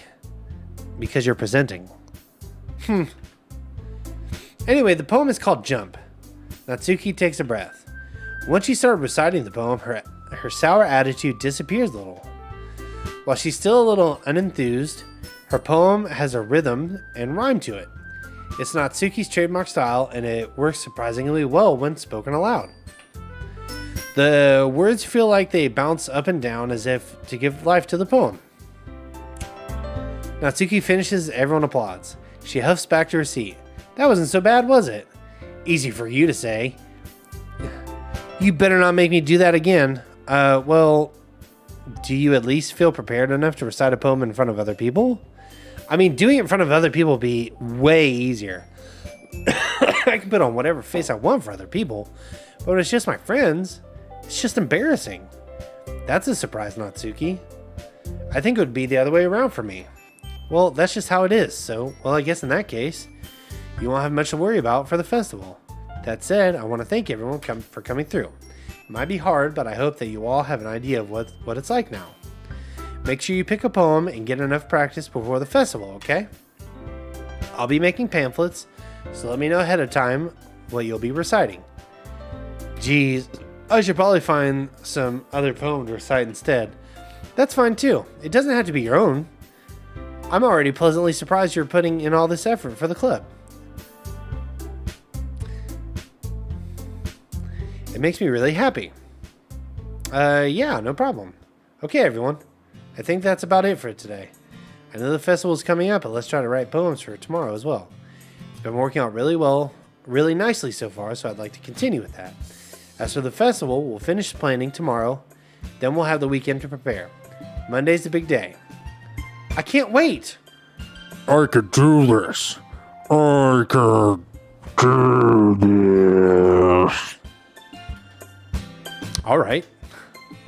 I stand up. There's no way I'll be able to find the same enthusiasm as Sayori or Monica, but I'll do my best to get through it. It's for the sake of the club and impressing Monica. And then I'll do my bet. What? Ready to go, Sayori? Yep. Look at you two always going home together like that. It's kind of adorable, isn't it? Jeez, guys. Don't make such a big deal out of it. It must be a little nice, though. Well, how am I supposed to respond to that? It's okay, Thurb. You don't have to say it. Whatever. Let's go already. I walk home with Sayori once more. Even though it's been a few days, a lot of things have already changed. But today, Sayori's being a little quieter than usual on the way home. Hey, Sayori. Sorry, I was spacing out. No wonder. I was thinking about something from earlier. I like how we get to... Sayori fumbles with her words. So let's just say that one day Natsuki asked to walk home with you. Huh? What would you do? What kind of question is that? You're kind of putting me on the spot here. Well... I'd walk home with Natsuki. Trying to give her the Venus. Walking home with Natsuki, huh? Why does the thought of that make my heart pound? I think I would be afraid of what she'd do to me if I turned her down. Isn't she so cute and fun to be around? That has nothing to do with what I said. You admitted it. Jeez. There's not even any point of speculating that something's never going to happen. Well, maybe, but I just think about it. It's not long before you won't need me anymore, you know? Need you? Sayori? I can't figure out how you're seeing things in your head right now. Sorry. Everyone is different. Nobody in the club is a replacement for you. If you say so. The conversation trails off and I'm left feeling awkward. But it was kind of her fault for trapping me with such a weird question. I can't just lie to her. But if there's something that makes her happy, I would hate to take it away from her.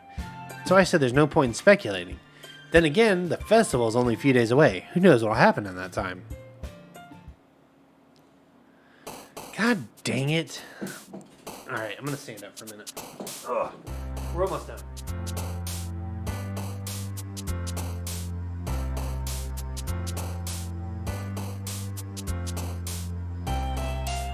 I've only really had one moment that was like kind of weird, and I want this game to get weird.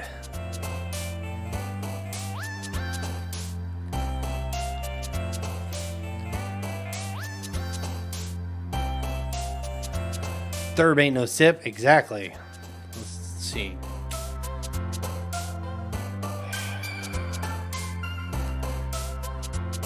Fluffy? Yes!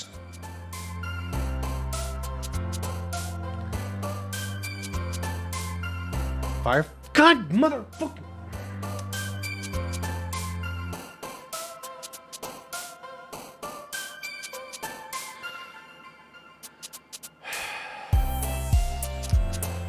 Animate? Yes!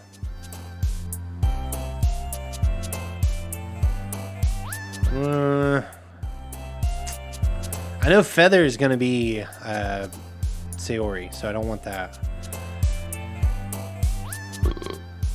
Sunset? Fuck! Fire. Mother of God.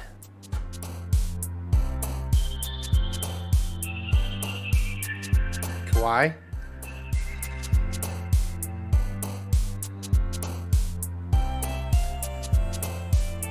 Kitty. Okay.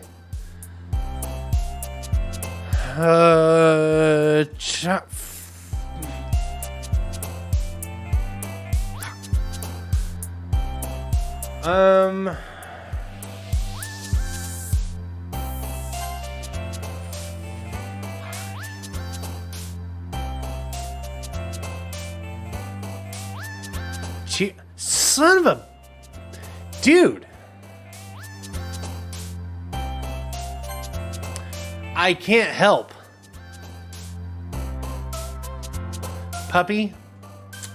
That was easy.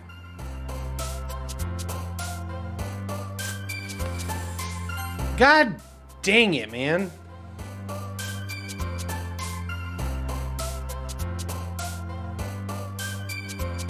Oh, you have to save this game manually, don't you?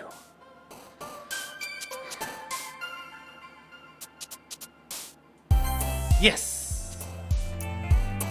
Yes.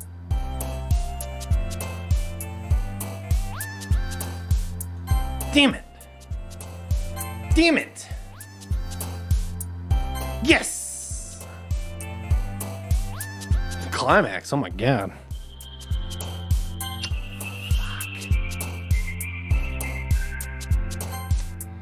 Dang it. Oh man. I'm the last one here again. Don't worry, I just walked in too. Were you practicing piano again? Yeah. You must have a lot of determination. Starting this club, not picking up piano. Well, maybe not determination, but I guess passion. Remember that the club wouldn't be here if it wasn't for all of you. And I'm super happy that we're all willing to help out for the festival too. I can't wait for the festival. It's gonna be great. Weren't you complaining about it just yesterday, Natsuki? Well, yeah. I'm not talking about our part of the festival, but it's a whole day where the school, we get to play and eat all kinds of delicious food. You sound a bit like Sayori all of a sudden. Monica, do they usually have fried squid? Squid? It's a pretty specific thing to look forward to. Oh, come on. Are you saying you don't like squid? Squid is actually delicious. You of all people. I didn't say I don't like it. Besides, what do you mean, you of all people? Because it's right in your name. Monica. That's not how you say my name at all. Also, that joke makes no sense in translation. That's meta. That's meta. You're being meta. Never mind. Let's just focus on our own event from now, okay? Fine. Your reactions aren't as fun as Yuri's or Sayori's anyway. Excuse me? Where is Sayori anyway? Oh, there you are. Sayori's sitting at a desk in the corner of the room looking down at nothing. I walk over to her. Hey, Sayori. I wave my hand in front of her face. You're spacing out again?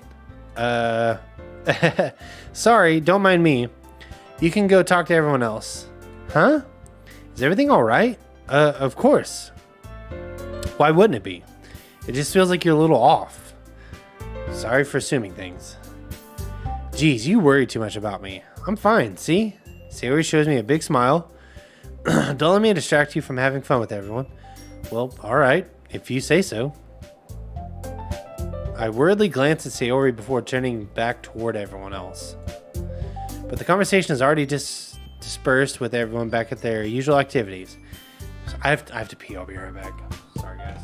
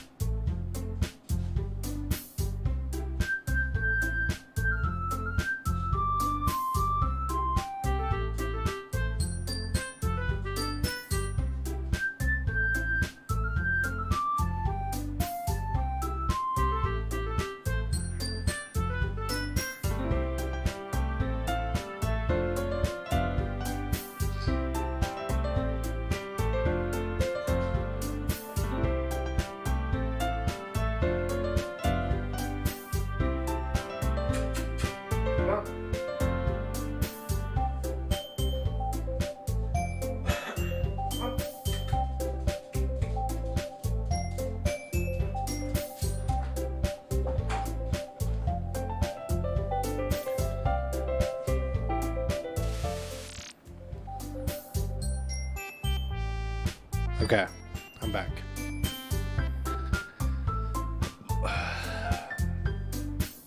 Maybe I should ask Monica if she's noticed anything about Sayori recently. Since they've been preparing for the festival, they must be spending a lot of time together.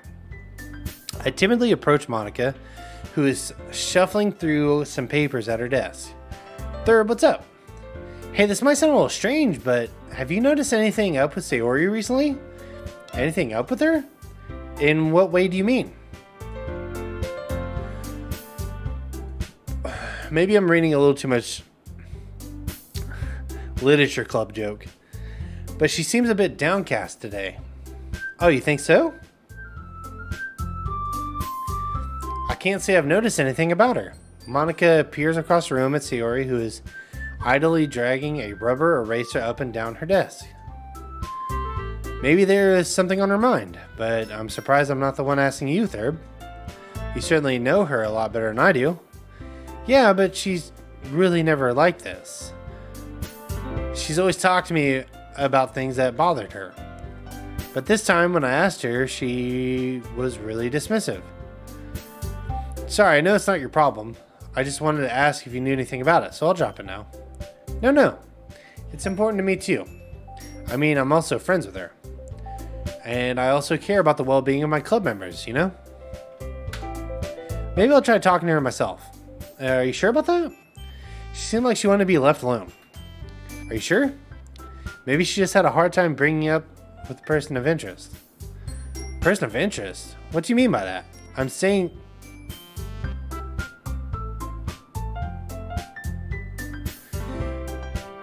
that maybe the thing on her mind is you, Thurb. Me? How on earth would you come to that conclusion? Well, I probably shouldn't say too much, but Sayori talks about you more than anything else, you know? She's been so much happier ever since you joined the club, and it's like an extra light was turned on inside of her. What? No way. Sayori's always like that. She's always been full of sunshine. It's not any different now than it always has been. You're so funny, Thurb. Have you thought about maybe you've always seen her as cheerful because that's just how she is when she's around you? I said too much. I'm sorry, what do I know anyway? I didn't mean to jump to conclusions, so you should just forget about what I said. I'll try to talk to her, so try not to think about it for now.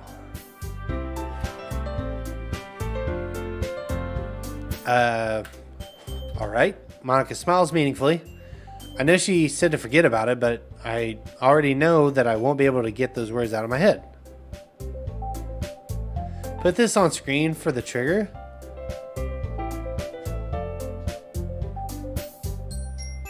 What?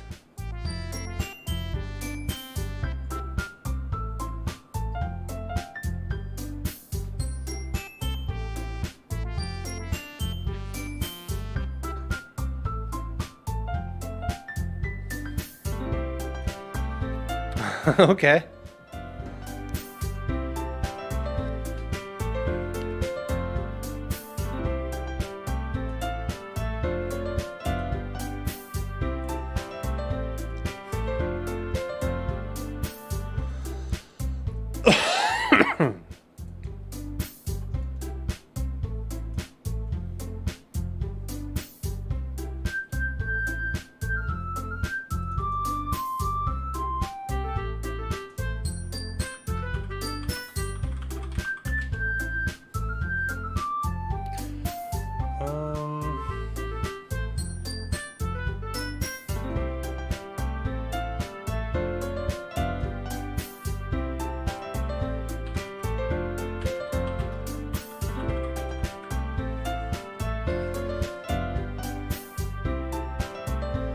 Like, set it up kind of big for the middle of the screen?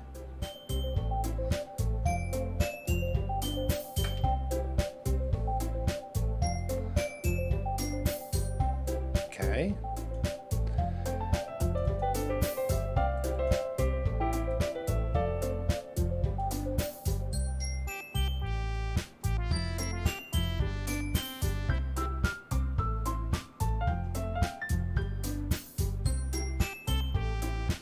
Oh, that's kind of cool. It's like a little bit transparent. Like that?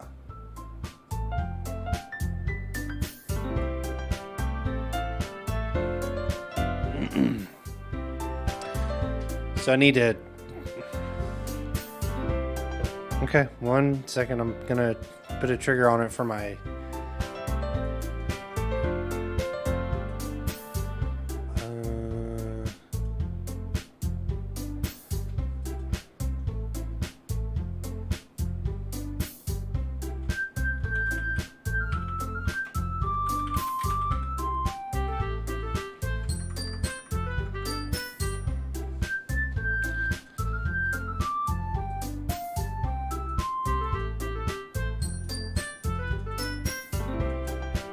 What the hell?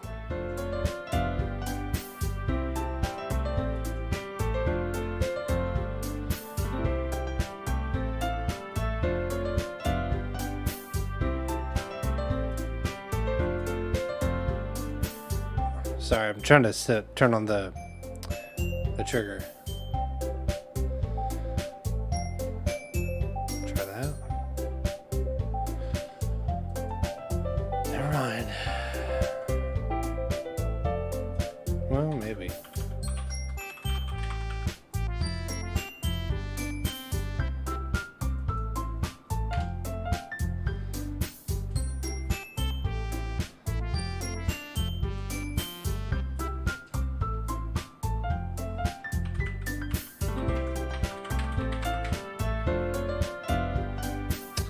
Never mind.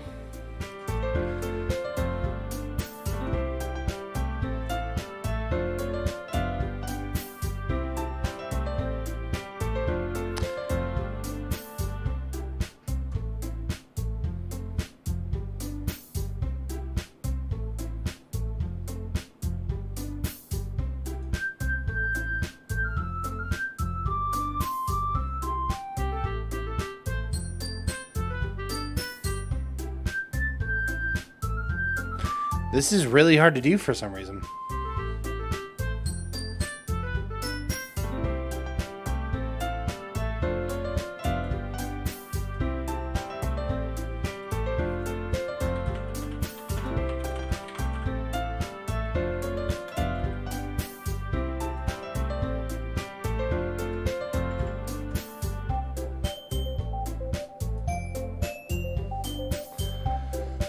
Okay, I'm just gonna have to do it manually.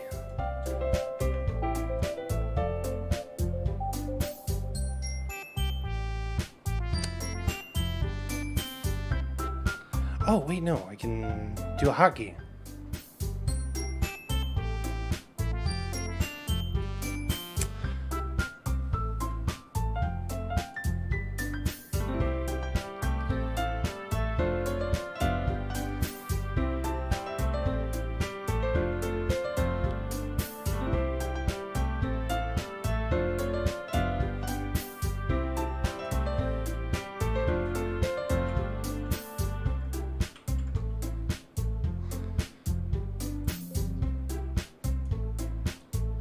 There we go.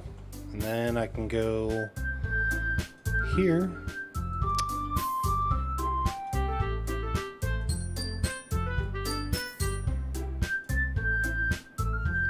Since everything wants to be dumb.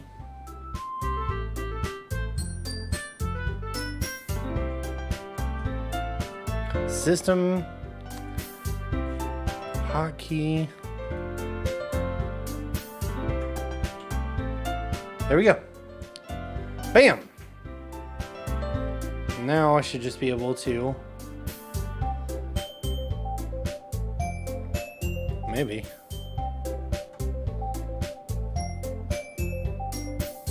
Oh, shit! Okay, it worked. I forgot to set...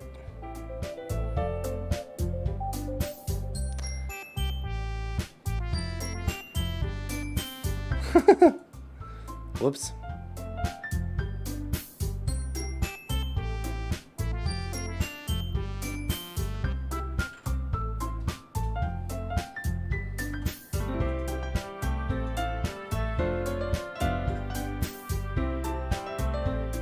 Okay, cool.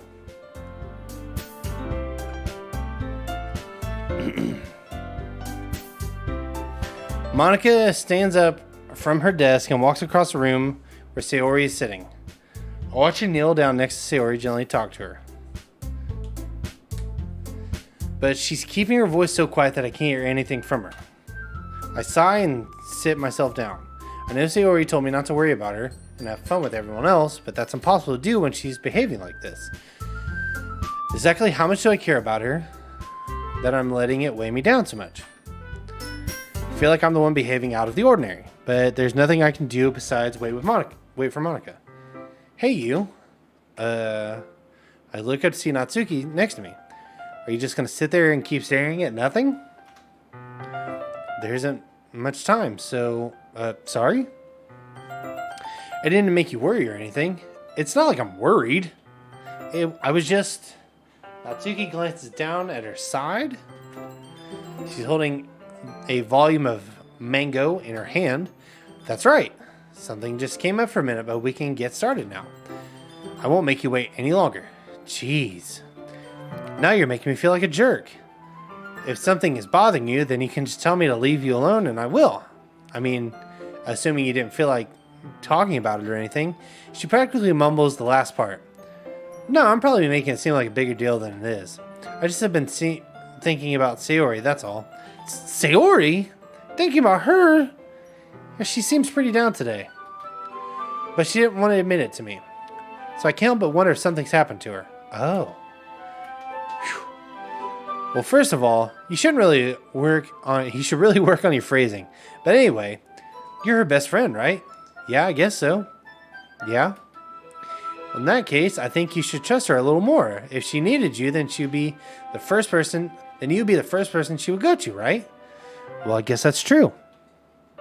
I mean, some people just have those days. You can't always avoid it. If anything, she probably doesn't want to worry you about because it's not important. Yeah, that's kind of what she said to me. But it's not right for me to go against her wishes. Exactly. If she needs you to worry about her, then it'll be a lot more obvious. Yeah, I should have thought about it that way from the start. Natsuki fiddles with the book she's holding in her hand. She really means a lot to you, doesn't she? Don't get me wrong or anything. We've just been friends for a long time. It's normal to be worried about your friends. I mean, you were worried about me, so I was not. Geez, if you're fine, let's hurry and get started already. Yeah. Okay, everyone. After some time passes, Monica calls out the clubroom. Why don't we share our poems now? Before I know it, everything's back to normal. Everyone goes to retrieve their poems, and I do the same. I make eye contact with Monica. She smiles at me. I wonder if she was talking about with Sayori.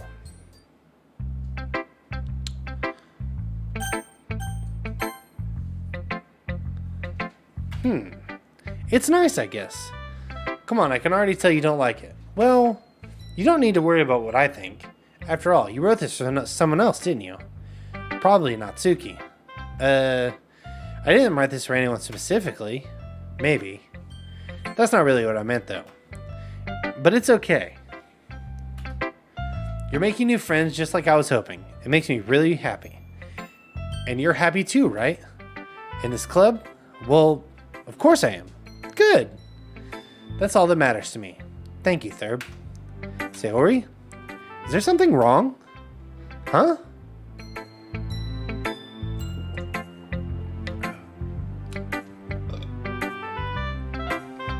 Is like Satan gonna show up? No, nothing.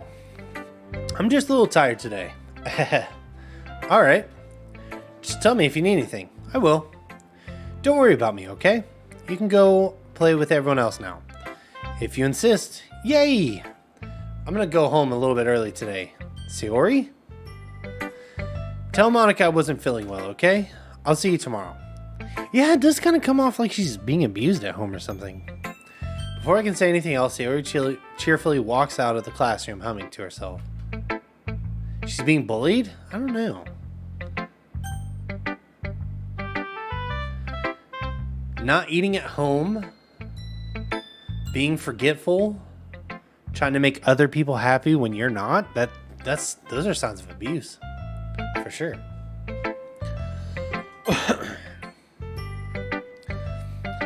Let's see. You're certainly enthusiastic today. Of course. You know I like your writing. I'm just surprised. It seemed like you had a lot of trouble admitting that before. Well, of course. I just had to put you in your place a little bit. Natsuki is actually being bullied, but that will show later. Okay. It's not like I was shy or anything stupid like that. Or jealous. I really wasn't jealous. Just because you happen to be a good writer, that's such a dumb thing to be jealous about. Natsuki, what? You're not very confident about your writing, are you?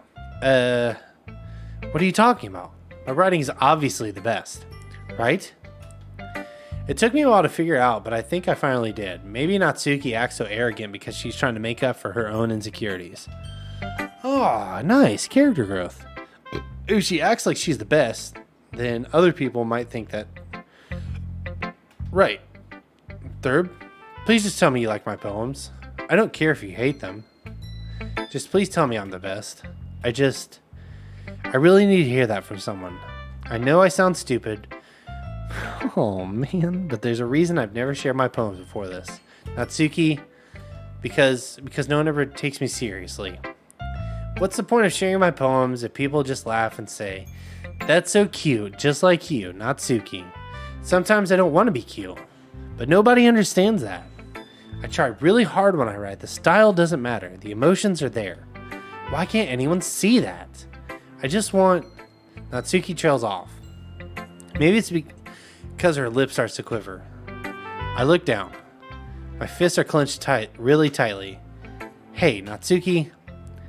If you're not careful, you'll rip your own poem. I gently grab the poem from my hand. Grab the poem with my own hand until she relaxes her grip on it.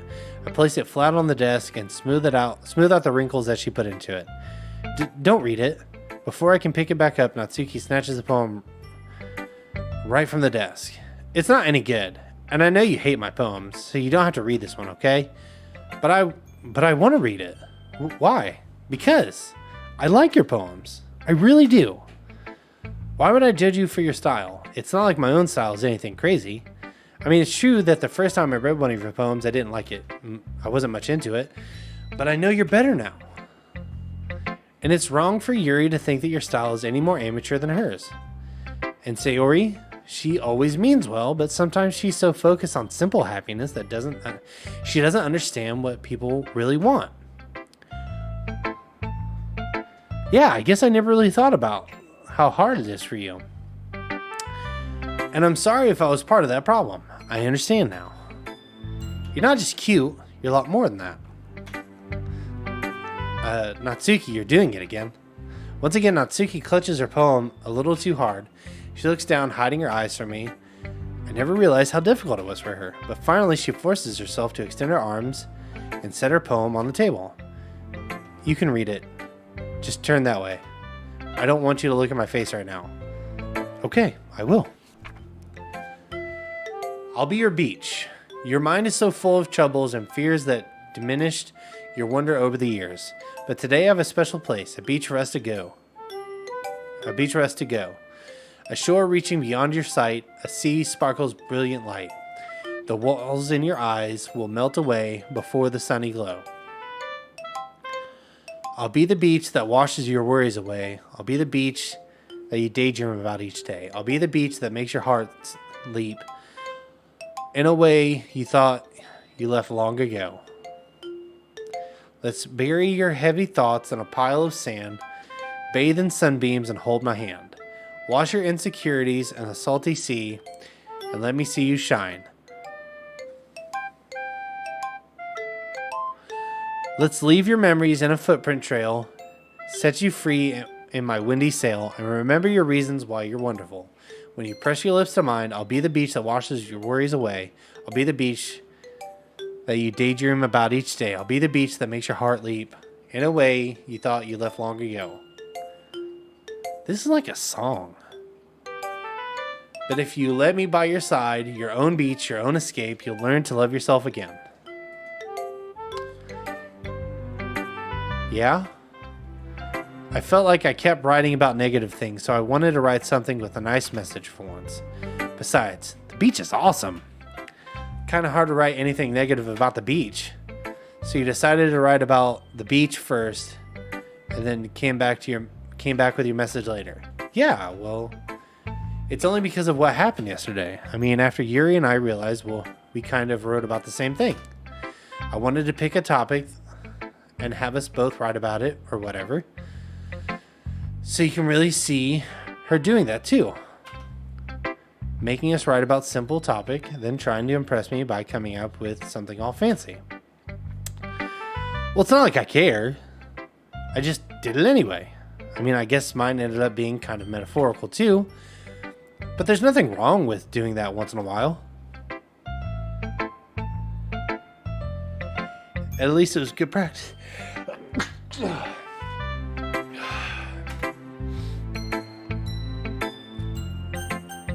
Oh, I'm not excited to do this voice. Yuri doesn't look too enthusiastic about spending time with me. Do I have a booger? I guess if she changes her mind, she'll come to me. But I should leave her be for now. Hi, Thurb. Have you thought about what you want to submit to perform at the festival? Well, being in this club is one thing, but performing in front of a bunch of people, I have to give it some more thought. Okay, no pressure, but whatever you do, I'm sure it'll turn out great. It would also make me happy to see. Anyway, let's take a look at today's poem. Sure. I let Monica take the poem I'm holding in my hands. I like this one. It makes me think of something Sayori would say. Is that so? You and Sayori are really good friends, right? I wouldn't be surprised if you had those sorts of things in common. Well, maybe... no, that I didn't write the poem on the beach. That was Katsuki. But Sayori and I are actually really different. Well, that may be the case, but maybe there are also some similarities you wouldn't expect. Maybe the way she talks about you, it sounds like the two of you really care about each other's well-being. Even if you show it in different ways, it ends up being more similar than you think. So I think that's the kind of vibe I get when reading your poem. Sure you're not reading into that too much? Oh my god, that lean. I could be. Oh gosh. I sound like Yuri. No. But in any case, Sayori's writing has always had a gentle feel to it. I can tell that she kind of likes exploring emotions, like happiness and sadness. Who knew that someone so happy could enjoy sad things too? Yeah, that's totally unexpected. Well, to each their own. And you shouldn't be afraid to experiment a little bit either. Anyway, I'll share my poem with you, alright? Alright. A lady who knows everything. An old tale of a lady who wanders earth. The lady who knows everything. A beautiful lady that has found every answer, all meaning, all purpose, that was ever sought. And I am here, a feather. Last adrift, the sky victim of the currents of the wind. Day after day I search with little hope, knowing legends don't exist. But when all else has failed me, when all others have turned away, the legend is all that remains. The last dim star glimmering in the twilight sky. Twilight sky? Twilight sky? Until the day the wind ceases to blow, I fall. And I fall and fall, and fall even more. Gentle as a feather, a dry quill, expressionless. But a hand catches me between the thumb and forefinger, a hand of a beautiful lady. I took her eyes and find no end to her gaze. The lady who knows everything knows that I am thinking before I can speak. She responds in a hollow voice. I have found every answer, all of which amount to nothing. There is no meaning. There is no purpose. We all seek only the impossible. I am not your legend. Your legend does not exist. And with that breath, she blows me back afloat, and I pick up a gust of wind. You know, I feel like learning and looking for answers are sorts of things that give life meaning. Not to get too philosophical or anything, but it was kind of on my mind. So that's what I wrote about. I see. I never really put that much thought into it. In a way, it's almost paradoxical, because if we had all the answers, When the world starts to lose its meaning? You know, there's one thing I noticed. It seems like everyone in the club prefers writing about things that are more sad than happy. Are you surprised? I mean, if everything was okay, we wouldn't really have anything to write about, would we? Humans aren't two-dimensional creatures. I think you'd know that better than anyone.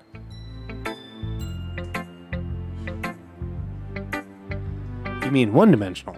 Yeah, that. Bro, that's meta. That's meta.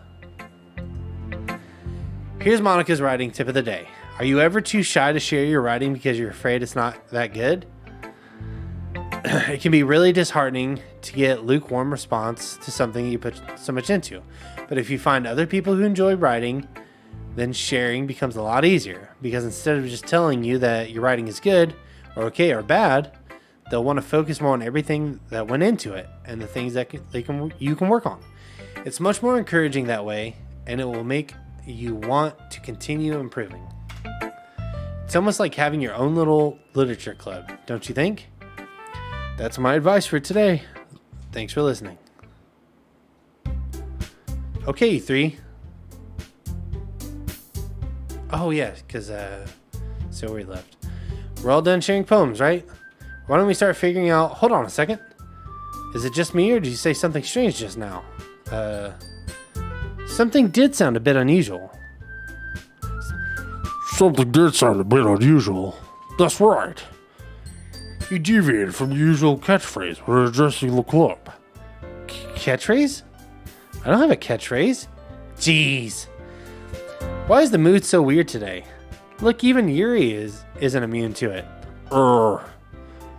Stagnating air is common foreshadowing for something terrible about to happen. In your books, maybe. Look, the only thing different is that Sayori isn't here. It seems you're right. Sayori always helps lighten the mood a little bit, doesn't she? It's almost like everyone's balance is thrown off a little when she's not around. Where the heck did she run off to? I thought she just went to pee. Natsuki, please. Show some decency. Jeez. Oh, come on. She actually wasn't feeling too well and went home early. Is that so? I hope she's alright. Seriously? Of all the times not to go home with her, you pick the time she's not feeling well? So much for you two being all lovey-dovey. What? First of all, stop misunderstanding my friendship with Sayori. And second, she's kind of been avoiding me today, so I didn't want to force it. Oh. That curious expression coming from Yuri of all people. Calm down, guys. I talked to her earlier and everything is fine. What did she say? Anyway, we need to figure out the rest of the festival preparation, so let's decide what everyone will be doing this weekend. I already know what I'm doing. That's right. Natsuki will be making cupcakes. But we might need a lot of them in different flavors. Can you handle that all by yourself, Natsuki? Challenge accepted. And as for myself, I'm going to be printing off and assembling poetry pamphlets. Sayori will be helping me design them. And as for Yuri, you can, guys, can you help me come up with something for Yuri? Useless. No. That's not it at all. You're the most talented person here, you know? No, now Natsuki's pouting too. Jeez, even I can tell now. I guess I never gave Sayori enough credit, but I can tell things are even harder on you when she's not around. That may be the case, but if I can't also be a leader on my own, then I won't grow as a person. So Yuri, you have beautiful handwriting, you know? You should make some banners and decorations and help set the atmosphere. Atmosphere? About that. I love atmosphere. Yuri's expression suddenly changes as she stares at her desk and starts nodding to herself. Your mind is already racing, I see. That's great. You'll be a wonderful help, Yuri. But anyway, That just leaves you, Thurb. The one who truly is useless. Don't say that. In fact, both Natsuki and Yuri have some pretty heavy tasks to handle. It would probably go a long way to give one of them a hand. You could always help me out as well. I would be really appreciative of that. Is Monica suggesting that I spend the weekend with one of my club members? How on earth are they going to respond to the suggestion like that? I suppose I wouldn't mind a bit of help. Well, even if you don't know how to bake, there's always some dirty work I could give you. It's not like Monica's going to give me a choice, and you shouldn't be sitting on your butt anyway. Natsuki tries to mumble a bunch of excuses like that. If I recall, Natsuki, you mentioned that you would like to handle baking on your own. Thurb may not like to be around if you only make him out to be a nuisance. So therefore, maybe he may be more suited to assisting with the decorations. Hold on, I never said that. How hard could it be to make a few decorations anyway? Sounds more like you're just making excuses for Thurb to... What are you saying? It'll be extremely meticulous work. And baking isn't? Just what do you think? Guys, let's settle down for a moment. In the end, I think it's for Thurb to decide how he'd like to contribute. Besides, he hasn't really gotten a chance to spend any time with me yet, you know? So I'm sure he's interested in... You literally just said... I'm surprised as well. Sorry. This voice is... By the way, hello, Delta. I'm going to end the stream soon. I was just saying, though. Jeez. Can we just settle this already? Yeah. Thurb, you're okay with this, right? In the end, it's up to you. Of course. Very well. In that case, everyone looks straight at me. I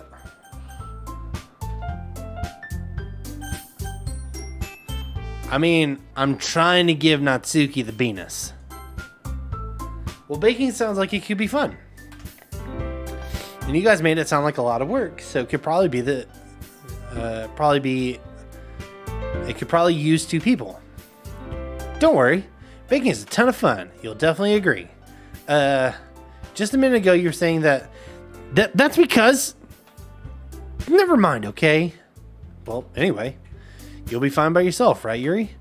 Of course. I'm used to it after all. That's good. Even though Yuri's being melodramatic, it's a little hard not to feel bad. So that's everything, right? Anything else we need to talk about? No, I think that's it. Are you guys excited? Yes. Everything except the performance is going to be awesome. I don't think that really counts. What about you, Thurb? Me? Oh, I guess you could say I'm interested to see how it turns out. That's good enough for me. What about you, Yuri? Yuri? She's still sulking. Natsuki starts pouting too. It's not that big of a deal or anything. Well, it might just that... I think that Yuri might be feeling a little underappreciated in general. Having to come up with something for her to do and then nobody offering to help. That doesn't mean... Natsuki glances back and forth between everyone with a worried expression. Look! Natsuki goes over and puts her hands down on Yuri's shoulders. Yuri, you really are the most talented one here, and you're going to help make the event a lot more fun and welcoming. I mean, the cupcakes will probably help a lot too, but you're going to make the atmosphere special. That'll be really important for the way that the people feel during the performances, so you need to stop being dumb and give yourself a little more credit. Natsuki releases her hands and turns around to face the other direction. You didn't really be there, did you? Not really, but Yuri isn't the only one surprised. Monica and I are also taken aback by Natsuki's words. Natsuki, of all people, to be saying such encouraging things, but I begin to understand. Natsuki was trying to sound like Sayori. Even if it didn't work perfectly, I can tell that she tried to say something Sayori would say at the time like this. Because Sayori would always help everyone smile and feel good about themselves. I'm sorry for being dumb. I'm gonna do my best. And all of us are gonna make a really great event. Yeah. Yeah. I hope to see everyone do their best. But with that, there's nothing more for today, so I guess it's time to head out. Okay, but I'm staying here a bit longer. I barely got to do any reading today. So fair enough, there's nothing wrong with that. Everyone packs up their things. I start to follow Monica and Yuri to the door and chat between each other. Where are you going? Ooh, are we about to give her the Venus? We still need to figure out our plans for this weekend. You literally would have gotten home and realized that you didn't even have a way to contact me. That's true. I have no idea how that slipped my mind. Geez, good thing I stopped you. I'm giving you my number, okay? You better not make it weird or anything. Why would I do that? Natsuki gives me her number. Okay? I'm coming over Sunday. I'll bring the ingredients. Wait, you're coming to my house? Well, yeah. What's wrong with that?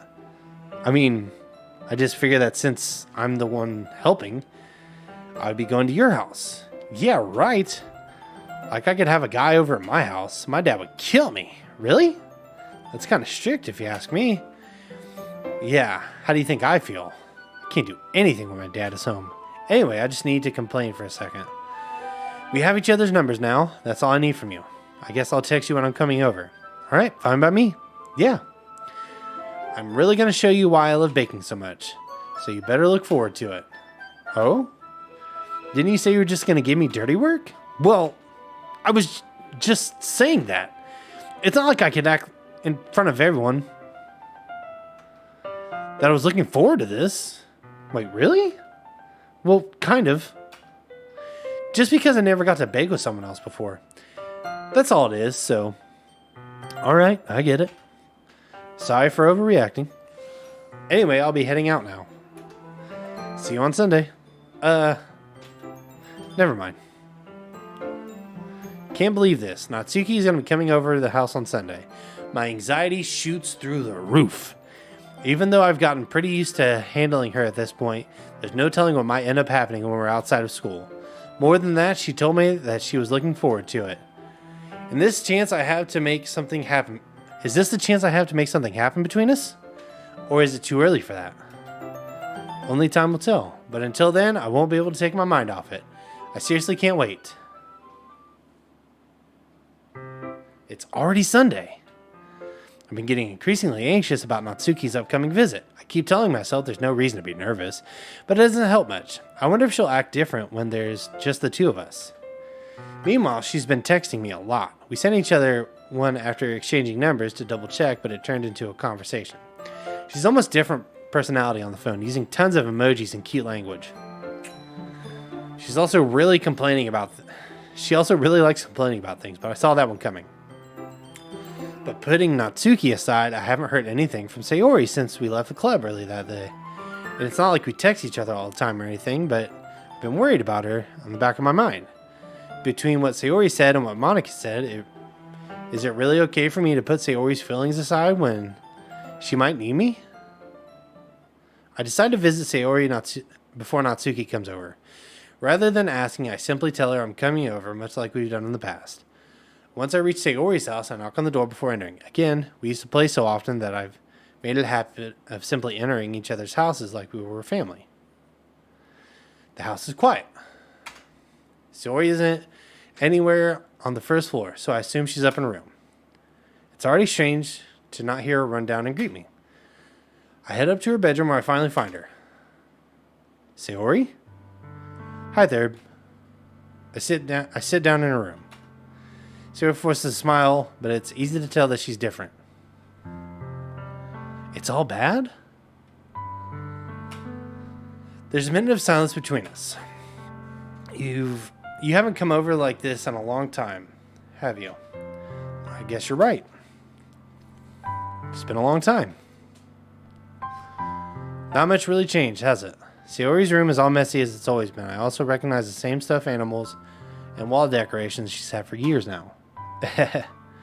If you came over more often, it wouldn't be such a mess. It's all because I end up cleaning it for you. How come you suddenly wanted to come over today? Aren't you supposed to see Natsuki today? Yeah, but... Wait, how did you know that? Sayori had already left by the time we decided that last meeting. Monica told me. It's only natural to keep me informed of the festival preparations, right? That's true. Were you going to be helping Monica today? Of course. But I'm just helping her online. We didn't plan on meeting up or anything. So it's just me and Natsuki then. Yep. There's more silence between us. Sayori stares in a random direction. Everything about her behavior is really uncharacteristic. I finally get to the point. I just want to see how you're doing. After you left on Friday, when something's wrong, you can't hide it from me. I know you too well. So, Sayori smiles, shaking her head. That's no good, Thurb. Why can't it just be like it's always been? This is all my fault. If I didn't get so weak and accidentally express my feelings, if I didn't make that stupid mistake, then you wouldn't have been worried about me at all. You wouldn't have come here. You wouldn't have been thinking about me right now, but this is just my punishment, isn't it? I'm getting punished for being so selfish. I think that's the word the world decided to have you come over today. But it just wants to torture me. Sayori? I grab Sayori by the shoulders. What on earth are you saying? Are you listening to yourself right now? I know something's happened to you. It's abuse. She's being abused. There's no other explanation for you to be like this. So tell me already. Till I know, I won't be able to stop thinking about it. Sayori gives me an empty smile. You really put me in a trap, Thurb, but you're wrong. Nothing happened to me.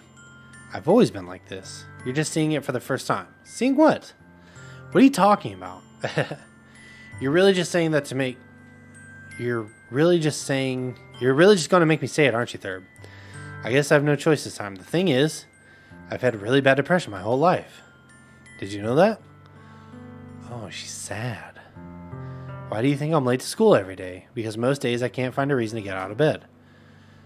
What reason is there to do anything when I fully know how worthless I am?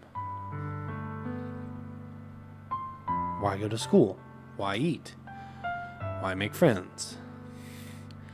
Why make other people put their energy and caring to waste by having them spend it on me?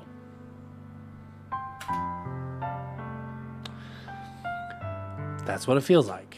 And that's why I just want to make everyone happy. Without anyone worrying about me. I'm in shock. I can't even figure out how to respond. How is it possible that Sayori kept it from me the entire time that I've known her? Did she really want so badly for me to just not think about her? Why, Sayori?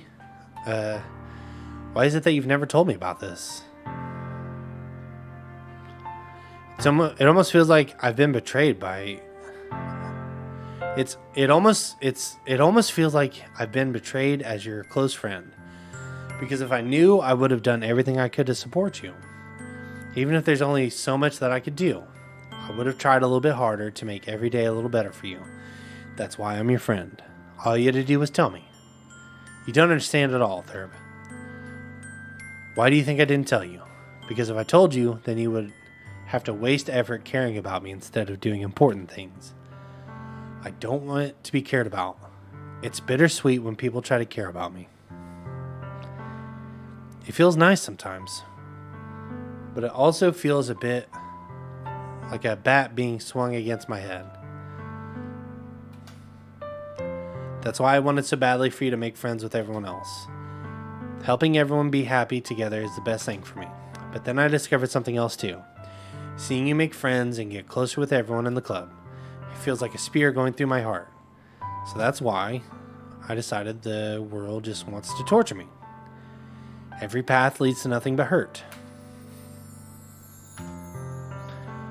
You're right, that I don't understand. I don't understand your feelings at all, Sayori. But I don't need to understand. Whatever it takes for me to help you stop hurting, that's what I'll do. No, Thurb. There's nothing. Nothing at all. The only thing that could help is if everything could be like it always was. But I was selfish. I finally showed you what a horrible person I am. Tears streaked down Sayori's face. I made you join the literature club because I was selfish. And I was punished by my heart hurting in a way that I couldn't understand. Holy fuck. And now you came here and I I made you hurt too. I'm just weak and selfish. That's all I am. And that's why I'm going to accept these punishments. Because I deserve every last one. Without thinking once again, I grab Sayori's shoulders. This time I pull her into a tight embrace. Thurb, Sayori, I don't care if you feel selfish. I'm really happy that you convinced me to join. Seeing you every day makes it worthwhile enough. If I make friends with everyone else, that's just a bonus. But please never underestimate how much I care about you. I wouldn't have it any other way. Thurb. Sayori isn't hugging me back. Despite my arms being wrapped around her, Sayori's arms remain at her sides. She starts sobbing next to my ear. No, don't do this to me. Please don't do this. Thurb. Sayori barely manages to speak between her sobs. I don't know if I'm doing the right thing, but all I want for her to know is that I care. If you have it in it to call yourself selfish, then you have to let me be selfish too. No matter what it takes, I'll figure out what needs to change. I'll make these feelings go away, and if there's anything that you need me to do, then you better tell me. I'll get mad if you don't. I don't know. I don't know. I don't know. Gently, Sayori finally puts her arms around me in return. I don't know anything. It's all really scary. I don't understand any of my feelings, Thurb. The only time I'm not feeling nothing is when I'm feeling pain.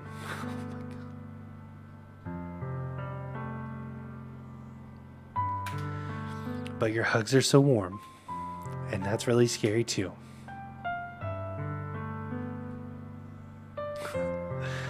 Sayori lets me go, and as she does so, I let her go as well. The festival is tomorrow. Yeah. It's gonna be fun, right? Yeah. How would you like for me to spend it all with you? It's what I want. I promise. I think that would be nice then. Yeah. So wipe away your tears. If I could spend the whole day here, I would. Of all days, this has to be the one where I have to have other plans. Maybe I should cancel. No, don't. Please don't. If you did, then I really wouldn't forgive you. But it's almost time for Natsuki to meet me at my house. At the very least, do you want to come along and help out? It would be fun. To my surprise, Sayori shakes her head. I'm sorry. I don't know if that would be very good for me today. You understand, right? Yeah, it's kind of hard for me to fully understand. But I'm trying my hardest. It's okay. Don't worry too much about it. I'll see you tomorrow, okay? Alright. I look forward to it. I say goodbye to Sayori and exit her house. On the way home, I find myself still feeling uneasy. But it's hard for me to keep thinking about it when Natsuki is about to come over. I think Sayori is right. I shouldn't be worrying too much, and we're definitely going to have a great time tomorrow. I should focus on what's ahead of me. God damn. Spent a few minutes anxiously waiting. Before I know it, she texts, let me know she's outside the front door. Without delay, I open the door and let her in. Sup? Hey. I don't know what I was expecting, but seeing Natsuki in something other than her school uniform really threw me off. Seeing her in such cute clothes makes the uniform seem totally unfitting to her in comparison. Geez, don't make me feel so awkward. It's just going to be a long afternoon, so don't be weird because you're not used to seeing me outside the school. Anyway, I'm coming in. I see you brought a lot of stuff. Natsuki is carrying a large bag that is probably full of baking supplies. Well, I didn't want to come all this way to find out that your kitchen isn't equipped for the job. You brought everything I asked you to, right? Yeah, I did. Yesterday, Natsuki asked me to buy a bunch of ingredients if I didn't already have them at home. Good. Glad I could count on you to do your part. Well, of course. I'm surprised you hear Natsuki suddenly say, rather than something snarky like she usually does. Could it be that she is a little different outside of school after all? She has a little snaggle tooth. It's kind of cute. Anyway, let's go to the kitchen. What? You're not even going to offer to take this heavy bag from me? Where's your hospitality, Thurb? Come on. Since when did I need to be a gentleman? I grab the bag Natsuki holds out to me. This is ridiculously heavy. I carried it all the way here. Are you impressed? I see now. Yeah, I'm impressed, Natsuki. It seems like I always underestimate you. It's because I'm so small, isn't it? You jerk. Natsuki fits a fist into my chest. Hey. Your size has nothing to do with it. Do you really hate being small that much? It's not like I hate it. I mean, sometimes I like proving people wrong when they only think I'm worth my size. Worthy? Whatever. It's fun when I get to be small, but also better than other people. But, geez, never mind. What are you making me say? Don't think you can make me talk all about weird things just because we're not at school? Are we getting started or what? There's a lot of stuff I gotta teach you. What? That's a little bit more like you. You're more funny when you speak your mind like that. Hey! Now you are treating me like a kid. I was just trying to be a little nicer to you, you know? Oh my god, all this talking. And just because I don't have a mature, sexy figure like Yuri doesn't mean I shouldn't treat me like... Natsuki catches her words and her face turns red. Natsuki? Forget it. I didn't say anything. I should apologize. I appreciate that you were trying to be nicer. I should have been a little bit more considerate too. But also, if that's what you're thinking, then you should know that there are tons of guys who are into body types like yours. How would you know that anyway? Just trust me on this one. Gross. Hey. Was that to me? Who else? Man, let's just get started already. You get all sour when a girl calls you gross. I finally found your weakness, Thurb. Natsuki smiles deviously. Please spare me. Well, if Natsuki decides to dish out more insults like that, there's no way I'm fighting back. But she's satisfied enough for now. Finally starts to pull things out of the bag so we can get started.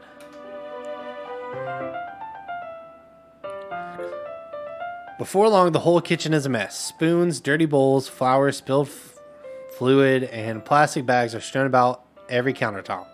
The mixer isn't big enough to make all the batter at once, so we had to do it several times. Meanwhile, Natsuki is babysitting all the movements to make sure I don't mess up precious baking. Thurb, where did you put the food coloring? The batter's going in the oven soon, so I need to fill the trays. I think it's still in the bag next to the table.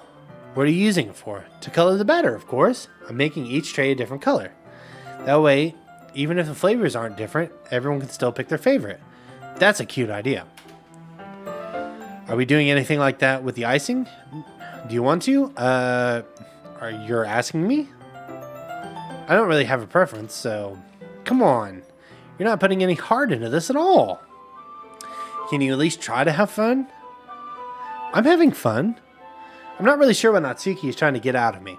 Meanwhile, I see her separate the batter into smaller bowls and put a few drops of food coloring into each. That does look pretty cool. See? It's not like baking is just about following instructions. The presentation is where you get to be creative and have the most fun. It's a million times more worth it in the end. Just looking at it makes everyone's eyes lighten up. Like the ones you made on my first day, huh? I recall Natsuki proudly presenting her cat-shaped cupcakes in Sayori and Monika's delighted expression. I wonder if I can make Natsuki proud like that too. Yeah. Maybe I'll use a food coloring then. Sounds like you're starting to understand. Just make sure you completely finish mixing the icing before you miss the food coloring. Yeah, it's getting there. We were using the electric mixer for the batter, so I got stuck with a whisk and a huge bowl for the icing. The icing's still lumpy. Are you even trying? Well, yeah. It's just a little longer. Geez, I'll be here all night if you do it like that. Here, look. Natsuki grabs a whisk from me and uses her other hand to tilt the bowl back. You really need to beat the crap out of it. After a few seconds, the consistency of the icing has already improved. See? As if to emphasize, Natsuki sticks a finger in the icing and pops it in her mouth. Reluctantly, hey! Natsuki suddenly grabs my wrist. I don't want your gross fingers in my icing. Your icing, huh? Are you forgetting who did all the work? I start to fight back, trying to inch my finger towards the bowl. Don't make me beat the crap out of you next. I'd like to see you try. I push a little harder for my fingers to reach the icing. I triumphantly scoop some with my finger, just as Natsuki tugs with all her might. The force of Natsuki pulling me causes me to stumble, making her stumble in turn. Gross! You got it on my face. Whose fault is that? There's a big glob of icing on Natsuki's cheek. She tries to reach it with her tongue, but it's too far away. Jeez. You know what? Take this. And Natsuki instead wipes it off with her fingers, shoving her finger towards my own face. You wish. I'm faster. I grab her wrist with my hand before it reaches my face. Natsuki tries to use her other hand to fight back, but then I grab that one as well.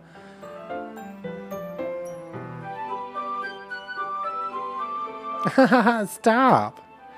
Not until you apologize for calling me gross. Why am I wearing long sleeves? Fine. I'm sorry for calling you gross. You know I don't mean it. It's just funny seeing you react to it. You do it to me all the time, you know? Saying dumb things to get a reaction out of me. Is it Venus time? I think it's Venus time. She's getting the Venus. Is that so? In that case, I probably shouldn't do this either. I take Natsuki's finger, put it in my mouth, licking out the icing. What?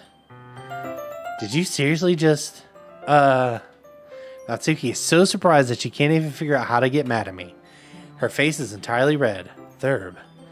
You really shouldn't be doing that kind of thing to girls unless you really like them, you know? You know that, right? What kind of question is she asking me just like that? How did the mood turn to this so quickly? Natsuki gazes at me in silence. I notice her shallow breaths. I'm starting to feel dizzy.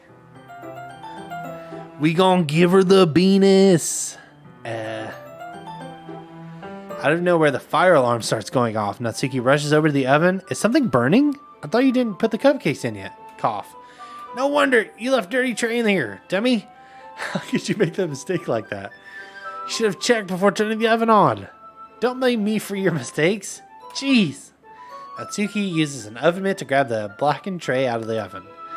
She sets it on top of the stove, and in another movement pulls the fire alarm stops. Anyway, I'm putting them in the oven now.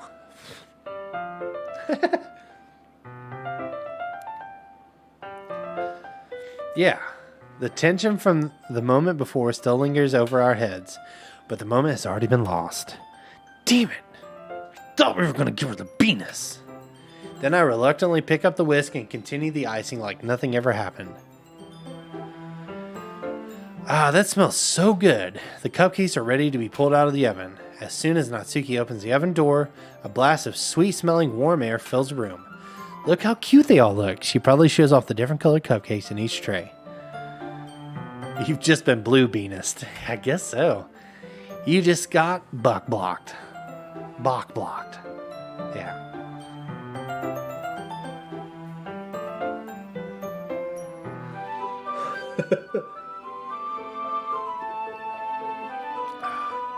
They'll look even better when we add the icing. Not like you need to tell me that. I brought decorating stuff, so I hope you can get creative. Here, scoop the icing into these bags. Natsuki hands me some plastic bags. I have these nozzles that make it look nice and fluffy. This one can even make flowers. We probably won't be using it this time, though. What's this one for? I pick up one of the nozzles that has a much thinner tip than the others. That one's really thin, so you can use it to make stripes or other patterns, but you can also use it to write stuff on a cake, like happy birthday or whatever. Huh, I see. This gives me an idea, actually. Well, it's a literature event, right? We could make it more literature themed, right? Different one, writing a different word on each of the cupcakes. It would be fun to see people choose their cupcakes based on a word they like. I was kind of expecting you to say something really stupid, but that's actually a really cute idea. Aha! I'm getting it from you. What's that supposed to mean? I'm not cute? Come on. We're not at school. Nobody's judging. You can't dress and act like this and not expect me to think you're cute. Well, Natsuki's voice trails off. Same with you. Did you say something? No, nothing. Let's just do the icing. Natsuki picks up the paste and fastens the nozzle onto each bag. There's a lot to do, so we shouldn't be wasting time. Here, I'll show you how to do it. Without giving me a chance to think about it before, Natsuki quickly moves on. She shows me how to apply the icing, and then we each get to work. When we're finally finished, Natsuki puts them all on the side to admire our work. Look at how pretty they all are together. Yeah, they are, aren't they? I wish I could have one now. Well, there's no reason you can't, right? I don't see any harm in that. Well, yeah, but my dad's making dinner tonight, so I really need to save my appetite. Buffsuki supremacy? Aha! Sayori's the exact opposite in that regard. If she were here, she would be down 10 cupcakes already. And she would still eat dinner. Come on, that's just unhealthy. Besides, when my dad cooks, I need to eat as much as I can. Well, anyway, I was hoping we could have time for a mango, but I need to be home for dinner. Already? That's a shame. It's your fault for working so slowly. You should have thought about that. It's not like you always have this chance. Man. As usual, Natsuki places the blame on me. You can bring the cupcakes tomorrow, right? If you and Sayori each carry some, then you can probably do it in one trip. Yeah, I can do that. And don't worry, I won't let her eat any. I wish she would listen to me the way she listens to you. Yeah. I again think to the conversation I had with Sayori earlier. I felt so helpless. Sayori always does listen to me, but at that point it felt like she couldn't listen to me at all. Okay, I'm all packed up. Good work today. You too. I'll walk you out, I guess. Kiss her. Just like that, Natsuki was already about to leave. It feels like the afternoon went by in a flash. More than that, did I even take the opportunity to get close to her like I wanted? Well, I guess I'll be off then. Thanks for all the help and everything. I'll see you tomorrow. Wait, Natsuki. What you said before about not always having this chance, it doesn't have to be that way at all. I had fun today. You showed me how fun baking can be, like you wanted. But aside from that, you can come over anytime, okay? I think that if possible, I'd like to spend more time with you like this. If you want to read Mango or go somewhere. Do you really mean that? Natsuki looks at me tensely, like she's trying to hide her expression. Yeah. I want to spend more time with you. Thurb, I thought you only cared about getting this done. I'm sorry, I had to leave so early today. I really didn't want to.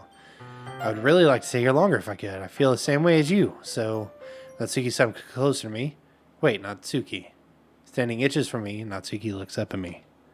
I feel her fingers clutched at the sides of my shirt as if holding on to me. Her rose-colored cheeks, matching eyes, fill my vision.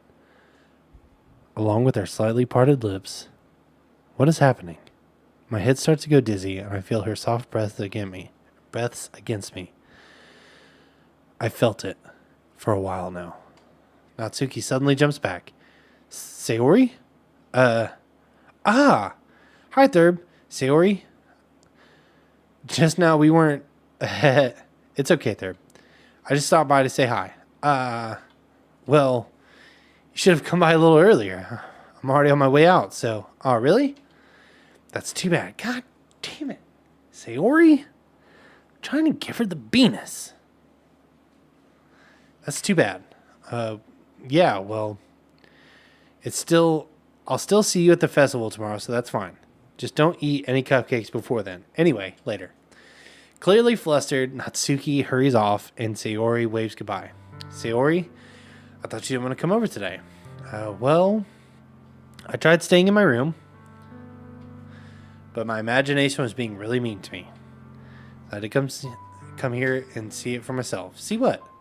What are you talking about? You know. How much fun you were having with Natsuki. Was she watching? That's creepy. and how close you got to her. It makes me really happy that you've made such good friends. That's all that matters to me. Tears start to fall down Sayori's face. That's all that matters to me.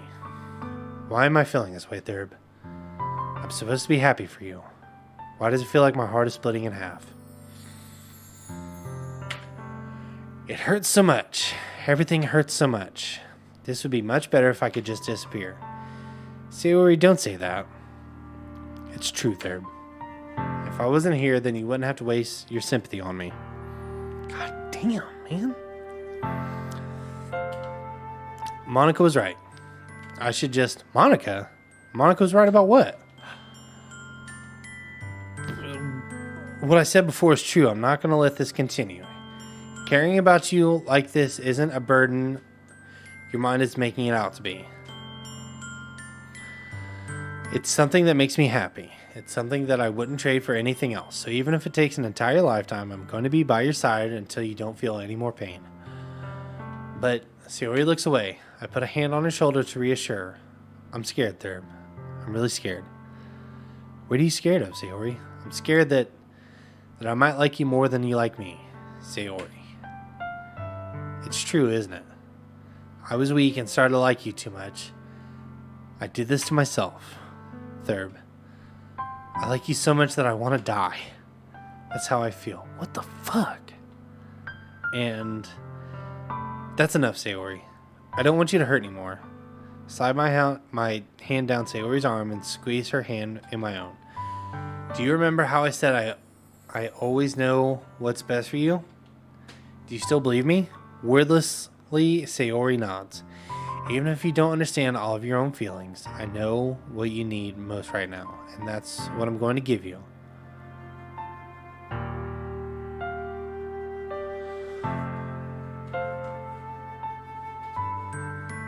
Fuck!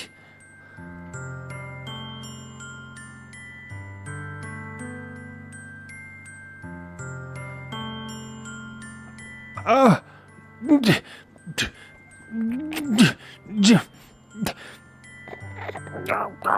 God. I want to give Nat the Venus. I can do another playthrough. I can give it to Sayori. I can give Sayori the penis. I can do that. You'll always be my dearest friend. I feel like we're going that way. We're giving Nat the penis. Sayori's getting the penis later.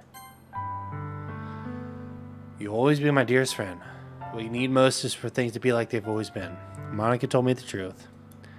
She told me how much happier you seemed after I joined the club. I know you're struggling with some really difficult feelings right now. But please trust me that I know what's best and what will make you happy in the end. I promise I'll help get things back in the way they were. I see.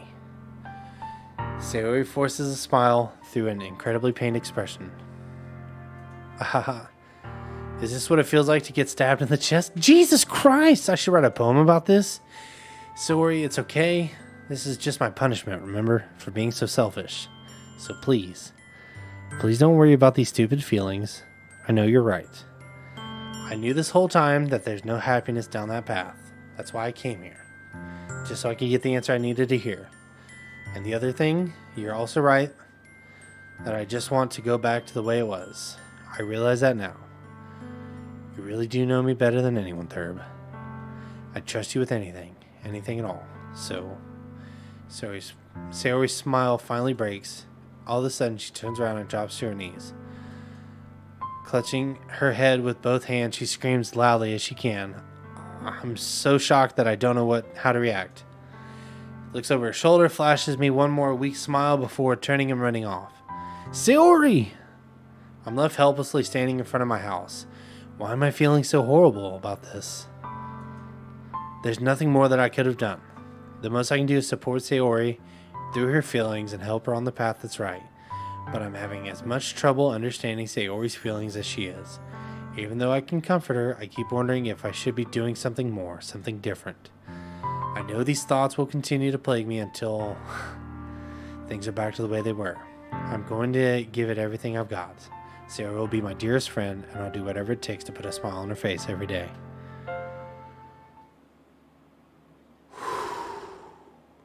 It's the day of the festival. Of all days, I expected this to be the one where we walk into school with Sayori.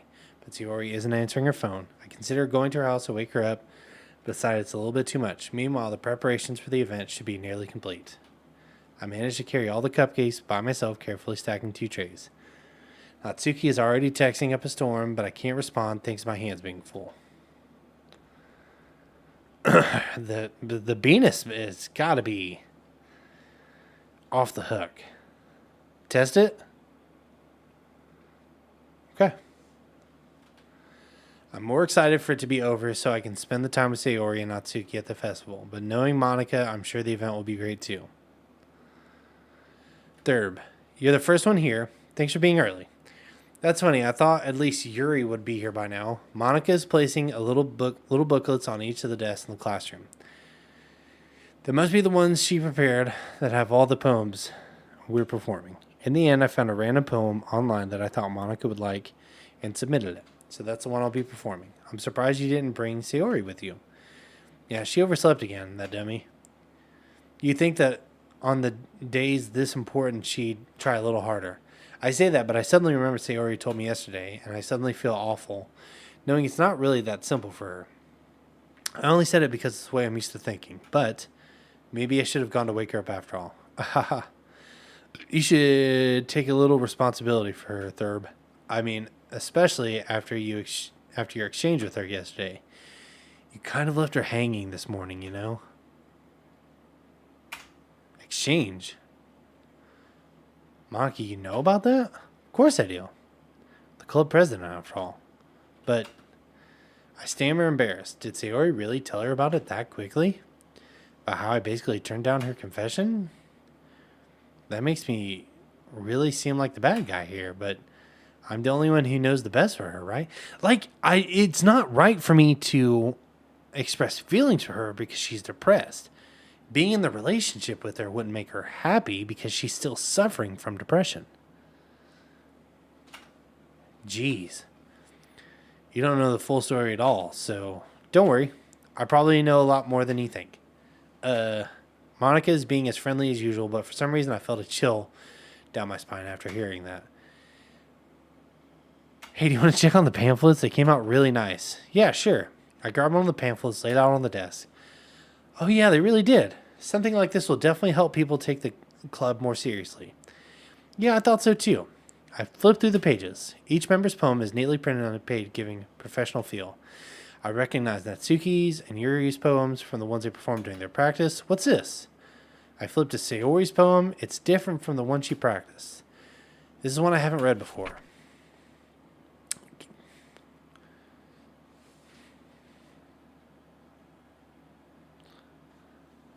Get out of my head.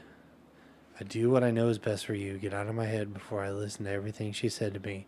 Get out of my head before I show you how much I love you. Get out of my head before I finish writing this poem. But a poem is never actually finished. It just stops moving. What is this? Reading the poem, I get a pit in my stomach. Thurb, what's wrong? Nothing. This poem feels completely different from everything else Sayori's written. But more than that, I changed my mind. I'm going to get Sayori, so, well, all right. Try not to take too long, okay? I quickly leave the classroom. Don't strain yourself, Monica calls out after me. I quicken my pace. What was I thinking? I should have tried a little harder for Sayori. It's not that big a deal, at least to wait for her, or to help wake her up. Even if a simple gesture of walking her to school makes her really happy. Besides, I told her yesterday that things will be the same as they always have been. And that's all she needs, and that's what I want to give her. I reach Sayori's house and knock on the door. I don't expect an answer since she's not picking up her phone either. Like yesterday, I opened the door and let myself in.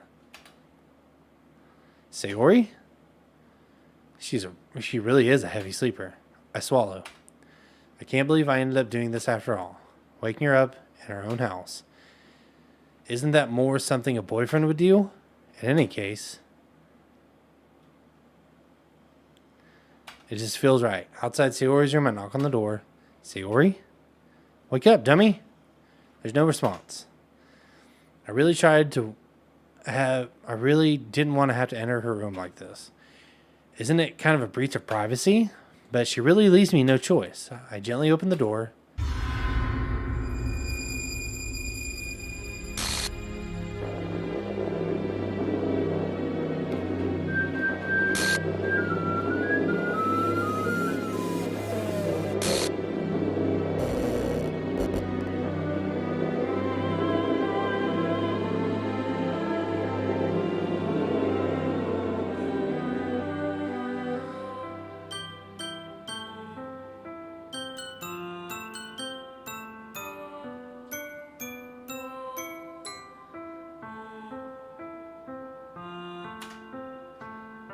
What the hell?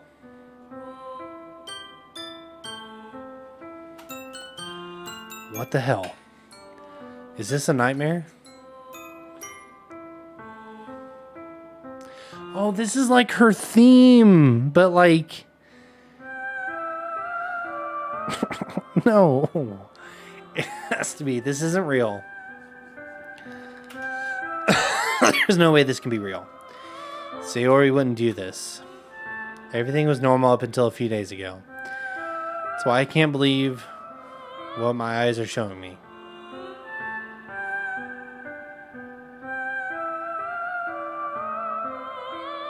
I suppressed my urge to vomit. Just yesterday, I told Sayori I would be there for her. I told her I know it's best and everything will be okay. Then why would she do this? How could I be so helpless? What did I do wrong? Turning down her confession. That has to have been what pushed her over the edge. Her agonized scream still echoes in my ears. What did I do to her when she needed me the most? Why was I so selfish? This is my fault. My swarming thoughts keep telling me everything I could have done to prevent this. If I just spent more time with her, walked her to school, and gave her what I knew she wanted out of our relationship, then I could have prevented this. I know I could have prevented this. Screw the literature club. Screw the festival. I just lost my best friend. Someone I grew up with. She's gone forever. Nothing I can do can bring her back. This isn't some game where I can reset and try something different. I had only one chance and I wasn't careful enough. And now I'll carry the guilt with me until I die. Nothing in my life is worth more than hers. But I still couldn't do what she needed from me. And now I can never take it back. Never, never, never, never.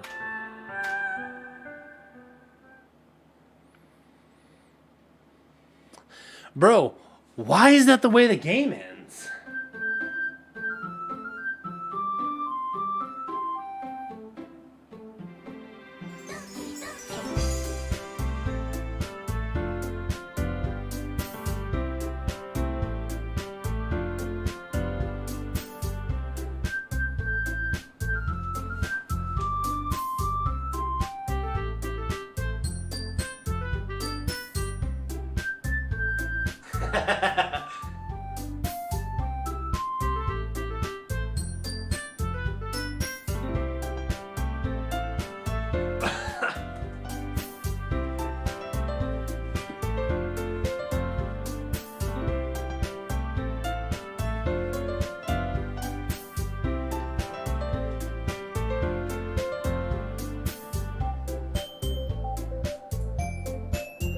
It's just the beginning? What are you talking about? Why also is this a thing?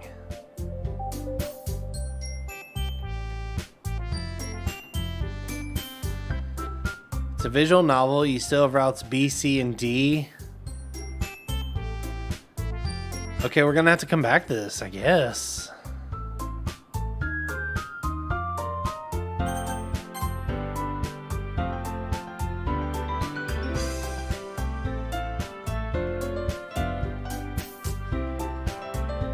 Holy smokes, bro.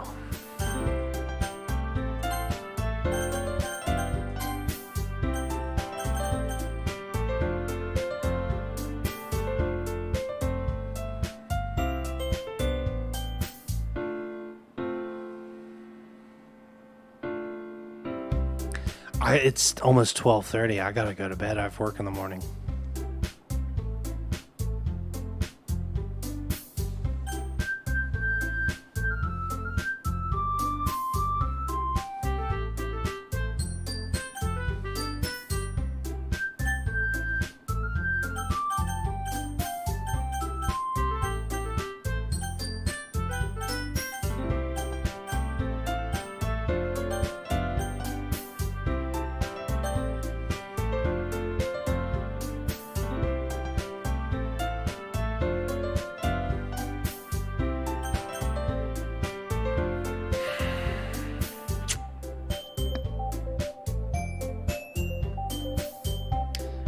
Liking the stream is a free way to support me, by the way. And I could use some love right now.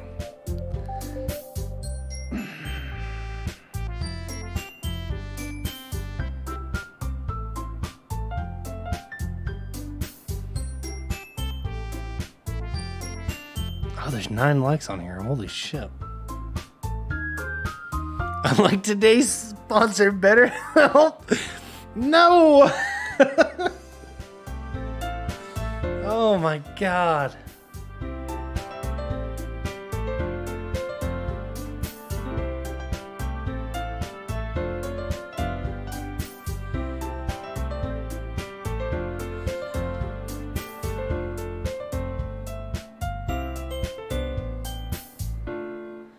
Did I get the worst ending?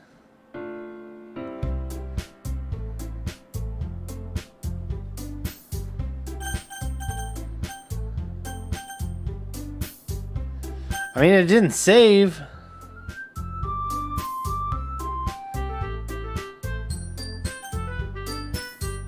I don't know. You have not endinged yet? Okay. Really?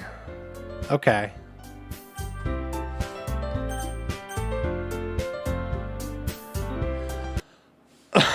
Well...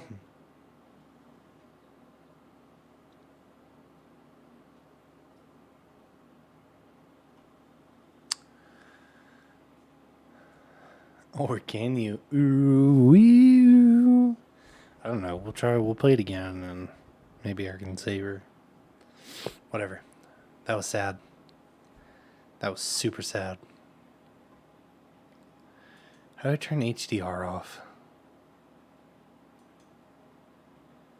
God. Okay. Well, cool.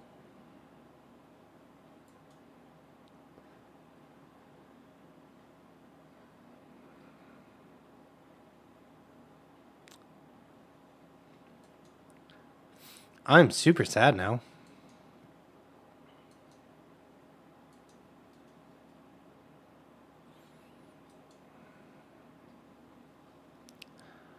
YouTube will be quite happy? I guess so.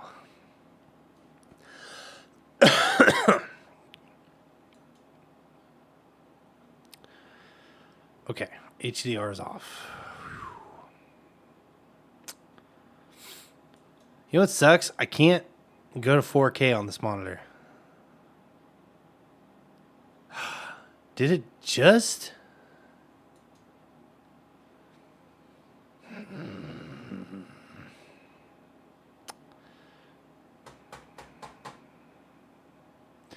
You go into financial debt in game and then you're homeless and then you go through redemption arc. Okay. Okay, well, we'll try again on the next stream, I guess. Maybe we'll get a better ending. Holy, that's a free game, by the way. Jesus in heaven.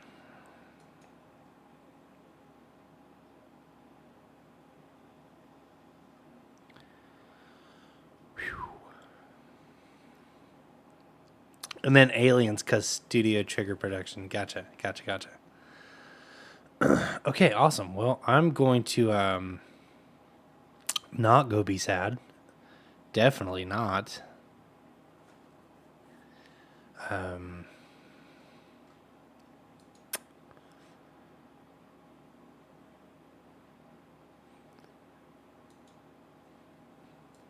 Yeah. Whoa.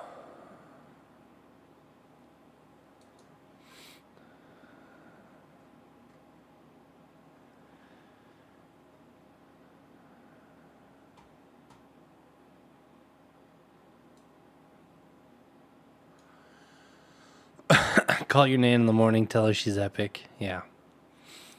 Okay, well, I'm going to try and record a video tomorrow. Hopefully that works out well. And then post it Monday. I'm so sad right now.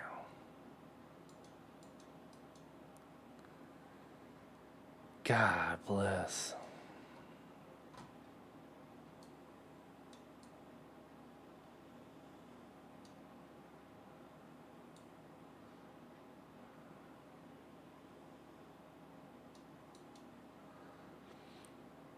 Don't worry. Be happy.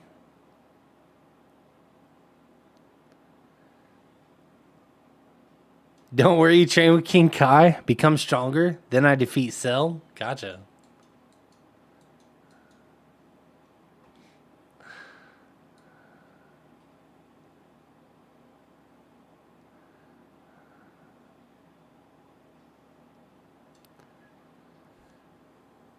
Learn the Kaioken. Yes. First Frieza. Oh, yeah.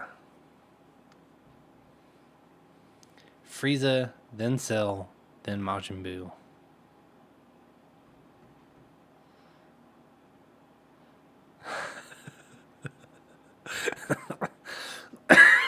Okay. I will see you guys again on Wednesday, my dudes. Maybe. Maybe not. Maybe Thursday. We might have to move stream days around. I'll let you guys know in Discord or on Twitter, which you should all be following and a part of.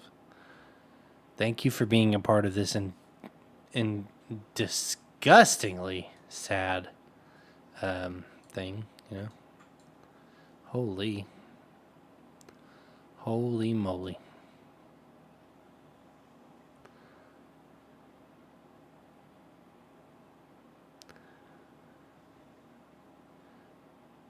So Wednesday or Thursday, I'll let you know.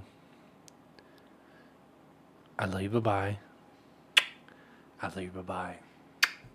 I love you, bye-bye. I love you, bye-bye.